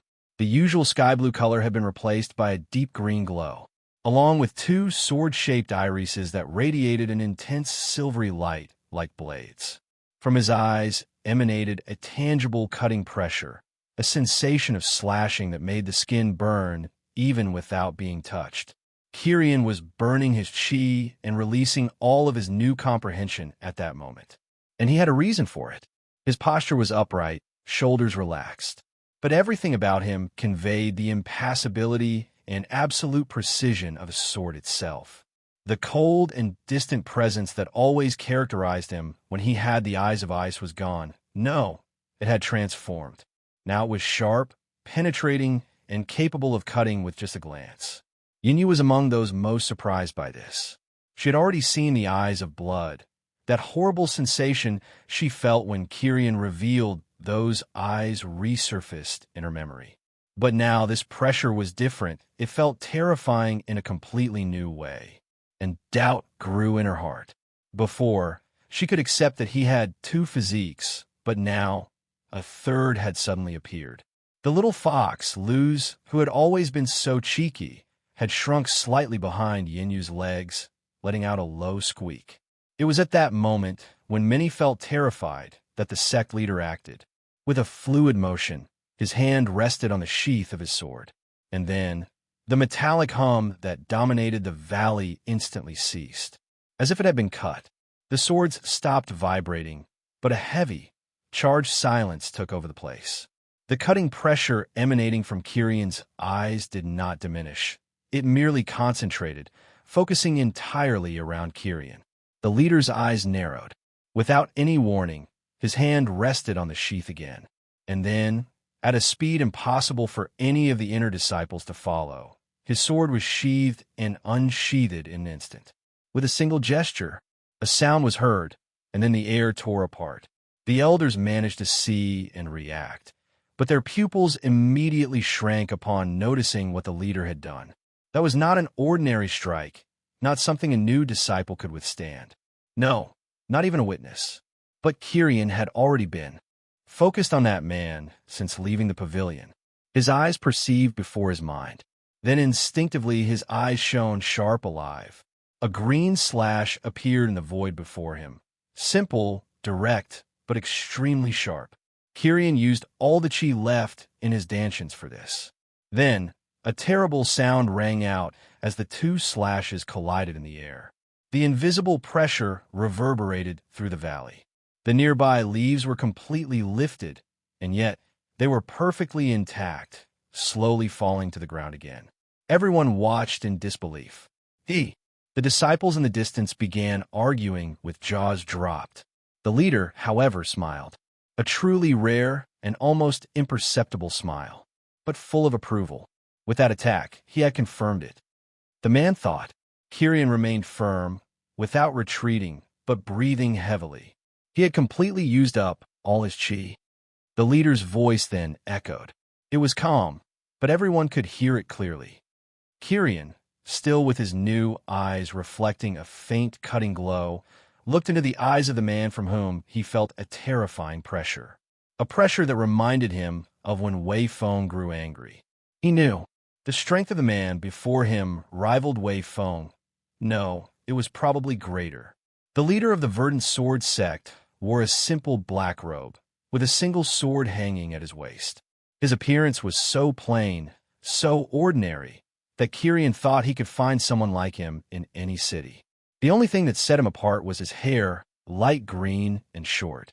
Despite that, while standing there, Kirian felt a terrifyingly sharp pressure. The earlier strike had been a test. The man before him had barely used his chi. It was only his sword intent. That was why Kirian had been able to defend himself using his own, the sword intent he had just learned in the pavilion. Kirian assessed the leader, without fear in his gaze, only a cold analysis. He then stepped forward. He only stopped when he was a few steps from the leader. The man, with a small smile, also assessed Kirian for a moment. Then suddenly, Kirian felt a frightening spiritual pressure, something passing through his entire body as if investigating every detail. The man was doing the same thing Wei Feng had done. He was probing him completely, trying to understand the boy before him. It was at that moment that the leader's face revealed surprise, visible to all. That surprise had a reason. He did not sense a special physique within Kirian, nor any bloodline, nor anything extraordinary. There was not even a dantian, meridians, nothing. He was empty. The leader could feel Kirian's foundation and that he was in the chi accumulation realm, but it came from somewhere else, for his body was utterly void. The leader, after realizing this, asked a question that thundered in his mind. The question might sound absurd to many. Of course, he was mortal, but the leader was asking about the nature of his being. The sect leader kept his gaze fixed on Kirian for a longer moment, and then a spark of absolute comprehension mixed with contained excitement rose in his eyes. He had discovered that Kirian was not a spiritual physique, not an earthly or superior physique. He was a mortal, bearer of an innate talent. A myth, a legend rarely seen across the ages. A seed of pure innate power, born unpredictably among mortals, capable of rivaling and even surpassing the gifts inherited by those with celestial physiques. Without hesitation, the leader leaned slightly. Kirian, he said suddenly, his voice now heavy with solemn weight. Chapter 81, New Master. Chapter 81, New Master. The leader's words echoed through the valley, carried with a weight that none of those present would dare to underestimate. As if time had momentarily stopped for everyone, not a single disciple dared to breathe loudly. The elders exchanged silent glances, some shocked, others thinking it was to be expected. Finally, after several decades, their leader had at last chosen a direct disciple of the leader of the Verdant sect. Even the youngest there, who had not yet even truly entered the sect, understood what this meant. To become the direct disciple of a sect leader was not only an honor, but also the chance to leap over practically all layers of the hierarchy, to inherit techniques and resources that would not be easily distributed even to the elders. Everyone was incredulous that the leader had decided so quickly, but there was no use complaining. They had all seen it with their own eyes. The buzzing of swords, the cutting pressure, and even the instant when Kyrian intercepted the leader's attack, an attack none of them could even begin to react to. It was impossible to deny that he possessed the talent required for such a position. Yinyu was among those who felt the impact most strongly within the crowd. Her heart was beating extremely fast, while her eyes were entirely fixed on Kyrian. Turbulent thoughts surged endlessly in her mind. Is this another physique? Blood ice, and now the sword. She clenched her fists, her mind wavering between shock and incredulity. Despite everything, he still seemed the same cold figure, but now as sharp as a sword. The little fox, Luz, remained close to Yinyu, but did not dare to utter a single sound in that situation. Its gray eyes shone as they looked at Kyrian, reflecting some unspoken thought. Kyrian, in turn, remained firm, standing before the leader. His new eyes, with irises shaped like swords, reflected an inhuman calm. Instead of lowering his head immediately, he kept his gaze fixed on the leader, on that man of ordinary appearance, with light green hair, who was, without a shadow of a doubt, alongside Wei Feng, one of the two greatest figures of power he had ever encountered. He felt the sincerity in the offer. It was not an order, but an invitation, a recognition, and above all, the opportunity Kyrian needed. He would have the best guide, protection, and resources, everything he needed to establish himself and become a recognized force. The pause lasted only 3 heartbeats, but for the silent audience watching, it seemed to last an eternity. Then, Kyrian finally moved. He did not prostrate himself, nor kneel. He merely bowed slightly, enough to demonstrate respect. His eyes stayed lifted for a brief moment before lowering. "Yes, I accept." Kyrian's voice echoed, clear and unshakable, finally breaking the silence. A visible shock ran through the crowd of disciples when they finally realized what had just happened before their very eyes. The murmurs inevitably followed, first muffled, until they rose like a swarm, most in disbelief. Envy surfaced, almost palpable in the air. Many of the inner disciples who had dedicated years, some even decades, to catch the attention of an elder saw a complete stranger, who was not even a core disciple, be elevated to the most coveted position in the sect. In a single day, the expression of some grew dark, while others did not care, knowing it would not change anything in their own lives.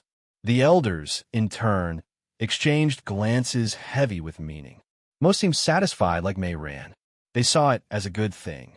Finally, the sect had a terrifying talent to make use of their resources after countless years. The leader completely ignored the rising uproar. A nearly imperceptible smile grew slightly at his lips, just a faint twitch at the corner of his mouth. But to those who knew him, they understood he had found what he had been searching for ages. His voice came calm, yet filled with authority, causing the whispers to silence once again. He then turned to Mei Ran. Then he turned to Kyrian, his gaze fixed on the young man. He said, his tone sounding even a little informal, marking a new relationship. Without waiting for a reply, the leader turned and began walking toward the higher peaks of the sect. His steps did not seem hurried, yet each movement carried him an impressive distance, a subtle demonstration of his technique. Before following, Kyrian gave one last look behind him. His green eyes met Yinyu's for a fraction of a second. He gave her a brief nod. Yinyu understood and nodded back, returning a faint smile. And then he turned and followed his new master, who was already waiting for him on the great staircase. At last, when the two figures vanished into the distance, disappearing from everyone's sight, the valley finally erupted into a chaos of voices. The Leaf Sword Pavilion test had ended, but a true storm had just begun within the sect. "Did you see that?" A young inner disciple shouted. "Damn, this is extreme news." Another shouted, pushing those ahead of him and running toward the inner sect. Another did the same but ran down toward the outer area. In the end, the place once full became empty, leaving only the novices. No, there was still one last inner disciple who stood gazing at the pavilion with an extremely grim expression. Brother Mo Tianhai's place was really stolen by an unknown. After murmuring, he too disappeared with the others. Meanwhile, Mayran exchanged a few words with the elders and then turned her attention to the new disciples, leading them away from the valley, leaving, at last, the Leaf Sword Pavilion completely empty, only with cracks that would remain for a long time. Chapter 82. Innate Talent. Chapter 82. Innate Talent on the Stairways. The silence was only broken by the rhythmic steps of Kyrian and the sect leader. The cutting wind blew against Kyrian, but now it was only like a cold breeze. He no longer felt the slight discomfort he once did. Now, his body knew exactly how to stand against that cutting wind present throughout the sect. Kyrian walked firmly behind the man he would now call master. His eyes, still green, reflected more about the valley and what had really happened, what had passed in such a short time for him to arrive at this situation. The memories of when he was in the pavilion came to his mind, making him relive the last moments in the Leaf Sword Pavilion. After resisting the weight of the formation inside the pavilion and reaching the invisible cut, the cut made of pure sword intent was completely absorbed by his eyes. And it was there that everything changed. The cut was not only the remnant of the comprehension of a sect ancestor, but also the core that maintained the entire formation of the pavilion. It was the key that regulated the balance of the walls, the space, and the sharp chi present in the pavilion. When the intent disappeared inside his eyes, the entire pavilion began to destabilize. The silence was replaced by cracks and muffled small explosions. Kyrian woke up a short time later, still dazed, but was at that moment he felt 5 overwhelming presences fall upon the pavilion. Each of them was immense, making his heart race. Kyrian immediately concluded that they must be the sect elders. The entire pavilion shook with the 5 pressures. But soon after, something even more terrifying arose. A presence that seemed calm, but could cut everything into 2 parts. And suddenly, the walls and the chaos in the pavilion ceased completely before Kyrian's eyes. At that moment, Kyrian's mind raced in dangerous directions. If they discover that I absorbed the intent left by a sect ancestor, they won't just expel me. The choice was made in an instant by him. Pretending ignorance about it would be useless. Sooner or later, as soon as they entered the pavilion, they would discover it. So Kyrian decided to show it, to reveal without fear what he had achieved. This was already his idea from the beginning, to show enough talent so that resources would fall into his hands. But now this was even more necessary. It was the easiest way to survive. It was to show an indispensable talent. And that is what he did. When he opened the door, he burned every strand of chi present in his dantians. His eyes exhaled the pure sword intent, which spread like an invisible wave through his vision. That could not hurt anyone, but it was enough to show. The swords vibrated at his call. Then came the leader's attack. A cut too fast for any disciple to follow. But Kyrian knew, at the same instant, it was not an execution, but a test. And that could not escape his sight. Using every drop of what remained of his chi, he recreated a cut identical to the one he had absorbed. Simple, direct, but charged with pure intent. In the end, the leader accepted him as a disciple. Kyrian's gamble worked. The leader's voice suddenly rose, interrupting his thoughts. The man in black robes walked ahead without looking back. He spoke simply, as if only reminding of something obvious, without ceremony. But it had indeed been useful. for Kyrian had no idea of his name. Upon hearing, Kyrian bowed slightly. The man then continued climbing the stone steps. The path seemed endless, winding up the mountain. When the wind blew even stronger than in the inner sect, his voice returned, calm and sharp. Boy, Kyrian watched him from behind. He did not think of concealing the truth. There was no reason, if that man wanted to do him harm, he would have the strength to do so without Kyrian being able to retaliate. I still don't know exactly, Master. In the pavilion, I saw a cut, a pure intent. When I absorbed it, everything around me began to collapse. Kyrian's voice sounded simple and without hesitation. For a moment, Feng Yuan did not respond. Only the sound of steps filled the air. Then, with a clear tone of curiosity, he asked, "Before, your physique? No, your innate talent was aligned with ice." Kyrian then nodded. "Yes, since I awakened, my innate talent, my chi and my intent have always been linked to ice. But now," the leader's voice sounded lower, almost a murmur. But Kyrian felt it was not an accusation, only a statement. Kyrian kept the same gaze, prepared for anything. Kyrian replied calmly. The silence continued until the leader let out an almost inaudible laugh. "I don't think you destroyed it, boy. You inherited it. The comprehension that belonged to the ancestor now dwells in you. That cut is only possible upon comprehending the sword's intent left by the ancestor. Not even I. I only comprehended half." He then stopped on the stairway, looking at the distant horizon. The morning sun was already spreading among the clouds. An innate talent that once followed the path of ice, but now wields a blade. Kyrian remained silent, not knowing what to answer. "Boy, do you know what you are?" the leader suddenly asked, turning to him. Kyrian thought and did not truly know how to answer. He had heard the term from Wei Feng and knew it was extremely rare among mortals, allowing them to cultivate. But he did not know much beyond that. "I'm not sure," Kyrian replied. Feng Yuan's gaze wandered over the horizon. He said before turning to Kyrian again, "An innate talent is not something common. It stands above most special physiques that so many cultivators dream of having." He took a short pause before continuing. "But an innate talent is even rarer, born among the almost extinct mortals, like myths or legends. Each innate talent is completely different and unique." Kyrian listened in silence, but gradually understanding what it really meant to possess his eyes.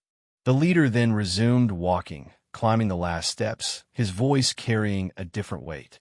"This domain, this sect, no, not even the forces above. All of this soon will be too small for you. I will not restrict your path, nor bind you to this place." He turned, staring at Kyrian intensely. Chapter 83. Rumors in the Sect. Chapter 83. Rumors in the Sect. The sound of footsteps on the giant staircase ceased. Kyrian and the sect leader Feng Yuan had finally reached the top of the staircase. Kyrian still felt the weight of what had happened in the pavilion. His body was slightly tired, his chi completely depleted. Despite this, his mind remained clear. Behind the main mountain, the scenery revealed itself differently from anything he had seen until then. There were no grand, imposing structures or gigantic halls. What stood in the place where they stopped were just 7 wide courtyards. Simple, yet surrounded by immense ancient trees and stones that seemed to radiate a natural presence. The wind here felt fresher, and the chi, the energy of the world, seemed to flow more densely in this place. Feng Yuan stopped and pointed with his hand. Kyrian observed silently. The leader then continued. "The floor from the left is vacant. As my direct disciple, your position is different from that of just a central disciple. You are above them."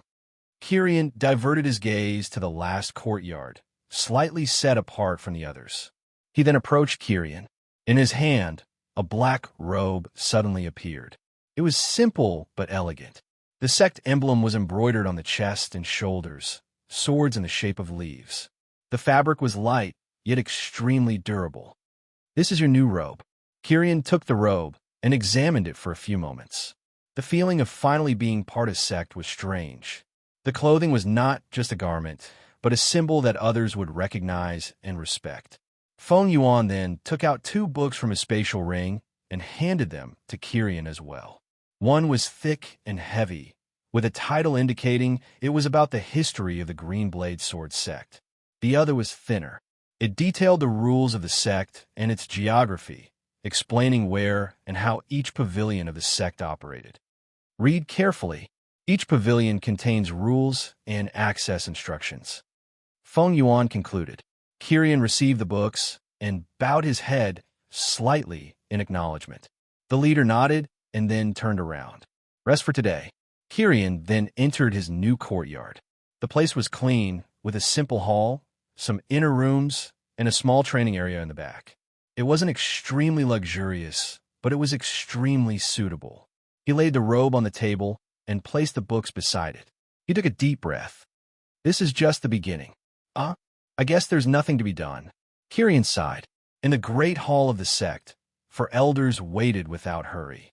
The space was vast. Green columns held the ceiling, along with green torch flames on the walls that illuminated the area. The walls displayed ancient paintings of swords. When Feng Yuan entered the hall, the elders slightly rose. They all greeted at the same time. He then sat in his place, raising his hand to signal them to relax. The leader noticed the gaze of the elders, full of doubt and expectation. Feng Yuan began directly, not wanting to waste time. The elder with the long beard was the first to speak. The boy, Kirian. Feng Yuan crossed his arms. Yes, Kirian fully comprehended the intention of the sword left by the ancestor. The elders recoiled in shock. Another elder, with a stern face, immediately furrowed his brow. That's impossible. He was there for only a few minutes. I confirmed it with my own intention, and you saw it with your own eyes. The cut the boy executed to respond to me. Silence dominated the hall. The sound of the burning torches was the only thing that remained.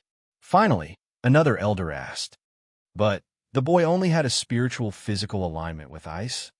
Feng Yuan leaned forward with a smile. The boy has 2 special physiques, one linked to the path of ice. The expressions of the elders grew even more pronounced. This was something they had never seen in their long lives. 2 physical forms.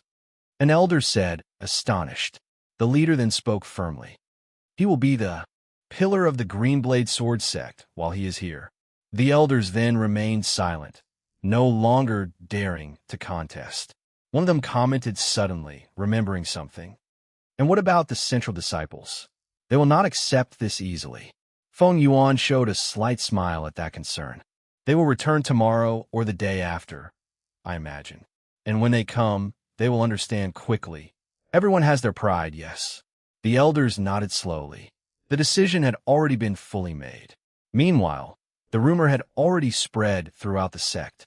In the training square, disciples spoke loudly, interrupting those in practice. What? I know, but many saw it with their own eyes.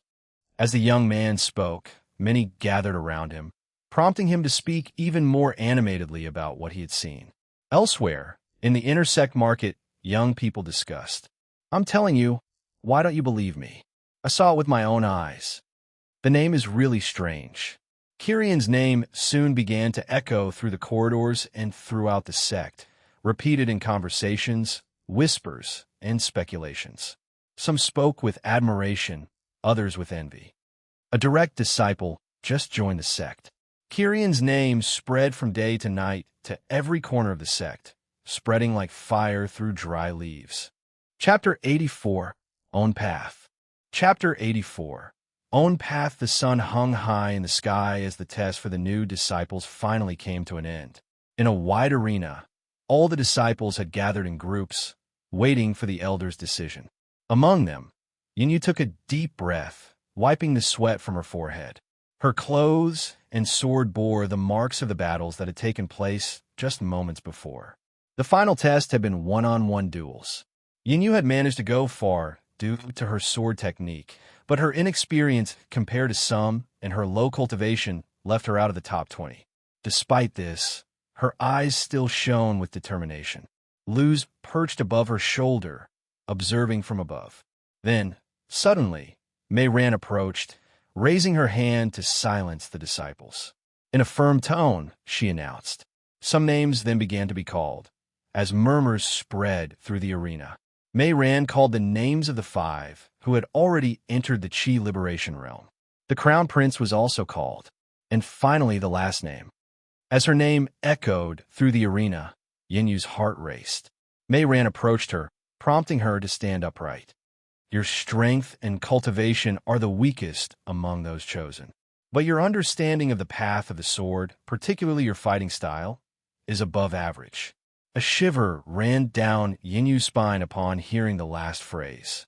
Becoming an internal disciple was already a rare accomplishment, something she could scarcely have imagined before. But being selected as the protege of an elder, this was far beyond her expectations and imagination. She bowed instantly. Yinyu said, gripping her sword tightly. Mei Ran nodded, satisfied. Yinyu then looked toward the sky, or rather, toward the top of the sect. The memory of Kirian appeared like a shadow. He was now in a place she could never reach. The direct disciple of the sect leader, an unattainable position for someone like her. The feeling was that the distance between them had suddenly widened even further. She did not like it, but she knew it was inevitable, and it did not crush her will. On the contrary, her determination burned even brighter. It may take time, but, she murmured to herself. At the top of the mountain, in the central area of the sect, the wind roared among the giant trees. Kirian followed Feng Yuan. The place seemed isolated, an open valley between trunks thick as walls. The light filtering through the leaves created a greenish glow, making the environment serene. In the center, there was a large flat stone that served as a natural seat. Feng Yuan ordered. Kirian obeyed without hesitation. The man in the black robe then crossed his arms and stared at him. I need to understand how you have been cultivating until now. Kirian took a deep breath before responding. My innate talent is my eyes. I cultivate through them. A glow of incredulous surprise passed through Feng Yuan's eyes as he saw Kirian speaking seriously. The leader asked, My eyes purify any impurities. Kirian explained, seeing no reason to hide it, since it was precisely these resources that allowed him to enter the sect.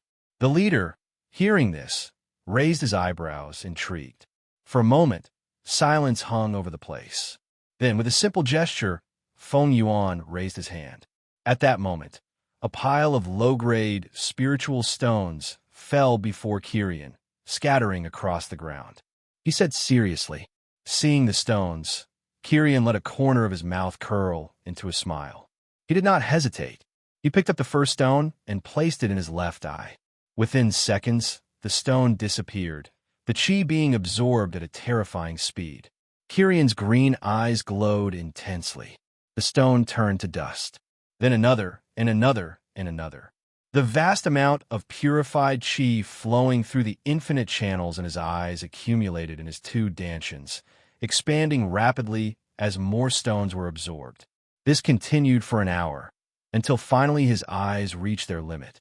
His dantians reached their limit, and then a muffled internal explosion occurred. His dantians expanded, and his cultivation rose abruptly. Qi circulated through his dantians and stabilized at a new stage. Feng Yuan murmured in complete shock. He immediately narrowed his eyes. Kirian shook his head. I cannot. Every time I advance, there's a limit, like an unbreakable barrier. I need to wait until it disappears. Feng Yuan sighed, taking a deep breath, trying to process the scene he had just witnessed. An aberration. That is the only word to define this. Is this how all innate talents work? Feng Yuan thought to himself as he looked at Kirian. Silence remained, seeming to stretch for an eternity. Finally, he extended his hand, and a book appeared in his palm. Kirian took the book and read the cover. He then quickly read the first pages. This is the most basic sword technique of our sect. Kirian looked up. Yes, but your innate talent allows you to release qi outside your body even before entering, the leader said with a small smile. Kirian stood up, took his sword, and inhaled lightly. Following the instructions in the book, he performed the first movement. His chi condensed, but the chi blade described did not form. It did not even show signs of forming. The chi also dissipated into the air, spreading. Kirian stepped back, frowning. Feng Yuan crossed his arms before asking, "And do you know why?" Kirian did not need to think long. "Because I'm immortal." The leader smiled slightly. "Correct." Kirian understood, silently absorbing what this meant. "Exactly. You will not fight like ordinary cultivators. You will have to create your own fighting style, your own techniques." Kirian looked at the sword in his hand. "You do not need to think too much for now. You will discover your path. Moreover, when you break through to the Chi Liberation realm, there's a high chance that this is what happens with special physiques." Kirian nodded, still pondering his path. Up to now, he had fought with weapons and used what he had always learned, mainly due to the Chi expenditure required to truly use his eyes. Kirian thought he could find a way to use the techniques or adapt them to himself. In this way, he could fight like ordinary cultivators and use his eyes only when truly necessary. But that plan would not work. He was bound to use only his eyes. It was his own path. But I don't think I need to worry too much about that. Chapter 85, Core Disciples. Chapter 85, Core Disciples. 2 days had passed since Kirian arrived at the Verdant Sword sect. Now, he was in his courtyard, resting after a training session with the sect leader.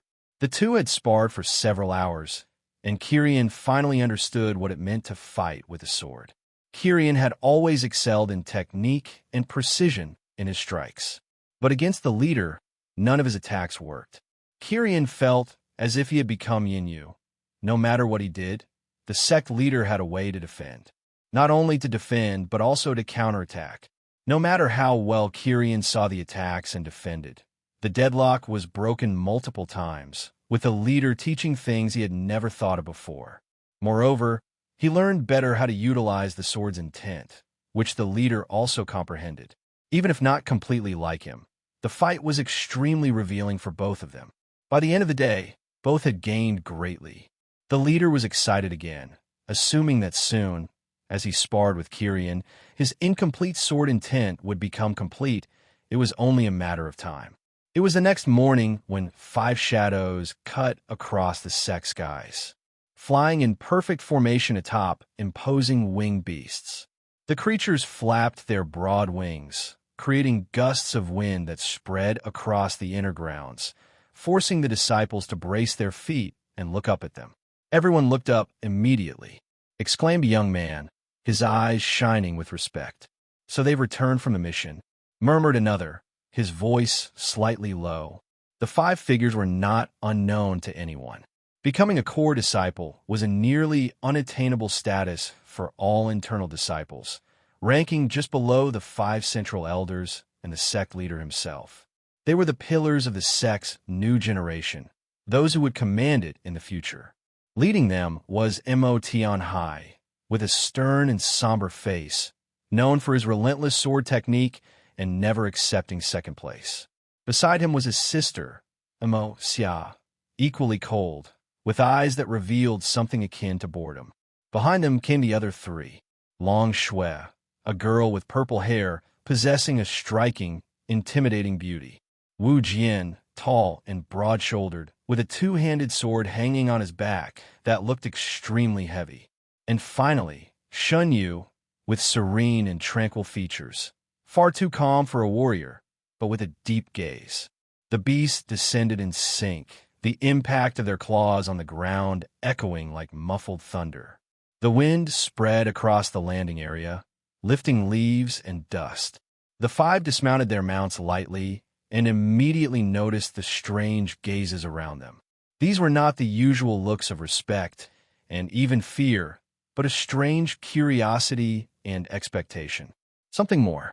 Mo Tianhai frowned. He muttered, looking around. Indeed, the voices grew louder and louder. Mo Tianhai's expression darkened as he heard something suddenly. He took a sudden step, grabbing the shoulder of a passing internal disciple. Mo Tianhai's voice descended upon the disciple sharply. The young man shrank, swallowing hard. The sect leader accepted a direct disciple. Among the Silence fell for a moment. Mo Tianhai's grip tightened, eliciting a groan of pain from the internal disciple. He demanded, "It's true." A newcomer was chosen as a direct disciple. The desperate internal disciple quickly replied. Mo Tianhai then released him with a certain brutality, pushing the young man aside. The young man stumbled and ran off without looking back. "This is ridiculous," Long Shui said, crossing her arms. Shin Yu commented, his voice calm, as if he didn't truly care. "Ha! I'll only believe it when I see it," Wu Jian added, his hand resting on the hilt of the sword on his back. Mo Tianhai walked ahead with heavy steps. "Let's go. If it's true, I'll see it with my own eyes," he said firmly. Without hesitation, the five quickened their pace toward the top of the sect, the central area, where only the core disciples, elders, and the leader could reside. The stairway opened before them, flanked by ancient trees with massive trunks. The cold wind carried the cutting, invisible pressure of the protective formation, growing stronger as they neared the summit. It signified they were approaching the heart of the sect, but all were already accustomed to it. As they were about to reach the main hall, a figure appeared in their path. It was Elder Mei Ran. Her eyes scanned each of them for a moment. "The sect leader awaits you." Without arguing, they proceeded inside the hall. The place was vast, supported by green pillars. The walls were engraved with paintings and markings of ancient swords. At the central throne, seated in a serene posture, was Feng Yuan, the sect leader. The five core disciples bowed in unison. Feng Yuan observed them for a moment. "So," he said simply. Mo Tianhai stepped forward. Without a word, he took a leather bag from his spatial ring, opened it, and tossed it onto the stone table. A head rolled out from within, its eyes frozen in terror. The target and their entire organization have been exterminated, Mo Tianhai declared firmly. The leader cast only a glance. "Good work." Silence returned, until Feng Yuan raised his voice again. To present a new disciple. The impact was immediate. Wu Jian furrowed his brows. Long Shui let out a short, incredulous laugh. Shin Yu remained motionless, but his eyes narrowed with curiosity. Mo Xia raised her eyebrows in surprise, a curious smile appearing on her lips. Mo Tianhai, for his part, clenched his fists, veins bulging in his hands. It was at that moment that Mei Ran returned, bringing with her a figure. Kyrian, the one the leader had spoken of, entered the hall with firm steps. Chapter 86, Montag Tianhai. Chapter 86.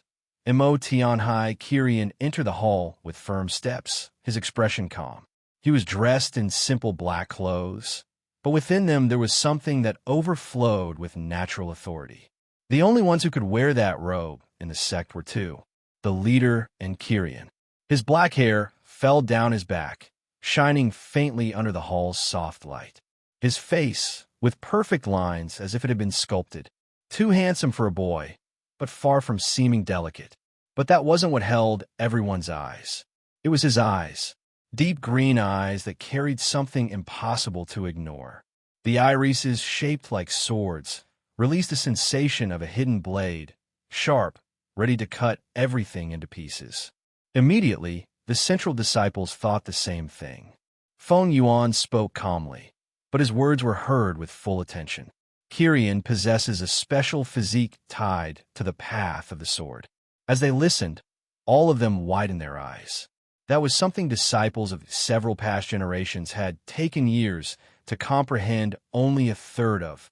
The leader shifted his gaze to Kyrian, as if giving him a silent signal. Kyrian immediately understood what he wanted. Suddenly, his green eyes shone. At that instant, all the swords in the hall trembled. The blades of the central disciples vibrated violently, pulled as if attracted by an invisible force. The metallic sound echoed, shrill, through the hall. Wu Jian gripped the hilt of his sword tightly, preventing it from escaping. Long Shui widened her eyes with genuine surprise. Shin Yu merely closed his eyes, his fingers brushing his blade briefly to calm it. Mo Xia didn't even look at her sword. She only bit her lower lip lightly, her gaze shining with excitement. Mo Tianhai, in turn, almost roared, forcing his sword back into its sheath. And then the phenomenon ceased. The silence in the hall was absolute, utterly heavy. Mo Tianhai then stepped forward. His voice was cold. "Leader of the sect, I challenge him." Everyone froze in the hall. Feng Yuan, for a moment, looked at Kirian. The latter, without hesitation, only nodded in assent. "Very well. Tomorrow, in the main arena, in the inner area. It will be a simple fight. Only swords." Feng Yuan spoke. Mo Tianhai nodded, cast one last look at Kirian, and after bowing lightly to the leader, left the hall. The sound of his boots rang hurriedly. After that, Feng Yuan stood and also left the place, his expression remaining calm, as if he had already expected all of this. Once he left, the place fell silent for a few moments, until Long Shui approached Kirian. Her arms were crossed, and an ironic smile curved her lips. "Humph, congratulations, you are now the second most beautiful lady in the sect," she said, somehow sounding irritated. Then she left the hall, not caring further. Wu Jian took a heavy step, staring at him. Kirian noted his height, his stature equivalent to Rurik's. "Wu Jian, good luck tomorrow," he greeted with few words before passing by Kirian. The next one only tilted his head slightly and said briefly. Kirian nodded back, and he departed. Mo Xia was the last. She approached Kirian, in truth, coming closer to his face than necessary.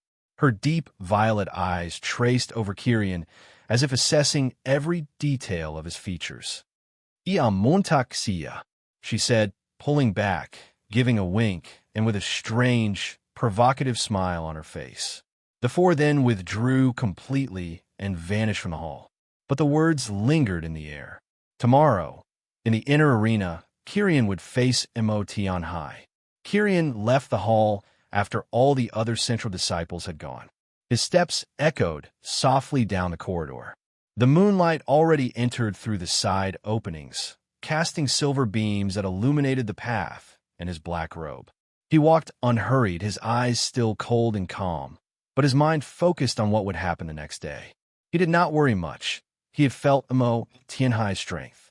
If they faced each other, Kirian had no confidence in winning if it depended on cultivation. But beyond that, he feared absolutely no one.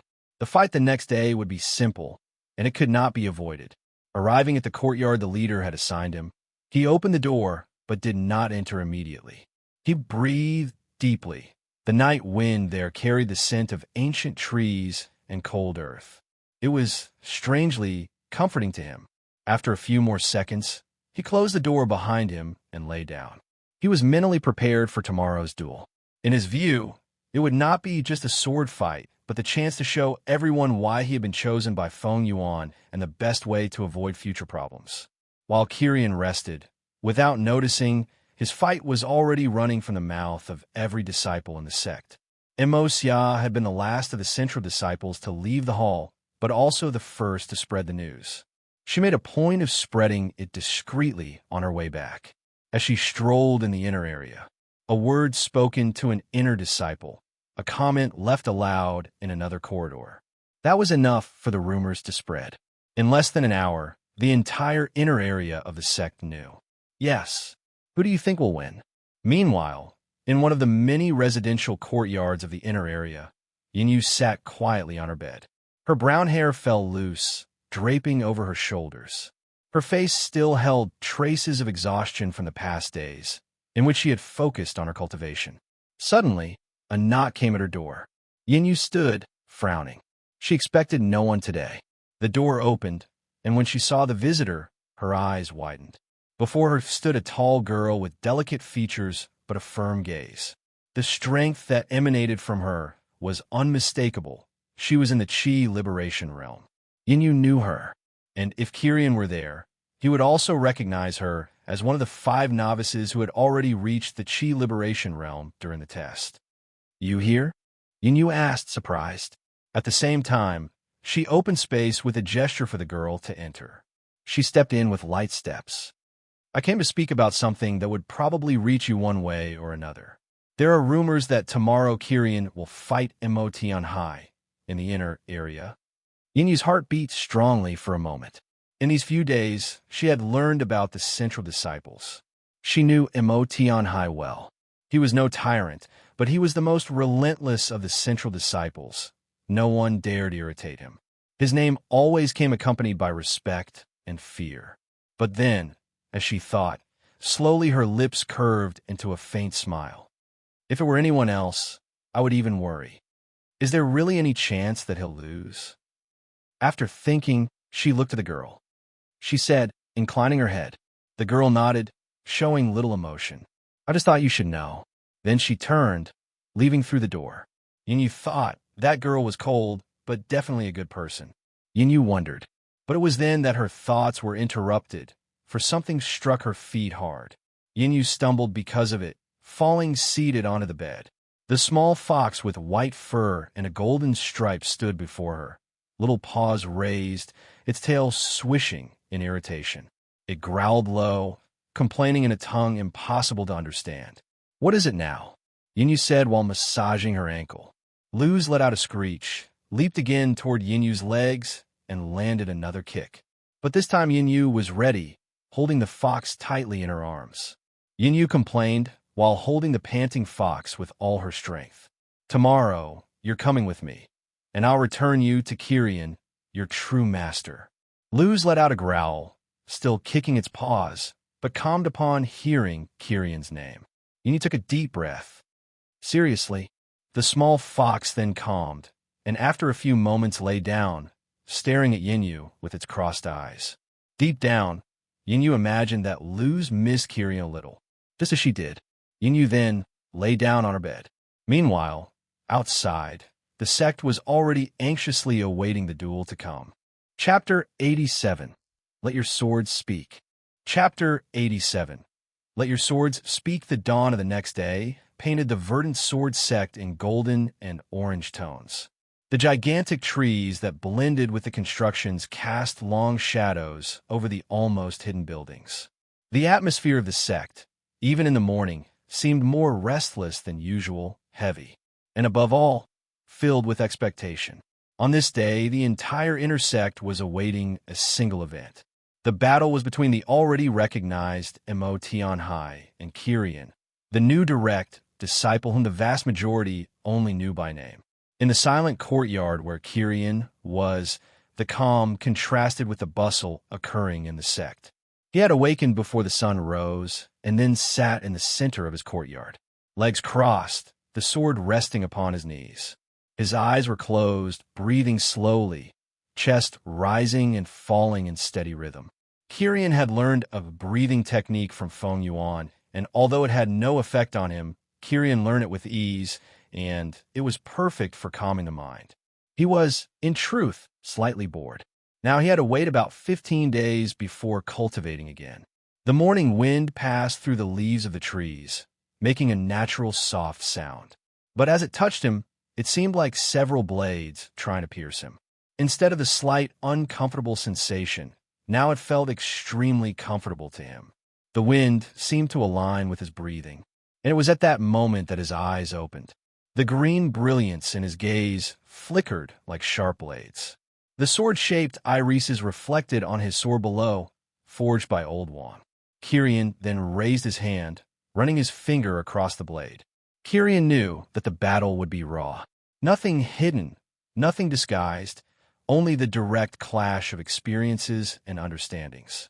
There was no fear on his face, but, in truth, a spark of expectation. After today, those with doubts should leave them behind, and then no one would care to bother him. In another courtyard of the central disciples, Emotion was already adjusting his dark green robe as he descended the steps of his courtyard. The robe was the same color as the elders, but the difference lay in the details. He had already trained lightly before the sun rose, performing hundreds of thrusts against the empty air, a training he had done daily for several years, whether sun or rain. His arms were already accustomed to the effort, and his eyes were more burning than ever. He set out toward the inner sect. His expression was colder than usual, his features hard, and his presence made the inner disciples on his path avert their gaze. He walked while his hand rested firmly on the hilt of his sword. As he walked through the inner area, the conversations rose to his ears like inevitable echoes. Did you hear? And why couldn't he? He was chosen by the leader for some reason. Nonsense. The voices reached Tianhai's ears like fuel. Every word sounding like doubt of his victory and not certainty truly irritated him. It reinforced his anger even more. He walked quickly, his figure cutting through the crowd. Wherever he passed, disciples looked and stopped to observe. Some bowed slightly in respect, others merely whispered. Tianhai, as he drew closer to the arena, clenched his fists even tighter, for this was more than a duel. It was the chance to crush Kirian in front of everyone, to show the leader that he had made a mistake. The main arena of the inner area rose at the heart of the inner sect. It was a wide circular space, made of stone, surrounded by natural bleachers carved into the surrounding stone mountains. It was early morning, but every seat was already taken.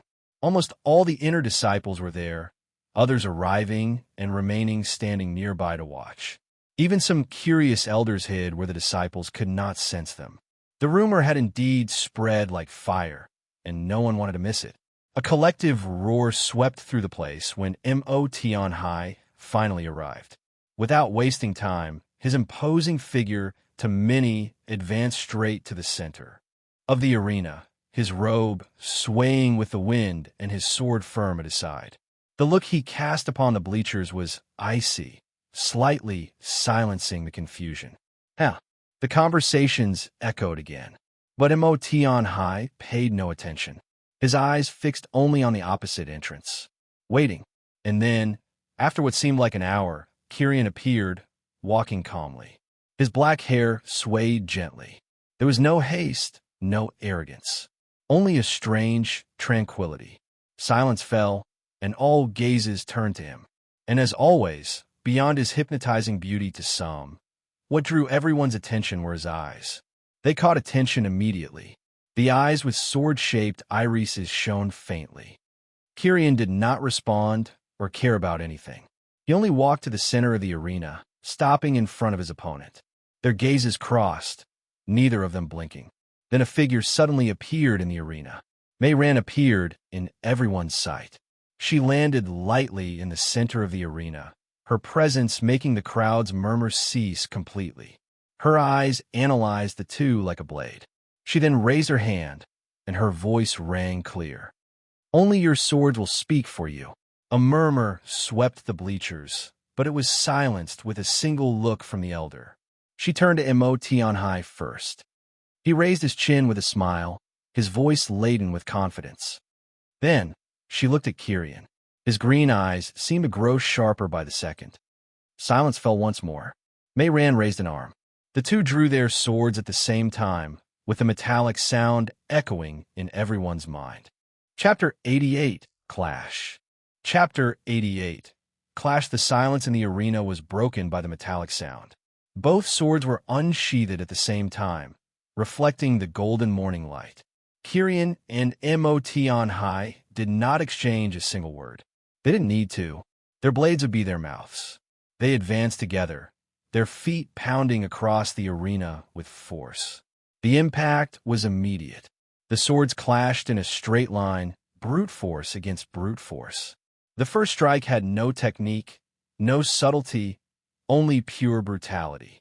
The sound reverberated through the stands, echoing across the inner sect. Kirian was the first to yield. The weight of Mo Tianhai's blade was crushing, every inch pressing his sword back. His arms trembled slightly, and his feet slid across the stone floor. One step, two, three steps. Tianhai growled low, pressing even harder. But then Kirian's gaze gleamed.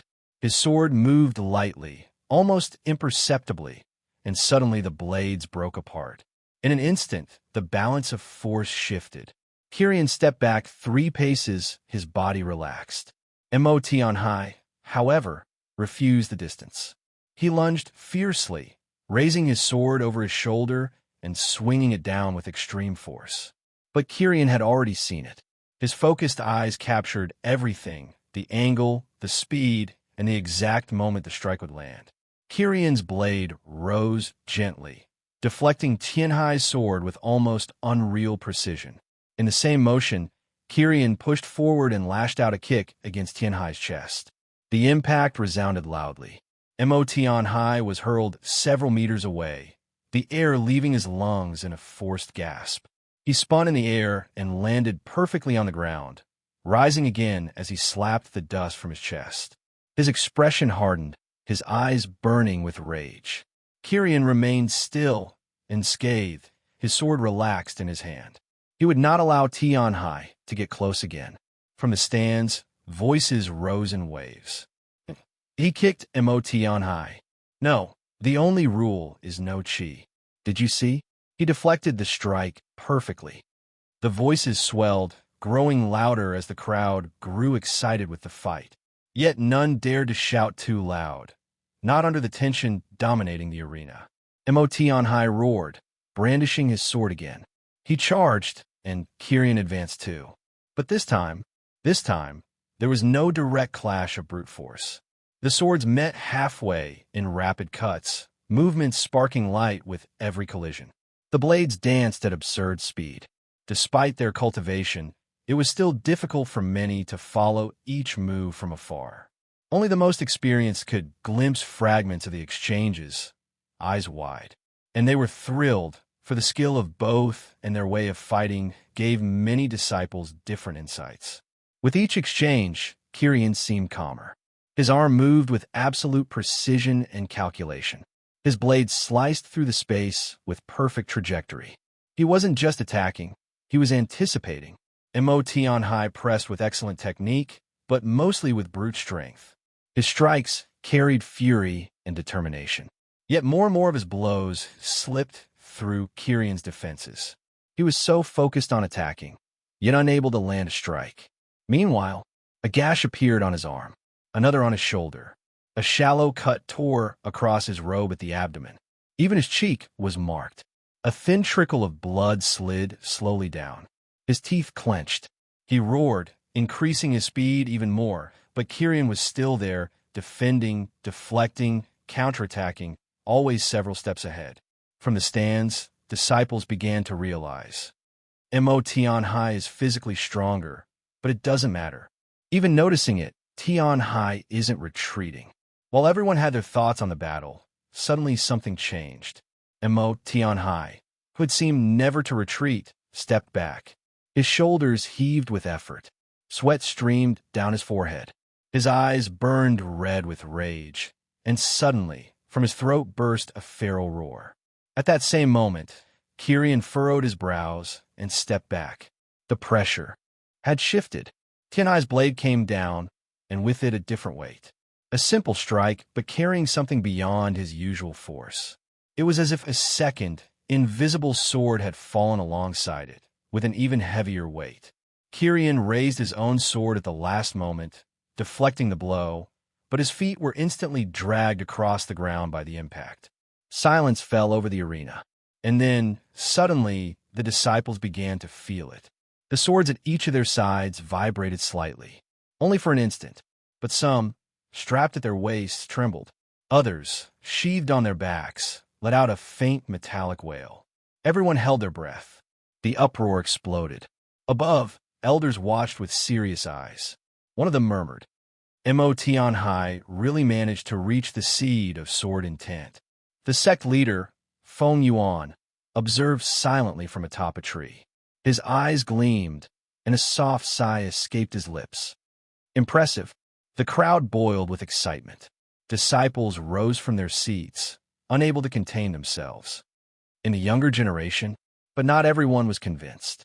One of the elders above shook his head. They truly get ahead of themselves. It's only incomplete intent. A seed. Yes.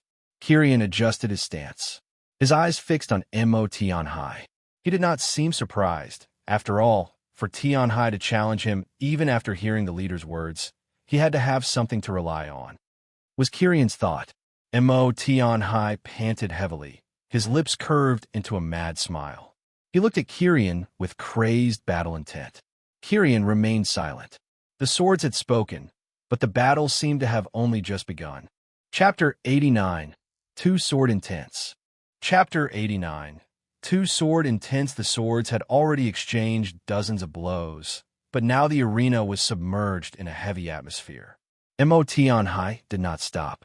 His attacks came like waves of a furious tide. Each strike carried raw destruction.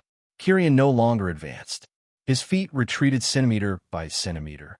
His sword was raised only to parry, deflect, and dissolve the wave of Tianhai's brutality. The blades clashed, spitting even more sparks and embers that lit up their faces. Tianhai is forcing Kyrian to retreat. Someone exclaimed from the stands, unable to contain the surprise. It's Tianhai's intent. Kyrian, however, did not seem shaken. His green eyes were even more focused, calculating even the force of each movement. He let his feet slide across the arena floor until the moment he decided to stop. He had seen enough. Suddenly, the pressure in his eyes intensified. The swords trembled. The metallic echo reverberated through the entire space like a contained thunder. The nearby disciples flinched. Before, it had been only a faint tremor, but now, their blades vibrated as if they wanted to escape their scabbards. Mot High, who was the target, felt the pressure directly on his seed of intent. It was suffocating. The invisible force that came from Kyrian's eyes crushed his newborn comprehension. The next strike nearly made his sword slip from his hands. A cut opened on his shoulder, another on his thigh. Blood trickled down, staining his green robe. But it didn't matter. Tianhai did not retreat. He roared like a beast, charging forward again. With every step, his muscles trembled, his body torn apart by Kyrian's quick strikes. Yet his sword continued to descend with fury and an intent to destroy. It was then that, while surrender did not exist for Tianhai, something changed in his gaze. The eyes, once burning with rage, suddenly began to empty as the fight went on. The red flush of fury vanished, replaced by an almost dead focus. It was as if Tianhai's mind had been shut off after so many strikes, leaving behind only the instinct of the sword. One of the hidden elders murmured, surprise lighting up his face. Kyrian noticed the change at the same instant. His eyes narrowed as he realized it. TSK. After a few more blows, Kyrian understood. Yes, that was it. Mot High was at the limit of fury, completely abandoning defense, his mind elsewhere. His sword existed only to destroy what was before him. His seed of intent was colliding against Kyrian's true intent. And in the friction, it was being honed. Each strike he received, each wound that tore him apart, did not weaken him. On the contrary, it refined his comprehension. With each passing second, Tianhai's sword grew denser, more destructive. Kyrian breathed deeply in silence. He had nothing against Tianhai. On the contrary, after seeing this, he considered Tianhai a terrifying talent. If that's so, suddenly, Kyrian's eyes shone with even greater intensity. The chi of his eyes was released outward, and suddenly, before and around him, dozens of invisible slashes appeared, pure blades of his sword intent. The slashes fell upon Tianhai like a storm of swords. Tianhai charged against them. Each invisible blade that clashed with his sword still cut him somewhere. But it also refined his path. His arms trembled with pain and exhaustion, but his sword did not stop. The disciples in the stand screamed, some extremely horrified. He's going to die. No, look closer. Tianhai. Some could see the truth. Despite his wounds, despite his body being torn apart, his sword was alive. More alive with each passing moment. Time passed. 1 minute. 2. Then 5. Kyrian was giving no space. His intent pressed relentlessly, creating more invisible slashes using his chi as fuel, always crushing Tianhai's strikes and pushing him back. Tianhai had no peace, but that was precisely what was honing him. In an elevated place, the elders looked at each other. Impossible. Tianhai is abandoning his body to refine his own intent. It's not just that. Kyrian is also forcing Tianhai to give his best at every moment, but without killing him. Should we stop this? Feng Yuan watched with glimmering eyes. but in his hands there was already a vial with many pills, and his gaze was focused to intervene at any instant. In the arena, Tianhai now seemed a shadow of instinct.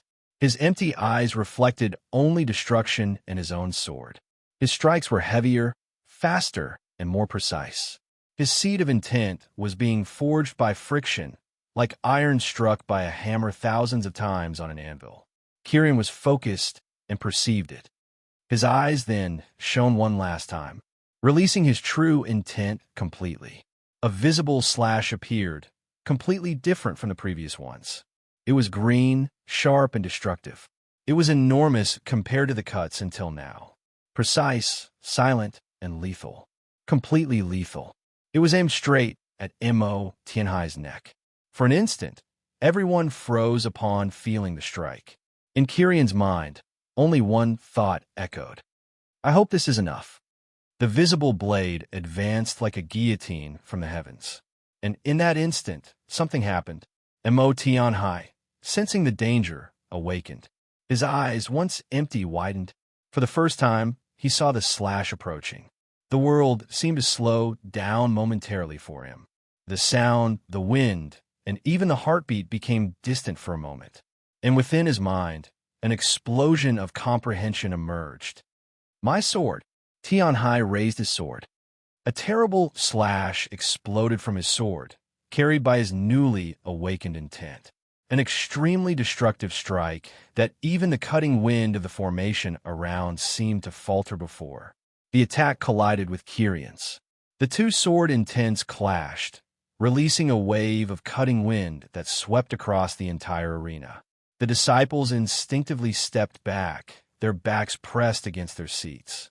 The wind struck them, leaving shallow cuts on their arms even at this distance. And then silence. When the cutting wind subsided, the vision was revealed. Mo Tianhai was on his knees, supported by his sword. His body was a patchwork of wounds, cuts, and holes. The green robe, completely stained with blood. But on his face there was a smile that shone brighter than anything else. On the other side, Kirian remained standing, immaculate, untouched. His eyes were cold and calm, as if nothing had happened. He had used a great amount of chi to unleash his sword intent, but it was unimportant. In the elevated seats, the elders were speechless. He, Montak Tianhai. Feng Yuan finally descended, appearing beside Tianhai like the wind, so fast that no one could see his movement. In silence, he placed 3 pills at once into Tianhai's mouth. At the same instant, color returned to his face, the energy of the pills circulating through his body to close his wounds. And then, Feng Yuan laughed. Ha ha, the heavens have truly blessed my sect. 2 sword intents. Feng Yuan could not help but laugh from ear to ear, feeling that the verdant sword sect would finally see its days of glory again. Chapter 90, Direct Disciple. Chapter 90, Direct Disciple. The heavy silence after the impact of the last strike lasted for long seconds. And then the sound of Feng Yuan's laughter echoed like a joyful thunder throughout the arena. His black robe fluttered, and the gleam in his eyes seemed more alive than ever. 2 disciples, 2 young men who have comprehended the sword intent. The disciples in the stands couldn't hide their admiration. Some still stood with their mouths open, while others whispered in excited awe. Among the core disciples, who had been watching and wondering about the outcome, surprise filled their faces. Their expressions varied. Long Shui had her arms crossed and a faint smile on her face that soon vanished as she grumbled and walked away. Humph. Wu Jian watched in silence, his expression stern, but his eyes now carried newfound respect. Shen Yu maintained a calm demeanor, but his fingers brushed the hilt of his sword several times while watching the fight, almost eager to be up there himself. Mo Xia, on the other hand, even after seeing her brother completely cut down, had her eyes focused solely on Kirian. She smiled openly, her violet eyes shining as she found a new interest. Meanwhile, Yinyu watched everything from the lower stands. Her chest was still heaving. Since the start of the battle, she hadn't breathed properly, not out of worry, but because she had been entirely focused on every sword strike. Now, Seeing Kyrian standing in the center of the arena completely unscathed, she finally relaxed. The outcome was exactly as she had predicted. She thought. Feng Yuan then approached Tianhai, who was still kneeling in the arena, his body covered in healing wounds after using the pills the sect leader had given him. Tianhai was breathing heavily, but in his eyes there was a newfound clarity. Feng Yuan looked at him for a few seconds before speaking. The way you fought was magnificent, Tianhai. But also, the leader's voice started calm, but ended firm and sharp. You could have died. Your willpower was admirable, but you must not ignore your body's limits. Tianhai lowered his head slightly. This disciple understands. I thank you for saving my life, sect leader. Feng Yuan observed him in silence for a moment, then shook his head. No, you don't need to apologize. Tianhai lifted his eyes, confused. Feng Yuan then stepped forward, looking down at him. Feng Yuan said, his voice echoing across the arena. The words fell like thunder. Instantly, a wave of murmurs swept through the stands. The sect leader had just accepted a disciple recently, and now he wanted to take another direct disciple. Many were unsure. In the sect's history, the leader had always had only one direct disciple, on whom he focused all his efforts to train as the next leader. Montag Tianhai Flotze. He looked at the leader in disbelief, his lips parted, frozen, unable to respond immediately. Then, by instinct, he turned his head. His eyes found Kyrian, who was still standing in the arena, sheathing his sword at his waist. His black hair danced in the wind. Tianhai swallowed hard. Feng Yuan smiled then, amusement gleaming in his eyes. He will remain my first direct disciple, and you will be the second. The realization hit like a spark. Tianhai and the others understood. It was true. There was no such rule. Then, why'd he fought? What was all this for? He took a deep breath. Despite everything, there was no regret.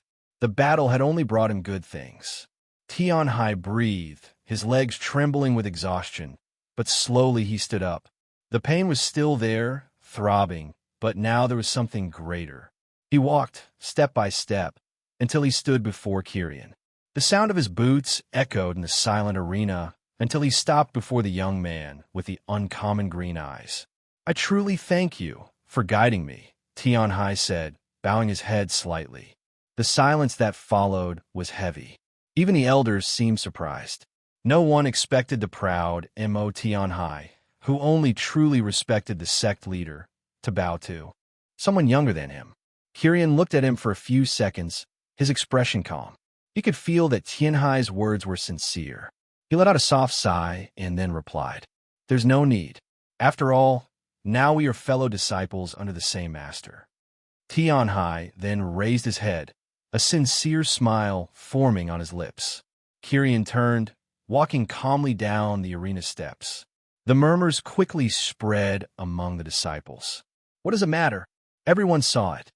Even so, Tianhai also comprehended his intent, something no one has done in countless years.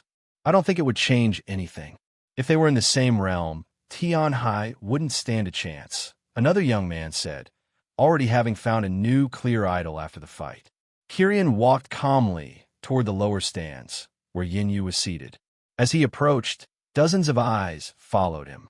Some disciples began whispering among themselves. Is she from the inner sect? Could she be his woman? Yinyu clearly heard the last comments, her face immediately turning red. Kyrian stopped before her, his eyes as calm as always. Yinyu blinked, surprised. Kyrian then replied naturally, as if it were something simple. I'll take you to my courtyard. For a moment, Yinyu froze. The words took time to sink in. The thoughts surfaced inevitably, warming her chest. She quickly stood up, a smile blooming on her face. She said, as the fox sitting beside her stood up as well, giving a light leap. It looked at Kyrian with a greedy expression. Kyrian sighed and nodded. The three then left the arena, while most still focused on Tianhai, who was accepting his place as the second direct disciple. Chapter 91. Merit Points. Chapter 91. Merit Points. The silence in the courtyard of the core disciples was different from the noise of the arena in the intersect area. There, it was serene, the silence broken only by the wind dancing among the giant trees, carrying the sharp chill of the formation. At that moment, while practically all the core disciples remained in the central area, the sound of footsteps echoed over the polished stone of the courtyard. Kyrian led Yinyu to the open space behind the place where he had stayed for the last few days. The absence of other core disciples was obvious, making the place extremely peaceful and, in a way, lonely. He turned to her, his new green eyes still not so familiar, gazing at her with the same calm as always. "So," Kyrian began, his voice sounding clear and tranquil. "Huh, you starting a conversation? That's new," Yinyu said, smiling. But she fell silent immediately when she saw Kyrian's expression darken and sharpen. Yinyu had that small doubt, since the pressure Kyrian emitted with each eye and each intent was very different. She then decided to answer. The question had been simple and direct. She let out a long sigh. Her shoulders, which had been tense since the battle, seemed to relax in front of Kyrian. "Yeah," she began, her fingers automatically playing with the sheath of her sword. "I never imagined myself as an inner disciple. Even becoming an outer disciple was a dream for me. Being an inner disciple is a privilege, but the pressure is constant. Everyone always seems to be watching, measuring, and comparing. The other disciples, well, there's some nice and friendly ones." She then looked out at the view from above. "Everything here is beautiful, but it feels lonely. Still, it's been fine. Luz has been good company." Despite everything Yinyu didn't need to finish the sentence. As if she had been summoned, the little fox, who had followed them with an air of superiority, suddenly grew restless. Her intelligent eyes fixed on Kyrian with an unmistakable expression of greed. Then, with a determined growl, she leapt, her white fangs aiming for Kyrian's leg, demanding something. Kyrian's hand moved like a blur. Before Yinyu could react, Kyrian had already grabbed Luz by the nape of her neck, lifting her into the air. From Kyrian's perspective, the fox's movements were childish play, especially since the beast was no longer as hostile as before. The fox hung there, squirming and letting out a series of indignant growls, her paws moving rapidly. Kyrian watched her for a moment. An almost imperceptible sigh escaped his lips. With a smooth movement of his other hand, he made a subtle gesture. Then, a glimmer emerged from his spatial ring, and with a soft sound, a small pile of spirit stones fell onto the stone floor. They weren't low-grade spirit stones like the ones Yinyu received as her quota. These ones shimmered with a stronger inner light. The energy within them was denser and purer. Mid-grade spirit stones, something inaccessible to most inner disciples. The effect was instant. Luz broke free with force and darted toward the small pile in a white blur. Her angry growls turned into sounds of pure satisfaction as she began devouring the stones one after another, crushing them with her small, sharp teeth as if they were nothing, and at a speed that was frightening. The sound of stones being shattered filled the air. Yinyu's eyes widened. "Kyrian, where did you get so many?" He merely shrugged, his expression unchanged. "Master Feng Yuan supplied them. He said I don't need to worry about resources." The statement was made with a naturalness that made clear the abyss of status and resources that now separated them. There was no arrogance in Kyrian's voice, only a fact. He was a direct disciple of the sect leader. His cultivation path will be paved with the finest resources. Not only that, when Feng Yuan realized there wasn't much he could do to guide Kyrian, since Kyrian wouldn't follow the same path as others, Feng Yuan gave him an amount of stones. Kyrian had no idea how far his cultivation would go after consuming them. As they watched, Luz devoured about 20 stones. Then, something changed. Her small white body began to emit a faint golden luminescence, a soft but noticeable glow. At the peak of her devouring, Luz simply stopped. Her eyes grew heavy, her eyelids closed, and with one last yawn, she collapsed on the ground amid the remaining spirit stones. Completely asleep, Kyrian crouched beside her. He extended his hand, touched her fur, and felt the strange energy she emanated. He murmured, more to himself than to Yin Yu. Could it be? That thought briefly sank into Kirian's mind. He then fell silent for a long moment. His green eyes analyzed the sleeping fox with an intensity that went beyond mere curiosity. Then he added, his voice lower than usual, almost introspective. The dark shadow we saw over her, it really vanished completely without any sign of returning. Yin Yu narrowed her eyes, recalling the terrible feeling of standing before that inexplicable black stain not long ago. She asked, actually no, but maybe Feng Yuan knows. Silence returned after the fox fell asleep. But now it seemed somehow more comfortable, the presence of the sleeping fox making the courtyard feel cozier. It was Yin Yu who broke the silence, resuming their previous conversation. There are also the merit points. She spoke with genuine frustration in her voice. And the only way to earn them is by accepting missions from the task hall. The missions range from gathering spiritual herbs to hunting beasts. Chapter 92. Mission. Chapter 92. Mission. Yin Yu completed. Kirian listened, his gaze drifting toward the tall trees. He wasn't only processing her words, but also his own situation. My cultivation has reached a limit, he said, once more in a pragmatic tone. He paused, sinking into deep thought, and you could see the reasoning passing behind his eyes. Master Feng Yuan will probably be busy now, training Tian Hai. He then turned back to her, his decision already made. He asked suddenly. The question caught Yin Yu by surprise, but a spark of excitement lit up in her chest. A mission. Once again, she'd have a chance to go on a mission with Kirian, just like in the past. But then, before she could get carried away, hesitation struck. She looked at her sword, then at Kirian. Kirian, before that, could you help me with my sword technique? She asked, a bit hesitant. Kirian observed her for a moment, and something resembling a faint smile appeared at the corner of his mouth as he realized it. Yin Yu seemed to want to spar with him again, even after witnessing his fight with Tian Hai. He had to admit, she had determination. He nodded, his voice simple and direct as always. Joy flooded Yin Yu. He was still the same Kirian, even dressed in the black robes of the leader and living in the best residence in the sect. They fell into silence again for a while longer, watching the sleeping fox. The afternoon sun began to set, tinting the sky orange. Without realizing it, they had spent the entire afternoon talking. The echo of Kirian and Mo Tianhai's duel did not fade quickly. It spread through the Verdant Sword sect like wildfire. In the training arenas, the inner residences, and even the humble courtyards of the outer sect, two names were whispered with a mix of disbelief and awe. The details of the battle were slightly distorted and exaggerated with each retelling.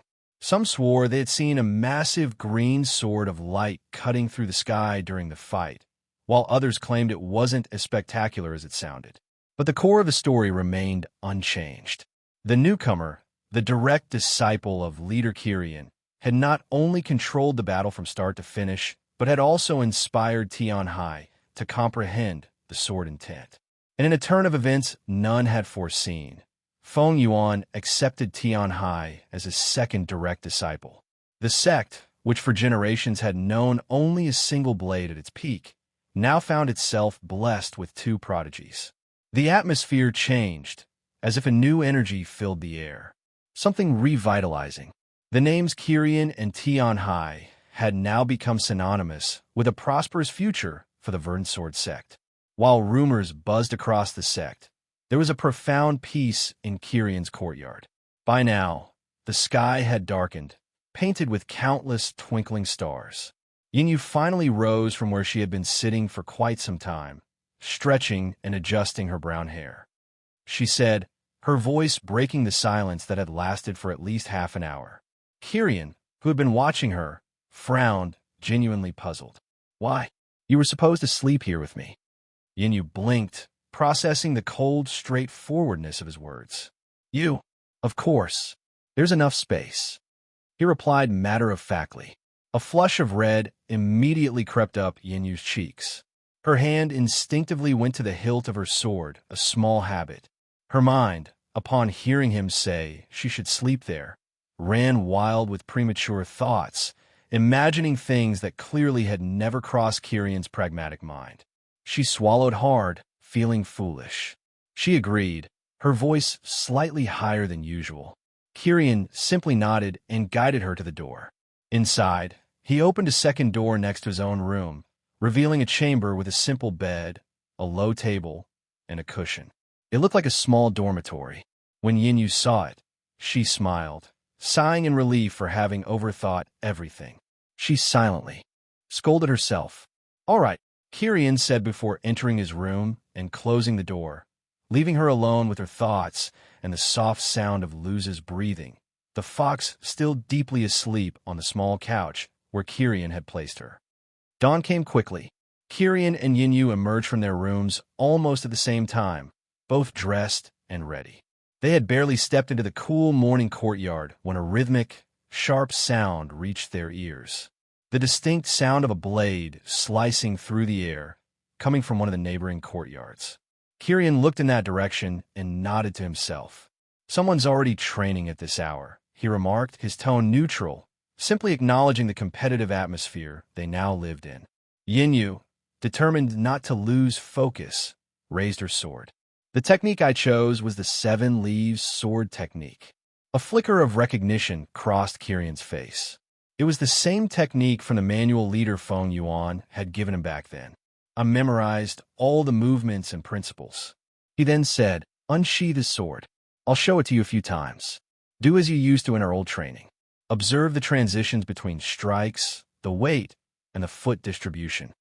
What followed was a display of pure technical mastery. Kirian executed the movements of the 7 leaves sword from start to finish. There was no glow of chi, but there was precision.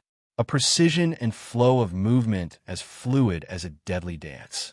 Every turn, every slash, every stance was perfect, as if Yinyu were watching the descriptions and illustrations from the manual come to life before her eyes.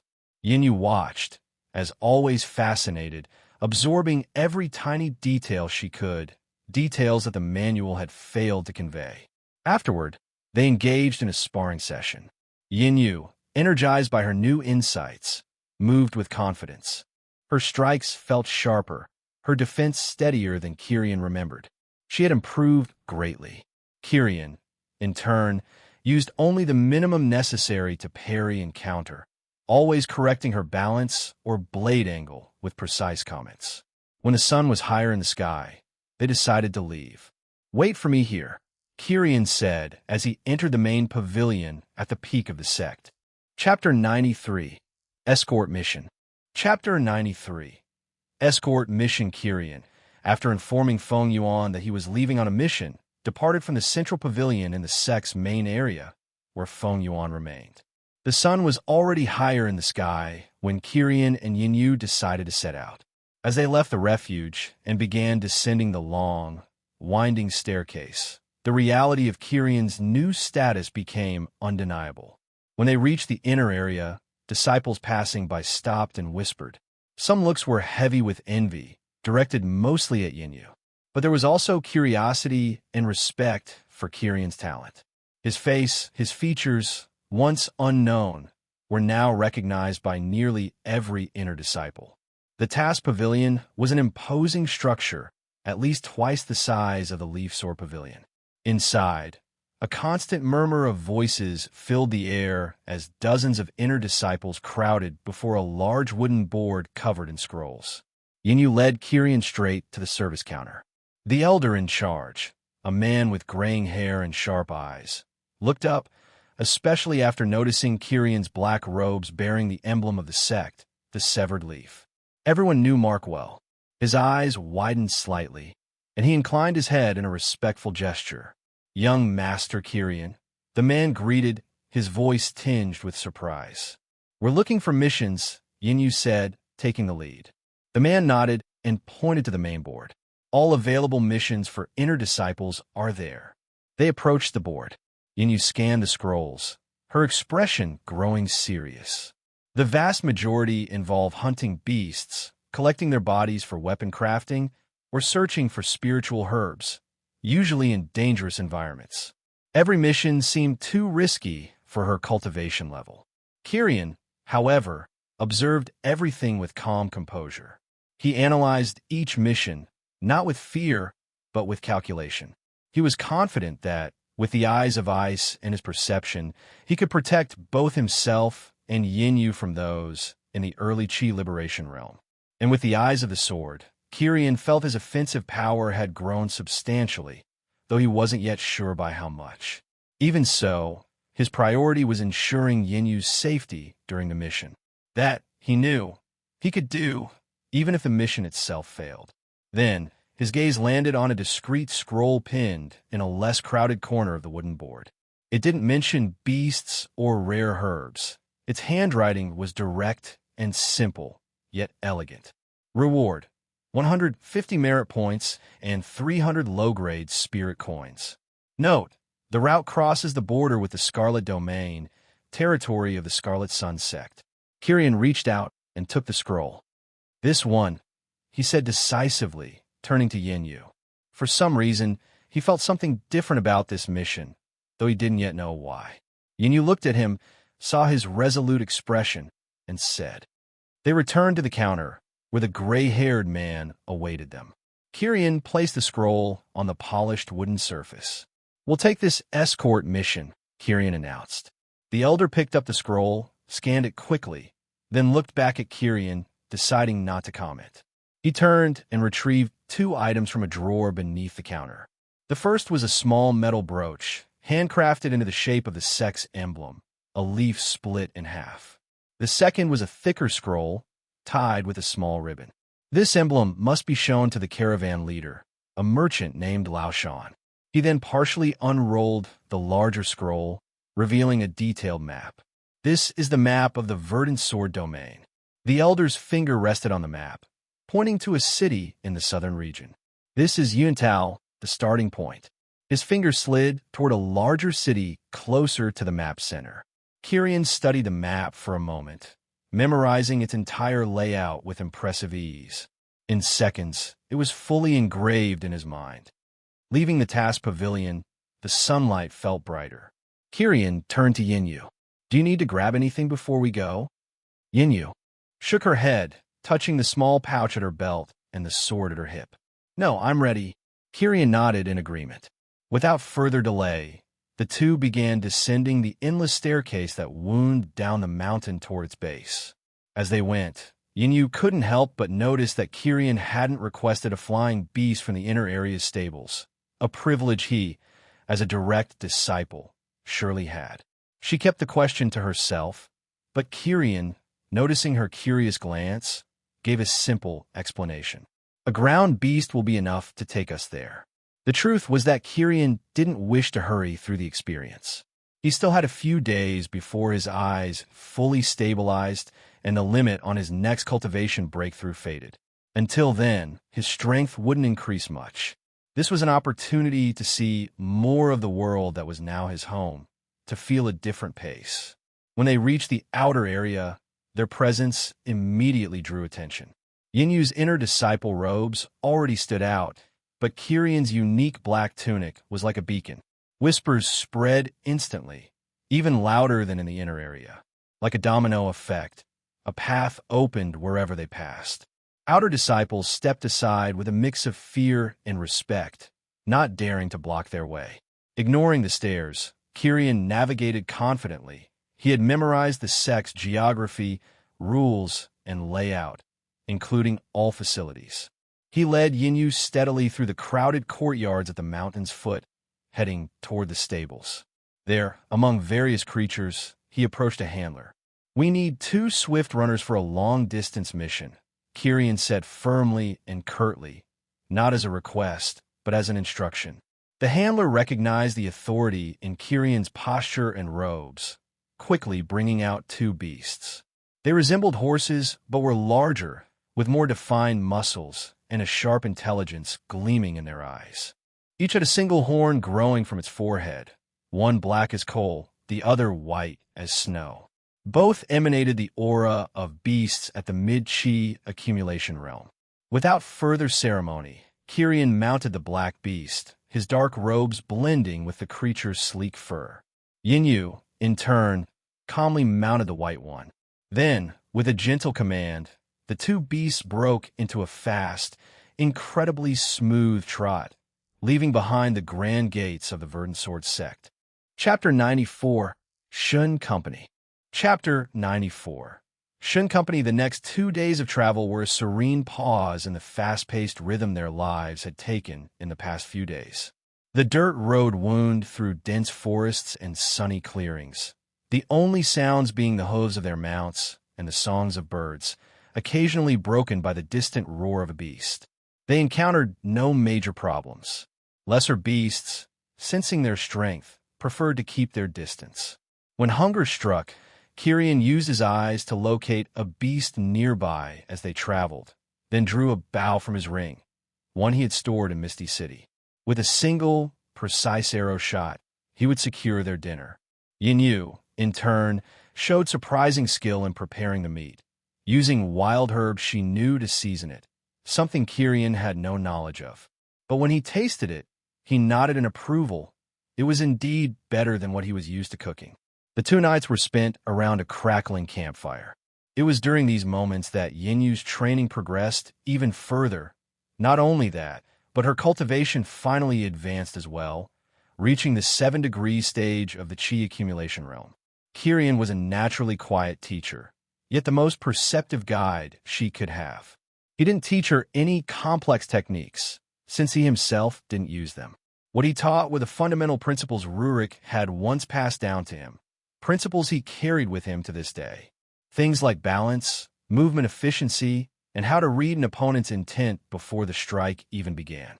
He made her repeat the movements of a 7-leaf sword until her body moved on its own. Afterward, they would talk. Yinyu spoke more about her life before joining the sect, her years in the city, and her dream of becoming strong and making a name for herself. Kyrian, meanwhile, was more reserved, though not closed off. He spoke of Wei Feng, vaguely describing his place of origin, and also of the strangeness of his own abilities. It was during those conversations that Yinyu finally discovered Kyrian's age, and was immediately shocked. He wasn't even considered an adult yet. There were long silences between their topics, but they weren't uncomfortable. It was a peaceful kind of quiet, where the simple presence of the other was enough. On the 3rd day, the landscape began to change. The tall trees and mountains surrounding the sect gave way to rolling green hills and open fields. "We've left the sect's territory," Kyrian announced, his eyes scanning the horizon. "We're now entering one of the 25 kingdoms under the Verdant Sword domain. Yintao should be just ahead," he added. After another day of fast-paced travel on their mounts, the road grew busier. They passed groups of travelers on foot, carts pulled by beasts, and small merchant caravans. Most moved aside quickly at the sight of their imposing horned steeds galloping at a brisk pace, leaving a cloud of dust in their wake. "Do you know anything about this kingdom?" Kyrian asked. "Not much. I only know it's not a capital, but probably an important trade city," Yinyu replied, shaking her head. Kyrian nodded silently. By the morning of the 4th day, Yuntal's silhouette appeared on the horizon. The sight, however, surprised them both. They had expected a large city, perhaps with imposing walls like Misty City or the royal capital. But instead, Yuntao was of modest size. Its stone walls were low and seemed more decorative than defensive. It was, in fact, smaller than Misty City. "It looks peaceful," Yinyu commented honestly, a bit disappointed. "The security must be stable," Kyrian replied, his mind already deducing the reason. "There are no dense forests or beast-infested lands nearby. The risk of beast tides is non-existent." As they approached the main gate, a line of people and carts waited to enter. Without hesitation, Kyrian guided his black steed to the side of the line, passing everyone. Murmurs of indignation arose, and one braver man, his face tense with anger, opened his mouth to protest. But his gaze fell upon Kyrian's robe and the emblem on his chest, then on Yinyu's inner disciple attire. The courage vanished from his face. He lowered his head and stepped back. The path was cleared for them. A guard, wearing a simple yet well-kept armor, rushed to meet them. His eyes widened when he saw their clothes and insignias. "Young master, young lady," he greeted respectfully. Yinyu whispered to Kirian, confirming what he already suspected. Kirian didn't even need to respond. The other guards quickly moved aside, clearing a direct path for the two to ride through the gate. Entering Yuntao without any obstacle, Kirian felt a faint interest. Truly, the privileges of being from the sect were convenient. Inside the walls, the city was a whirlwind of activity, but in a different way from the sect. The air felt impure, lacking the sharp pressure of sword chi. Instead, it carried the smells of fresh bread, spices, sweat, and the constant hum of trade. The streets were lined with two-story houses made of wood and stone, colorful awnings casting shadows over countless market stalls. Cultivators, craftsmen, and merchants crowded the avenues. It was a vibrant world, but somewhat chaotic. Following the directions given by the elder at the task pavilion, they navigated through the streets until they reached a more organized commercial district. There, they stopped in front of a sturdy-looking building with a metal sign that read. It was a medium-sized establishment, well-maintained, exuding prosperity, but without the ostentation of many nearby firms. Kirian dismounted his horse in one smooth motion. Yinyu did the same, standing beside him. He then walked to the entrance, where an attendant watched them with a mix of curiosity and apprehension. Without waiting, Kirian raised his hand, showing the cut-leaf brooch. "We've come on behalf of the Verdant Sword Sect to fulfill the escort mission. Summon your leader, Lao Shun," he said, his voice direct and clear, carrying a natural authority that made the attendant obey instantly. The man rushed to the back with hurried steps, and in less than a minute, a middle-aged man appeared. His presence was calm, yet carried a certain weight. Not the kind born of great cultivation, but of experience and the responsibility of command. Lao Shun wore a neatly pressed light brown robe, without unnecessary adornments. His short, well-trimmed beard and sharp eyes gave the impression of someone who missed nothing. He approached the two with one hand behind his back and gave a slight bow. "Disciples of the Verdant Sword Sect, it's an honor to receive you."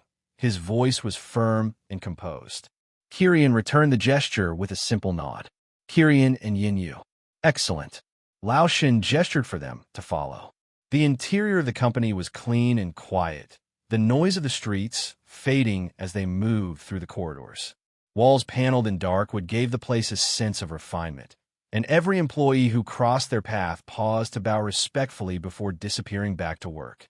Reaching a room at the back, Lao Shun opened the door and invited them in. The space was simple yet well-organized, with a wide wooden desk, stacks of documents and scrolls, and a large map fixed to the wall showing the 25 countries under the Verdant Sword Sect's domain. Several company branches were marked on it. He sat behind the desk, gesturing for Kirian and Yinyu to take the seats across from him. "I'm relieved the sect sent someone so capable," Lao Shun began, his eyes studying Kirian's. "The road to GYLP isn't particularly dangerous, but it's long. Still, lately there have been strange reports."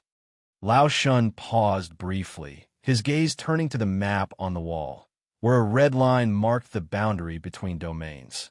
He ran his finger along the point where the company's route almost crossed the border. "So far, we haven't been able to gather any solid information," he continued, his voice heavy with concern. "Some say it's bandits. Others claim it's fierce beasts or even cultivators from the Scarlet Domain. But," Yinyu frowned, "disappeared?" Lao Shun replied, tapping his finger against the table. "The last caravan, sent out 2 weeks ago, departed with 5 cultivators at the peak of the Qi accumulation realm, but none of them returned." Kirian, who had remained silent until then, rested his elbows on the table and clasped his hands in front of his face. Chapter 95 called. Chapter 95 called about 400 meters from there, past the second-to-last rest town. It used to be safe, and it was also the fastest route. But now, Kirian asked in a neutral tone, "Trade goods, rare herbs, minerals, northern fabrics, in large quantities for the event that will take place in GYLP. At least nothing worth causing such a stir among cultivators or bandits for an attack, an invisible attack like that." Kirian remained still for a few seconds. Finally, he spoke calmly. Lao sen not dets, Lao. Yinyu looked between the two of them, feeling the air grow heavier. Even so, the mission is an escort, right? Kirian turned his gaze to her with a rare half-smile tugging at the corner of his lips. But it's curious, isn't it? Lao Shen let out a light but genuine laugh. I hope this one does. Kirian nodded, asking, all right. Tomorrow, at sunrise, Lao Shen replied. The caravan is already being prepared and is almost ready in the eastern courtyard. We have 10 cargo wagons and 30 regular escorts. Kirian nodded. Lao Shen stood, adjusting his sleeves. I'll personally take you to the lodging. I'll have dinner prepared. As they left the office, the movement of the company resumed its flow. Porters crossed the corridors carrying heavy crates. Messengers went back and forth with scrolls, and the sound of coins and sealed contracts echoed faintly from afar. Outside, the sun was already high in the sky. The inn was only 2 streets away. Simple, yet spacious, with clean corridors and wide windows that let in the light. Lao Shan stopped before the main room and handed them 2 keys. When the man left, Yin sighed and leaned against the corridor wall. No wonder, Kirian replied. Losing caravans means losing months of work.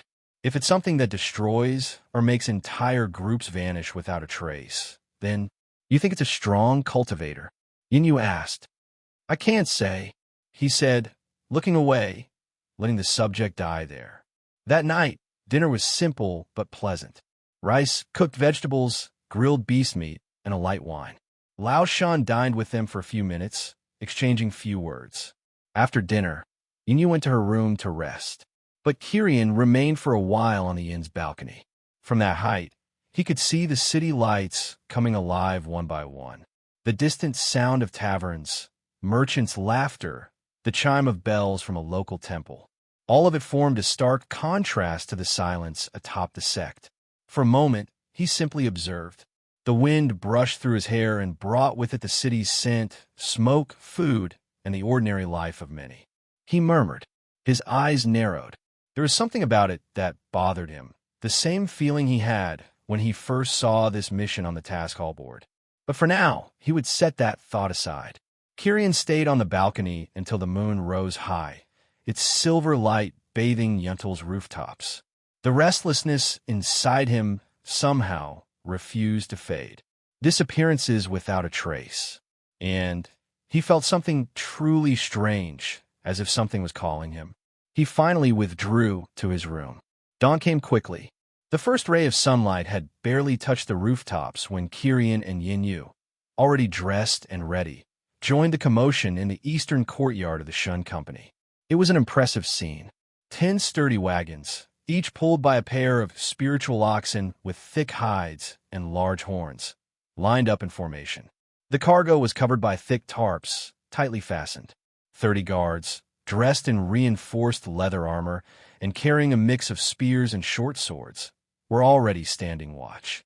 They were professionals used to this kind of work, their eyes scanning the surroundings cautiously. Yet even so, there was a palpable tension in the air. The tales of the vanished caravans weighed on them. Lao Shun, dressed in travel attire, practical but still made from fine fabric, walked toward them. His face looked more tired, but his posture remained firm and determined. Young, Kirian, Miss Yin, he greeted with a nod. Everything is ready. As agreed, you two will stay at the vanguard. Kirian's and Yinyu's horned horses looked even more majestic among the beasts of burden. Mounting them, the two took their positions at the head of the long line of wagons. With a shout from Lao Shun and the crack of a whip, the caravan began to move. The heavy wheels creaked against the stone, and the oxen let out low grunts as they began their journey. They left Yintao behind, the city gates closing, severing their link to safety. The first 3 days of travel were uneasily peaceful. The road was well maintained, flanked by open fields and gentle hills. They passed by small villages and trading posts. The only wildlife they encountered were birds and small beasts. Yinyu trained with her sword during their stops. The movements Kirian had taught her were becoming more natural. Kirian, on the other hand, spent most of his time silent, his senses and vision fully expanded. His eyes, though not using any chi, constantly scanned the road ahead, the distant trees, and everything within his field of sight. It was on the third day that the environment began to change. The road started to ascend gently toward a small mountain range. The air grew colder, and the wind carried a sharper whistle. The open passage gave way to a dense pine forest, whose branches intertwined above the road, blocking part of the sunlight.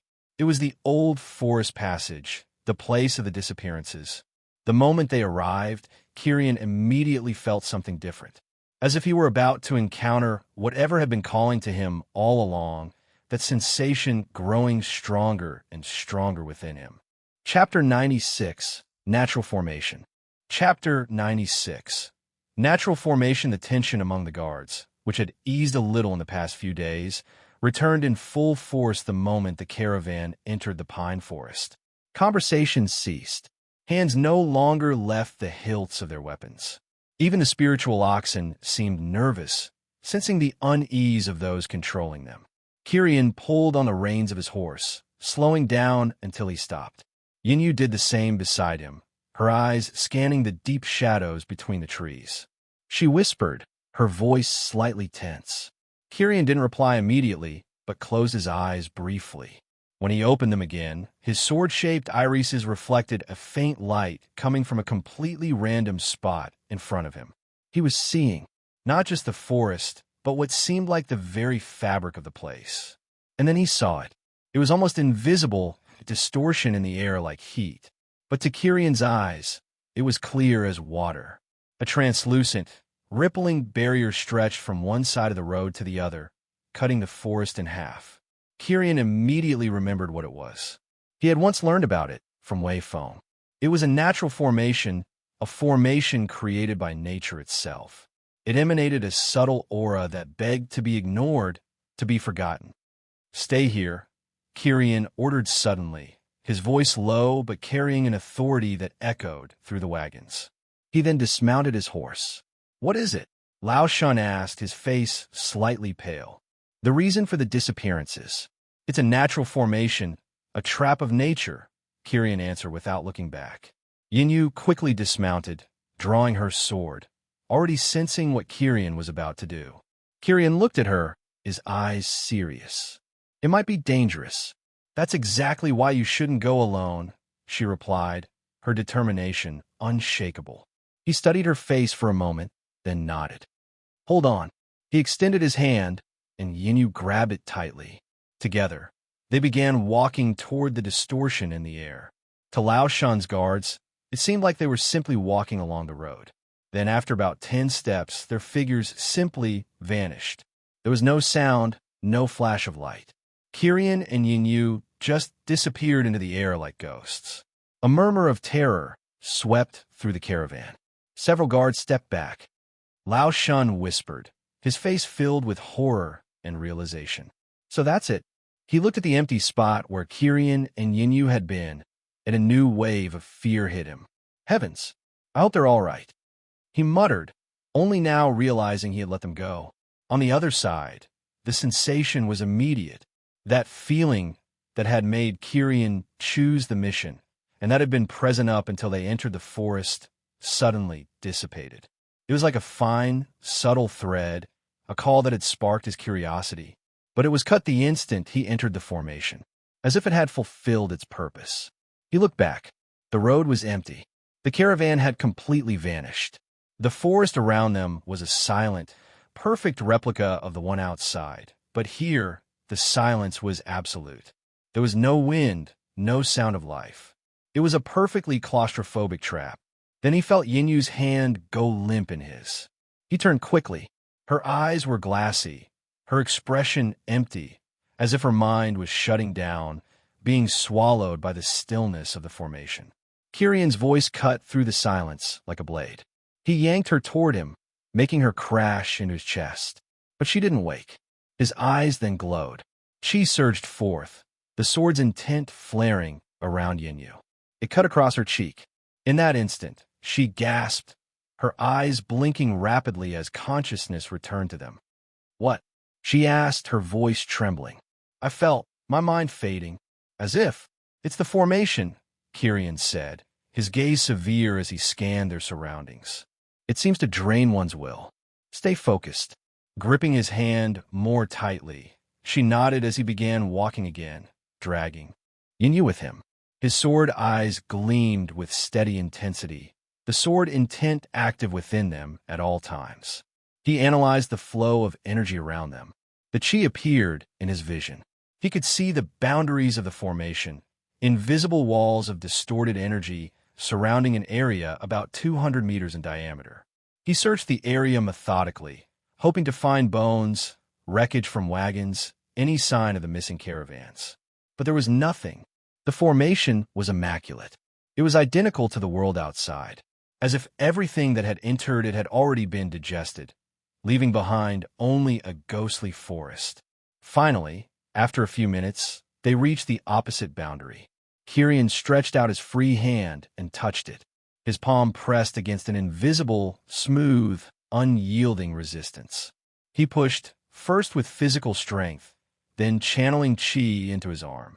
The barrier didn't even ripple. They were trapped. Yinyu looked at him, fear finally beginning to take hold in her eyes. Kyrian, he didn't answer right away. He wasn't as worried as she was yet. Instead, he closed his eyes and took a deep breath. When he opened them again, his gaze was sharper than ever. He stopped channeling chi in sword intent, leaving only his eyes at work. In his vision, instead of the countless particles of chi that existed everywhere outside the formation, there were lines, organized, taking specific shapes. He focused on following each line, trying to find meaning. As he traced them, he saw it, a tiny point, a concentration of pure, untamed energy. It didn't come from the ground, the trees, or anything else, but from a small tangle of pine roots in a clearing at the exact center of the formation. The energy wasn't evil, but it felt strange, as if it didn't belong there. It pulsed like the very heart of the formation. The chi flows and energy currents all stem from that single point. Kyrian and Yinyu approached while he tried to make sense of it, what it was and why something like that had called him here. Chapter 97, Regulator. Chapter 97. Regulator Kyrian and Yinyu approached the tangle of roots. The small, pulsating core of energy seemed to watch their approach. Its soft and uneven light flickered in a rhythm that resembled a sick heart. Yinyu looked at the ordinary roots, unable to see what Kyrian could see. What is it? She asked. I believe this is the heart of it all, Kyrian replied, his voice low and focused. It's as if the source of the formation is an error. It's a mistake, he said, concentrating. His mind was sharp, analyzing rapidly. The chi lines he saw were not malicious. They were scattered and disorganized. It was like a river whose bed had been diverted by a rock, causing the water to overflow or flood the surrounding area, creating a swamp, a stagnant zone where once there had been a solid forest. This natural formation was like a spiritual swamp, an accident of nature that trapped everything that ventured into its still waters. He extended his hand, not to touch the core, but to hover it above. His eyes followed each flow of energy, mapping the dysfunctional pattern. The solution to escape wasn't to destroy the core. Perhaps that would cause a catastrophic explosion due to the amount of energy. The solution was to redirect the flow to clear the riverbed. Kyrian murmured to himself, thinking that must be why he felt something calling him. He had no idea what it was yet, but he knew it wanted him to solve this problem. Fix it? How? Yinyu asked, confused. No, I don't feel danger. It's more like an accident. A broken flow of the world, Kyrian said, crouching down. He knelt, his fingers finding a specific point at the base of the roots where the chi flow was particularly congested. Kyrian pressed the exact spot with the tips of his fingers, with a precision that no one else could achieve. A minute movement that required perfect strength and timing. It wasn't a push of energy, but a physical intervention at that spiritual pressure point. There was a silent click that only he could perceive. One of the energy threads unraveled, realigning with a more natural path. The light of the core, pulsed a bit stronger, but more steadily. Kyrian noticed that the chi present in one of the freed threads dispersed like countless chi particles, returning to flow as it did in the outer world. Kyrian then moved to the next congestion point. It was meticulous and slow work, like untangling a complex web of threads in the dark, relying on only one sense, the most important one, his vision. His breathing was controlled, and his movements were economical and decisive. It was as if he were performing a spiritual surgery on the core of the natural formation. Yinyu watched, feeling the change in the environment. The heavy, oppressive air began to lighten. The sensation that her mind might black out at any moment if she let go of Kyrian was replaced by a growing calm. Then, the illusory forest around them began to lose its solidity, becoming translucent, like a veil being lifted. Kyrian worked for several minutes, his focus absolute. Finally, only one large tangle of energy flows remained, converging toward the pulsating core. It was the main one. Kyrian placed his palm over the mass of roots on the point where the erratic core remained. This time, he didn't apply physical force. He simply allowed his hand to touch it. His presence, his new understanding of that spiritual flaw, acted as a catalyst. The core, now deprived of the unbalanced flows that sustained it, didn't explode. It simply flowed. With one final pulse of soft light, the core dissolved. The erratic energy that composed it didn't dissipate, but spread harmoniously around them, realigning with the world, making the chi trapped in the threads scatter once again into countless particles. The natural formation wasn't destroyed, it was reintegrated into the spiritual fabric of the world. The illusory forest then vanished completely. The sound of the real world burst into Kyrian and Yinyu's ears like a flood. The wind whistling through real pines, the distant song of birds, the muffled sound of alarmed voices. They were back on the road, exactly where they had disappeared. Cries of shock and relief came from the caravan. Lao Shun ran forward, his face a mixture of terror, disbelief, and relief. "You're back. By the gods, you're back." "What?" he asked. Kyrian straightened, feeling a slight dizziness from the mental strain, but also a new sensation. He looked toward the now normal forest. "The formation has been fixed. The path is safe," he said simply. As the caravan reorganized and a murmur of astonishment swept through the guards, Yinyu touched Kyrian's arm. "Kyrian, are you all right?" she said suddenly. He looked down at his own hand. In his palm, where he had touched the core, a silver mark had appeared, like a fragment. It was completely fused to his skin and glowed faintly. It wasn't a wound, nor something that could be touched. And then, as he focused on it, a new sensation arose in his mind. It wasn't like the call that had made him choose this mission and stop there. It was something different, a whisper, a subtle pointer in his consciousness that pointed eastward. It was faint, almost imperceptible like the first one, but undeniably there. And along with that new feeling, a fragment of new knowledge implanted itself in his mind. In that direction, there was another irregularity, another unbalanced natural formation. Kyrian felt as though he had gained a new sense, different from sight, smell, or hearing, but real. It was like a new function. He looked at Yinyu with something beyond his usual coldness and curiosity. It was something newly discovered, completely unknown, and he still had no explanation for it. But he decided to push it to the back of his mind for now. "Let's go. We still have to finish the escort mission," he said firmly. The moment Kyrian repaired the natural formation, in a distant place, beyond thousands of mountains, hundreds of plains, kingdoms, and forces of all kinds, an old man sat on a simple cushion on the veranda of a modest pavilion. His eyes were closed as he held a cup of tea in his hand. His eyes, which had been closed while savoring the taste, suddenly opened. They were empty, not even pupils could be seen. He didn't move his body, but his head turned sharply in one direction. A new regulator. His voice was soft and calm, yet it echoed through every corner of the silent pavilion. Suddenly, from the shadows, several figures dressed in silver robes materialized, bowing deeply before the old man. ready to follow his orders, without question, with absolute obedience. "Go find him and bring him to me." Immediately, the old man ordered, his eyes closing again. The figures then vanished as silently as they had appeared. Chapter 98. End of Mission. Chapter 98. End of mission. The days that followed the correction of the natural formation were strangely monotonous. The caravan advanced along the old road without further incident.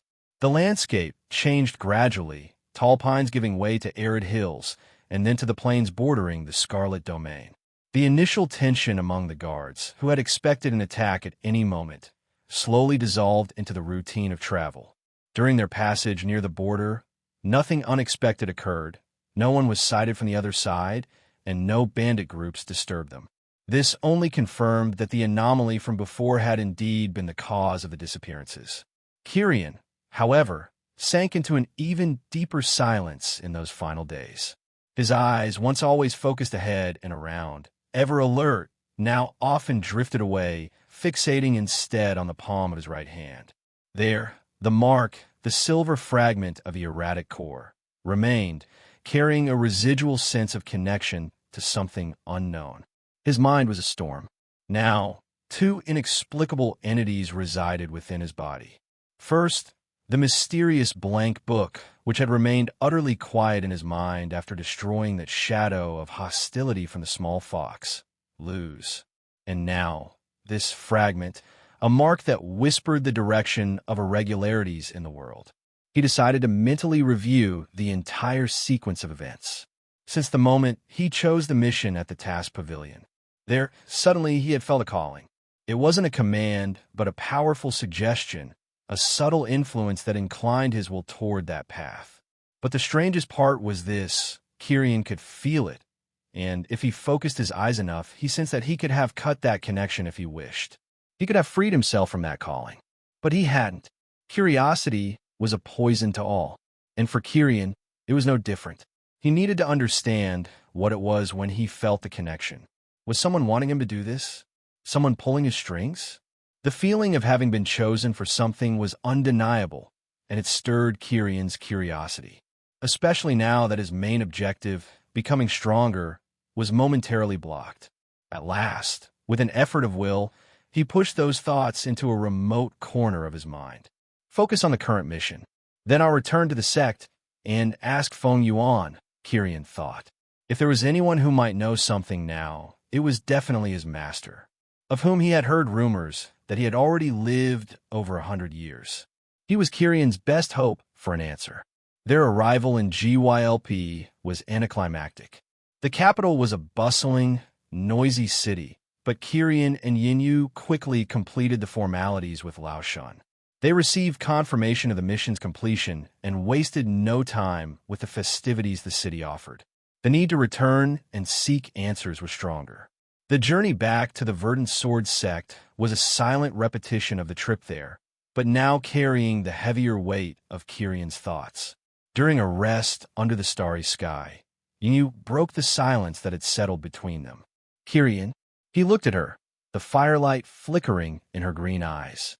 He thought for a moment before replying. "It's all right." She blushed slightly, staring at the flames.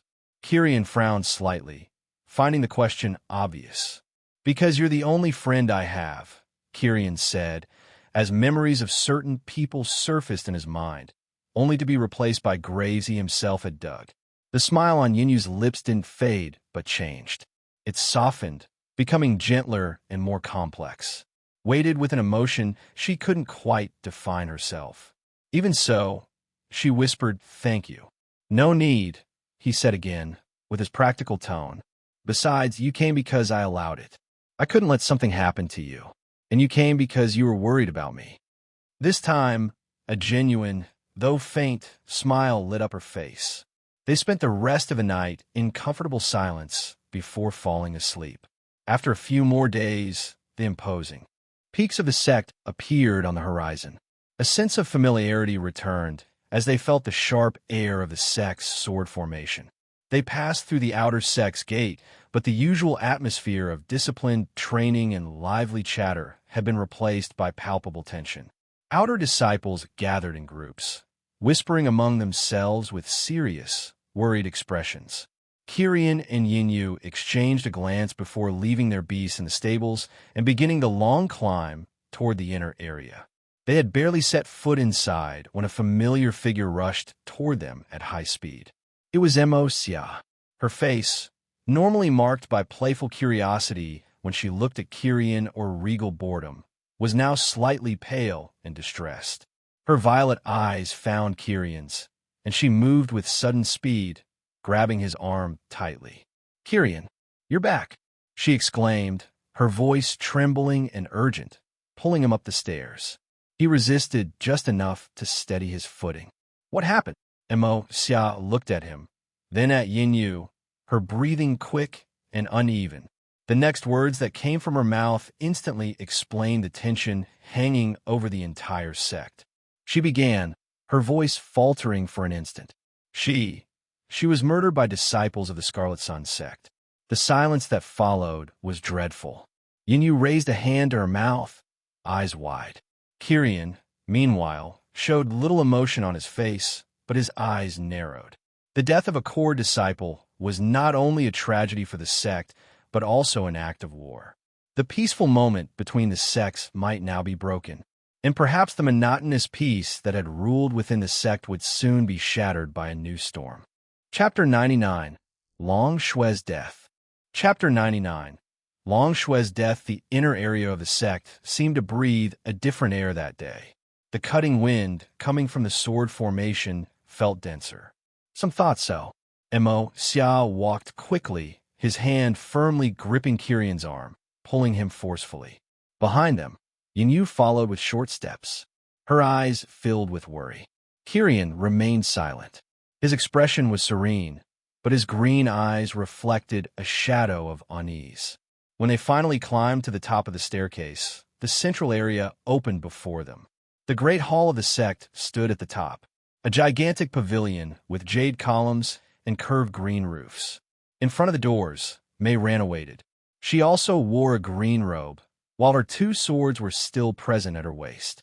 Her face looked more serious than usual. "Enter," she said bluntly, opening the door. Mo Xia took a deep breath, gave Kyrian a look, and then moved forward. Yinyu drew closer until she was almost glued to Kyrian's side. Mei Ran went ahead, clearing the path, leading them inside. As soon as they arrived, Kyrian noticed. The hall was fuller than usual. All the central disciples were already there, lined up. In the central seats were all the main elders of the sect, men and women whose hair was almost gray, their faces marked by time and the sword. Each one radiating a presence slightly greater than Mei Ran, yet still far below Feng Yuan. The restrained tension in the hall was broken by the sound of Kyrian, Mo Xia, and Yinyu's hurried steps. At the center, elevated on his seat, sat Feng Yuan, waiting. The sect leader did not speak, but his presence today kept everyone silent, in absolute quiet. Feng Yuan, seated on his elevated seat, opened his eyes when he saw Kyrian enter the hall. The intensity in his gaze did not change, but there was something that resembled approval. "You arrived in time," he said with a grave voice echoing through the hall. The eyes of all the central disciples and elders turned to Kyrian. He only slightly inclined his head, remaining calm, greeting the leader and the elders. Yinyu was close by, and Mei Ran assumed the position of elder, sitting in her seat. Feng Yuan then raised his hand. From the left side of the hall, a young disciple stepped forward.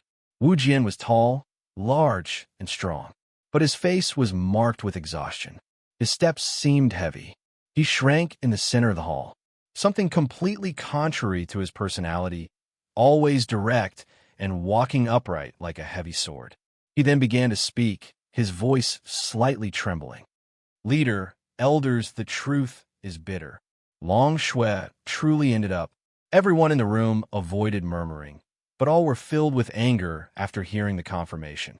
The leader ordered, "We completed the mission successfully and were preparing to return. We were already near the border." That was when he stopped for a moment, trembling. Mo Tianhai, who was on the side, stepped forward, his face contorted with anger. That what? Don't play with words, Wu Jian. Long Shui was one of the strongest among us. She wouldn't be defeated by just anyone. Feng Yuan said calmly, but still with the weight of an order. Tianhai clenched his fists, took a deep breath, and returned to his place, but still without taking his eyes off Wu Jian. Wu Jian then continued, even more nervous. When we looked, we saw a young man. He wore the robes of the Scarlet Sun sect, but his cultivation was only at the initial stage of the liberation realm. Then he couldn't be a central disciple. It can't be him. Tianhai retorted, still furious. I thought so too, but behind him, or perhaps above him, there was something. It was like a black mist, dense alive. The entire hall fell silent. The elders and the leader furrowed their brows. Wu Jian took a deep breath. His voice faltered. It was as if all the hostility of that young man had taken form. A weight, a burden that fell upon our minds as we looked at him. Yinyu, at Kirian's side, grew pale, remembering something from Misty. City. Immediately, she pulled Kirian's hand, trying to remind him. Wu Jian then continued. Long Shui advanced to fight. She cut through that mist, but it was as if all her strength vanished in an instant. The shadow enveloped her, and then threw her aside as if she were trash. His voice broke. His eyes filled with tears. When I touched her, she was already cold. Her eyes are empty.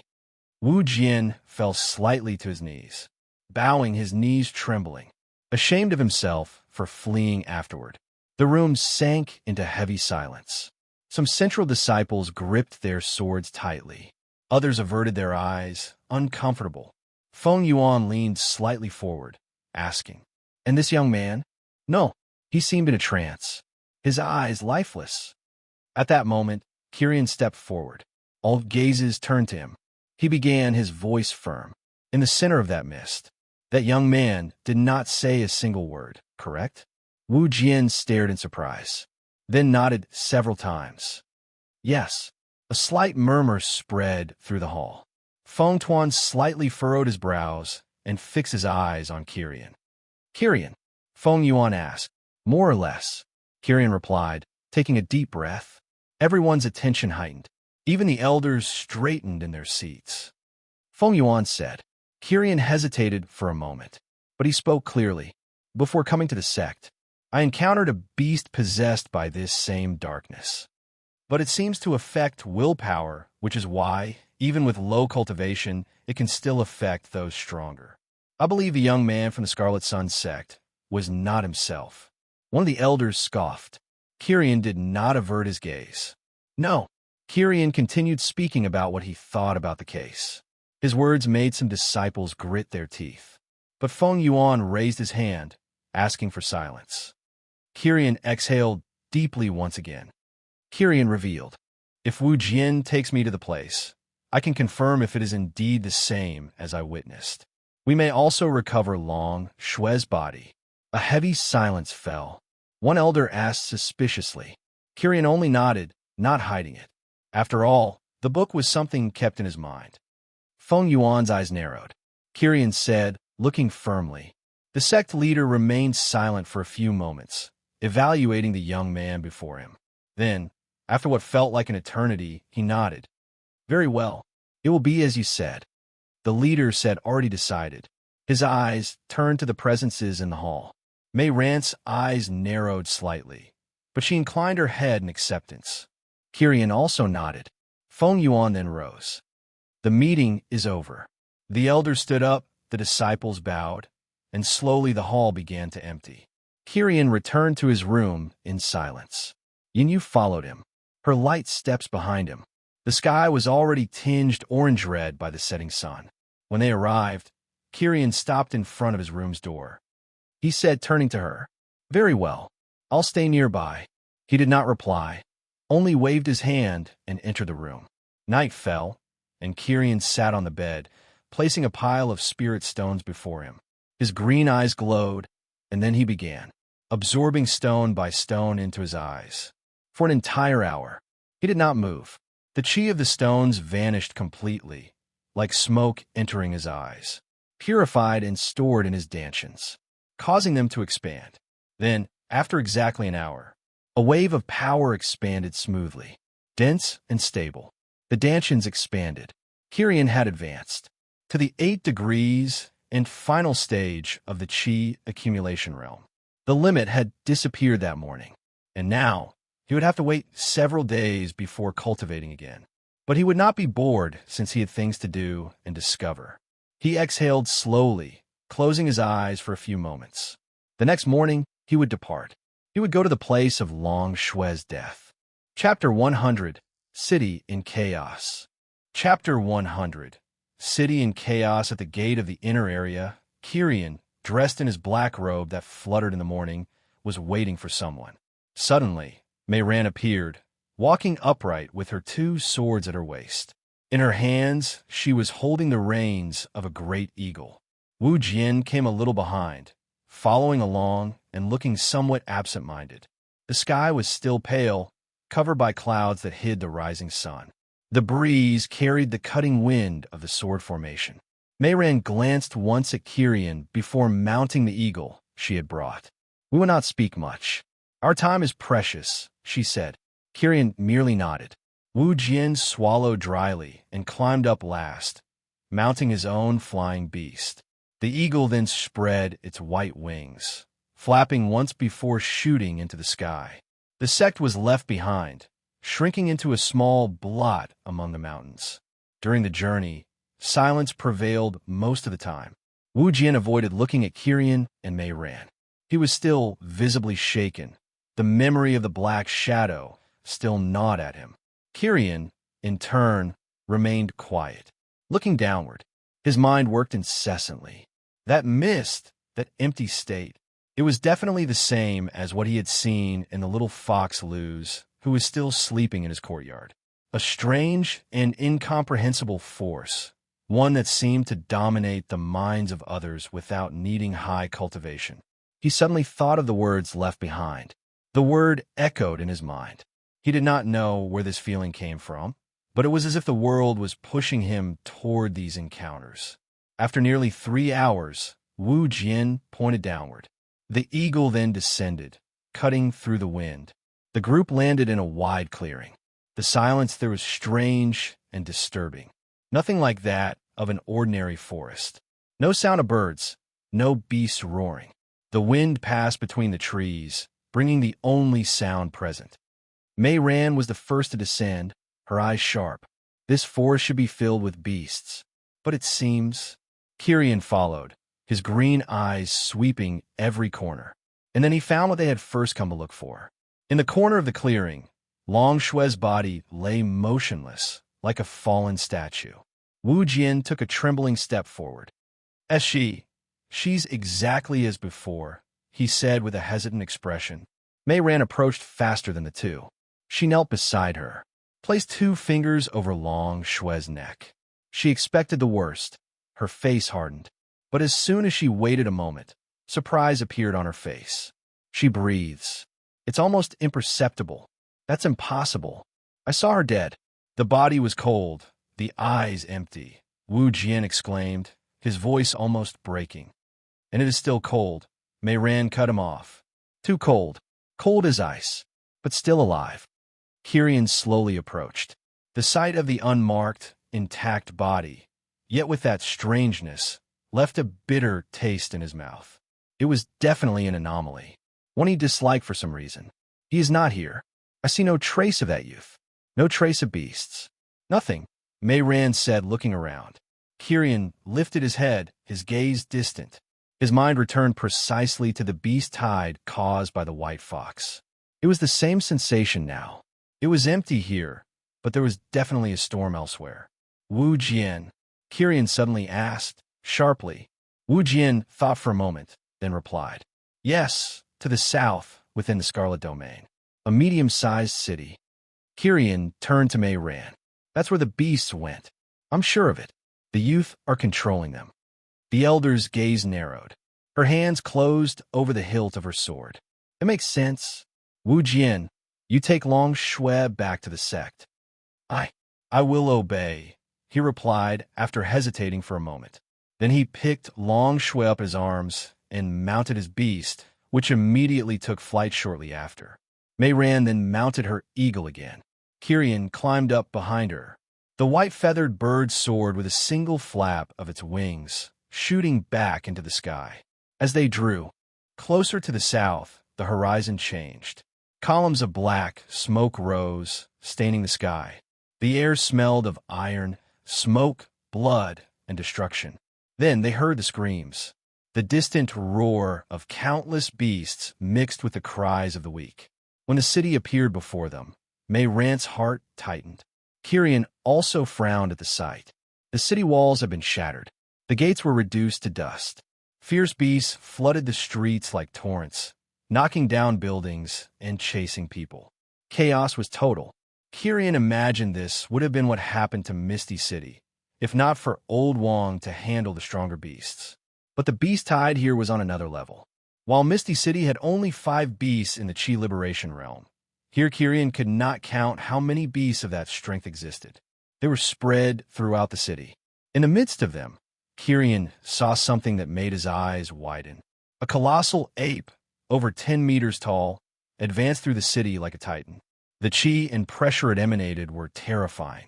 It was definitely the most powerful beast he had ever seen. Each step destroyed entire houses. Mayran, watching, clench her fists. Kyrian, however, did not reply. His eyes swept through the city at high speed, searching for only one thing, until suddenly he found it. There, on a side street, amidst the smoke and destruction of the city, stood the youth of the Scarlet Sun sect. He stood motionless. Above and around him, the mist, the black mass pulsed, alive, like a heart of hatred and hostility.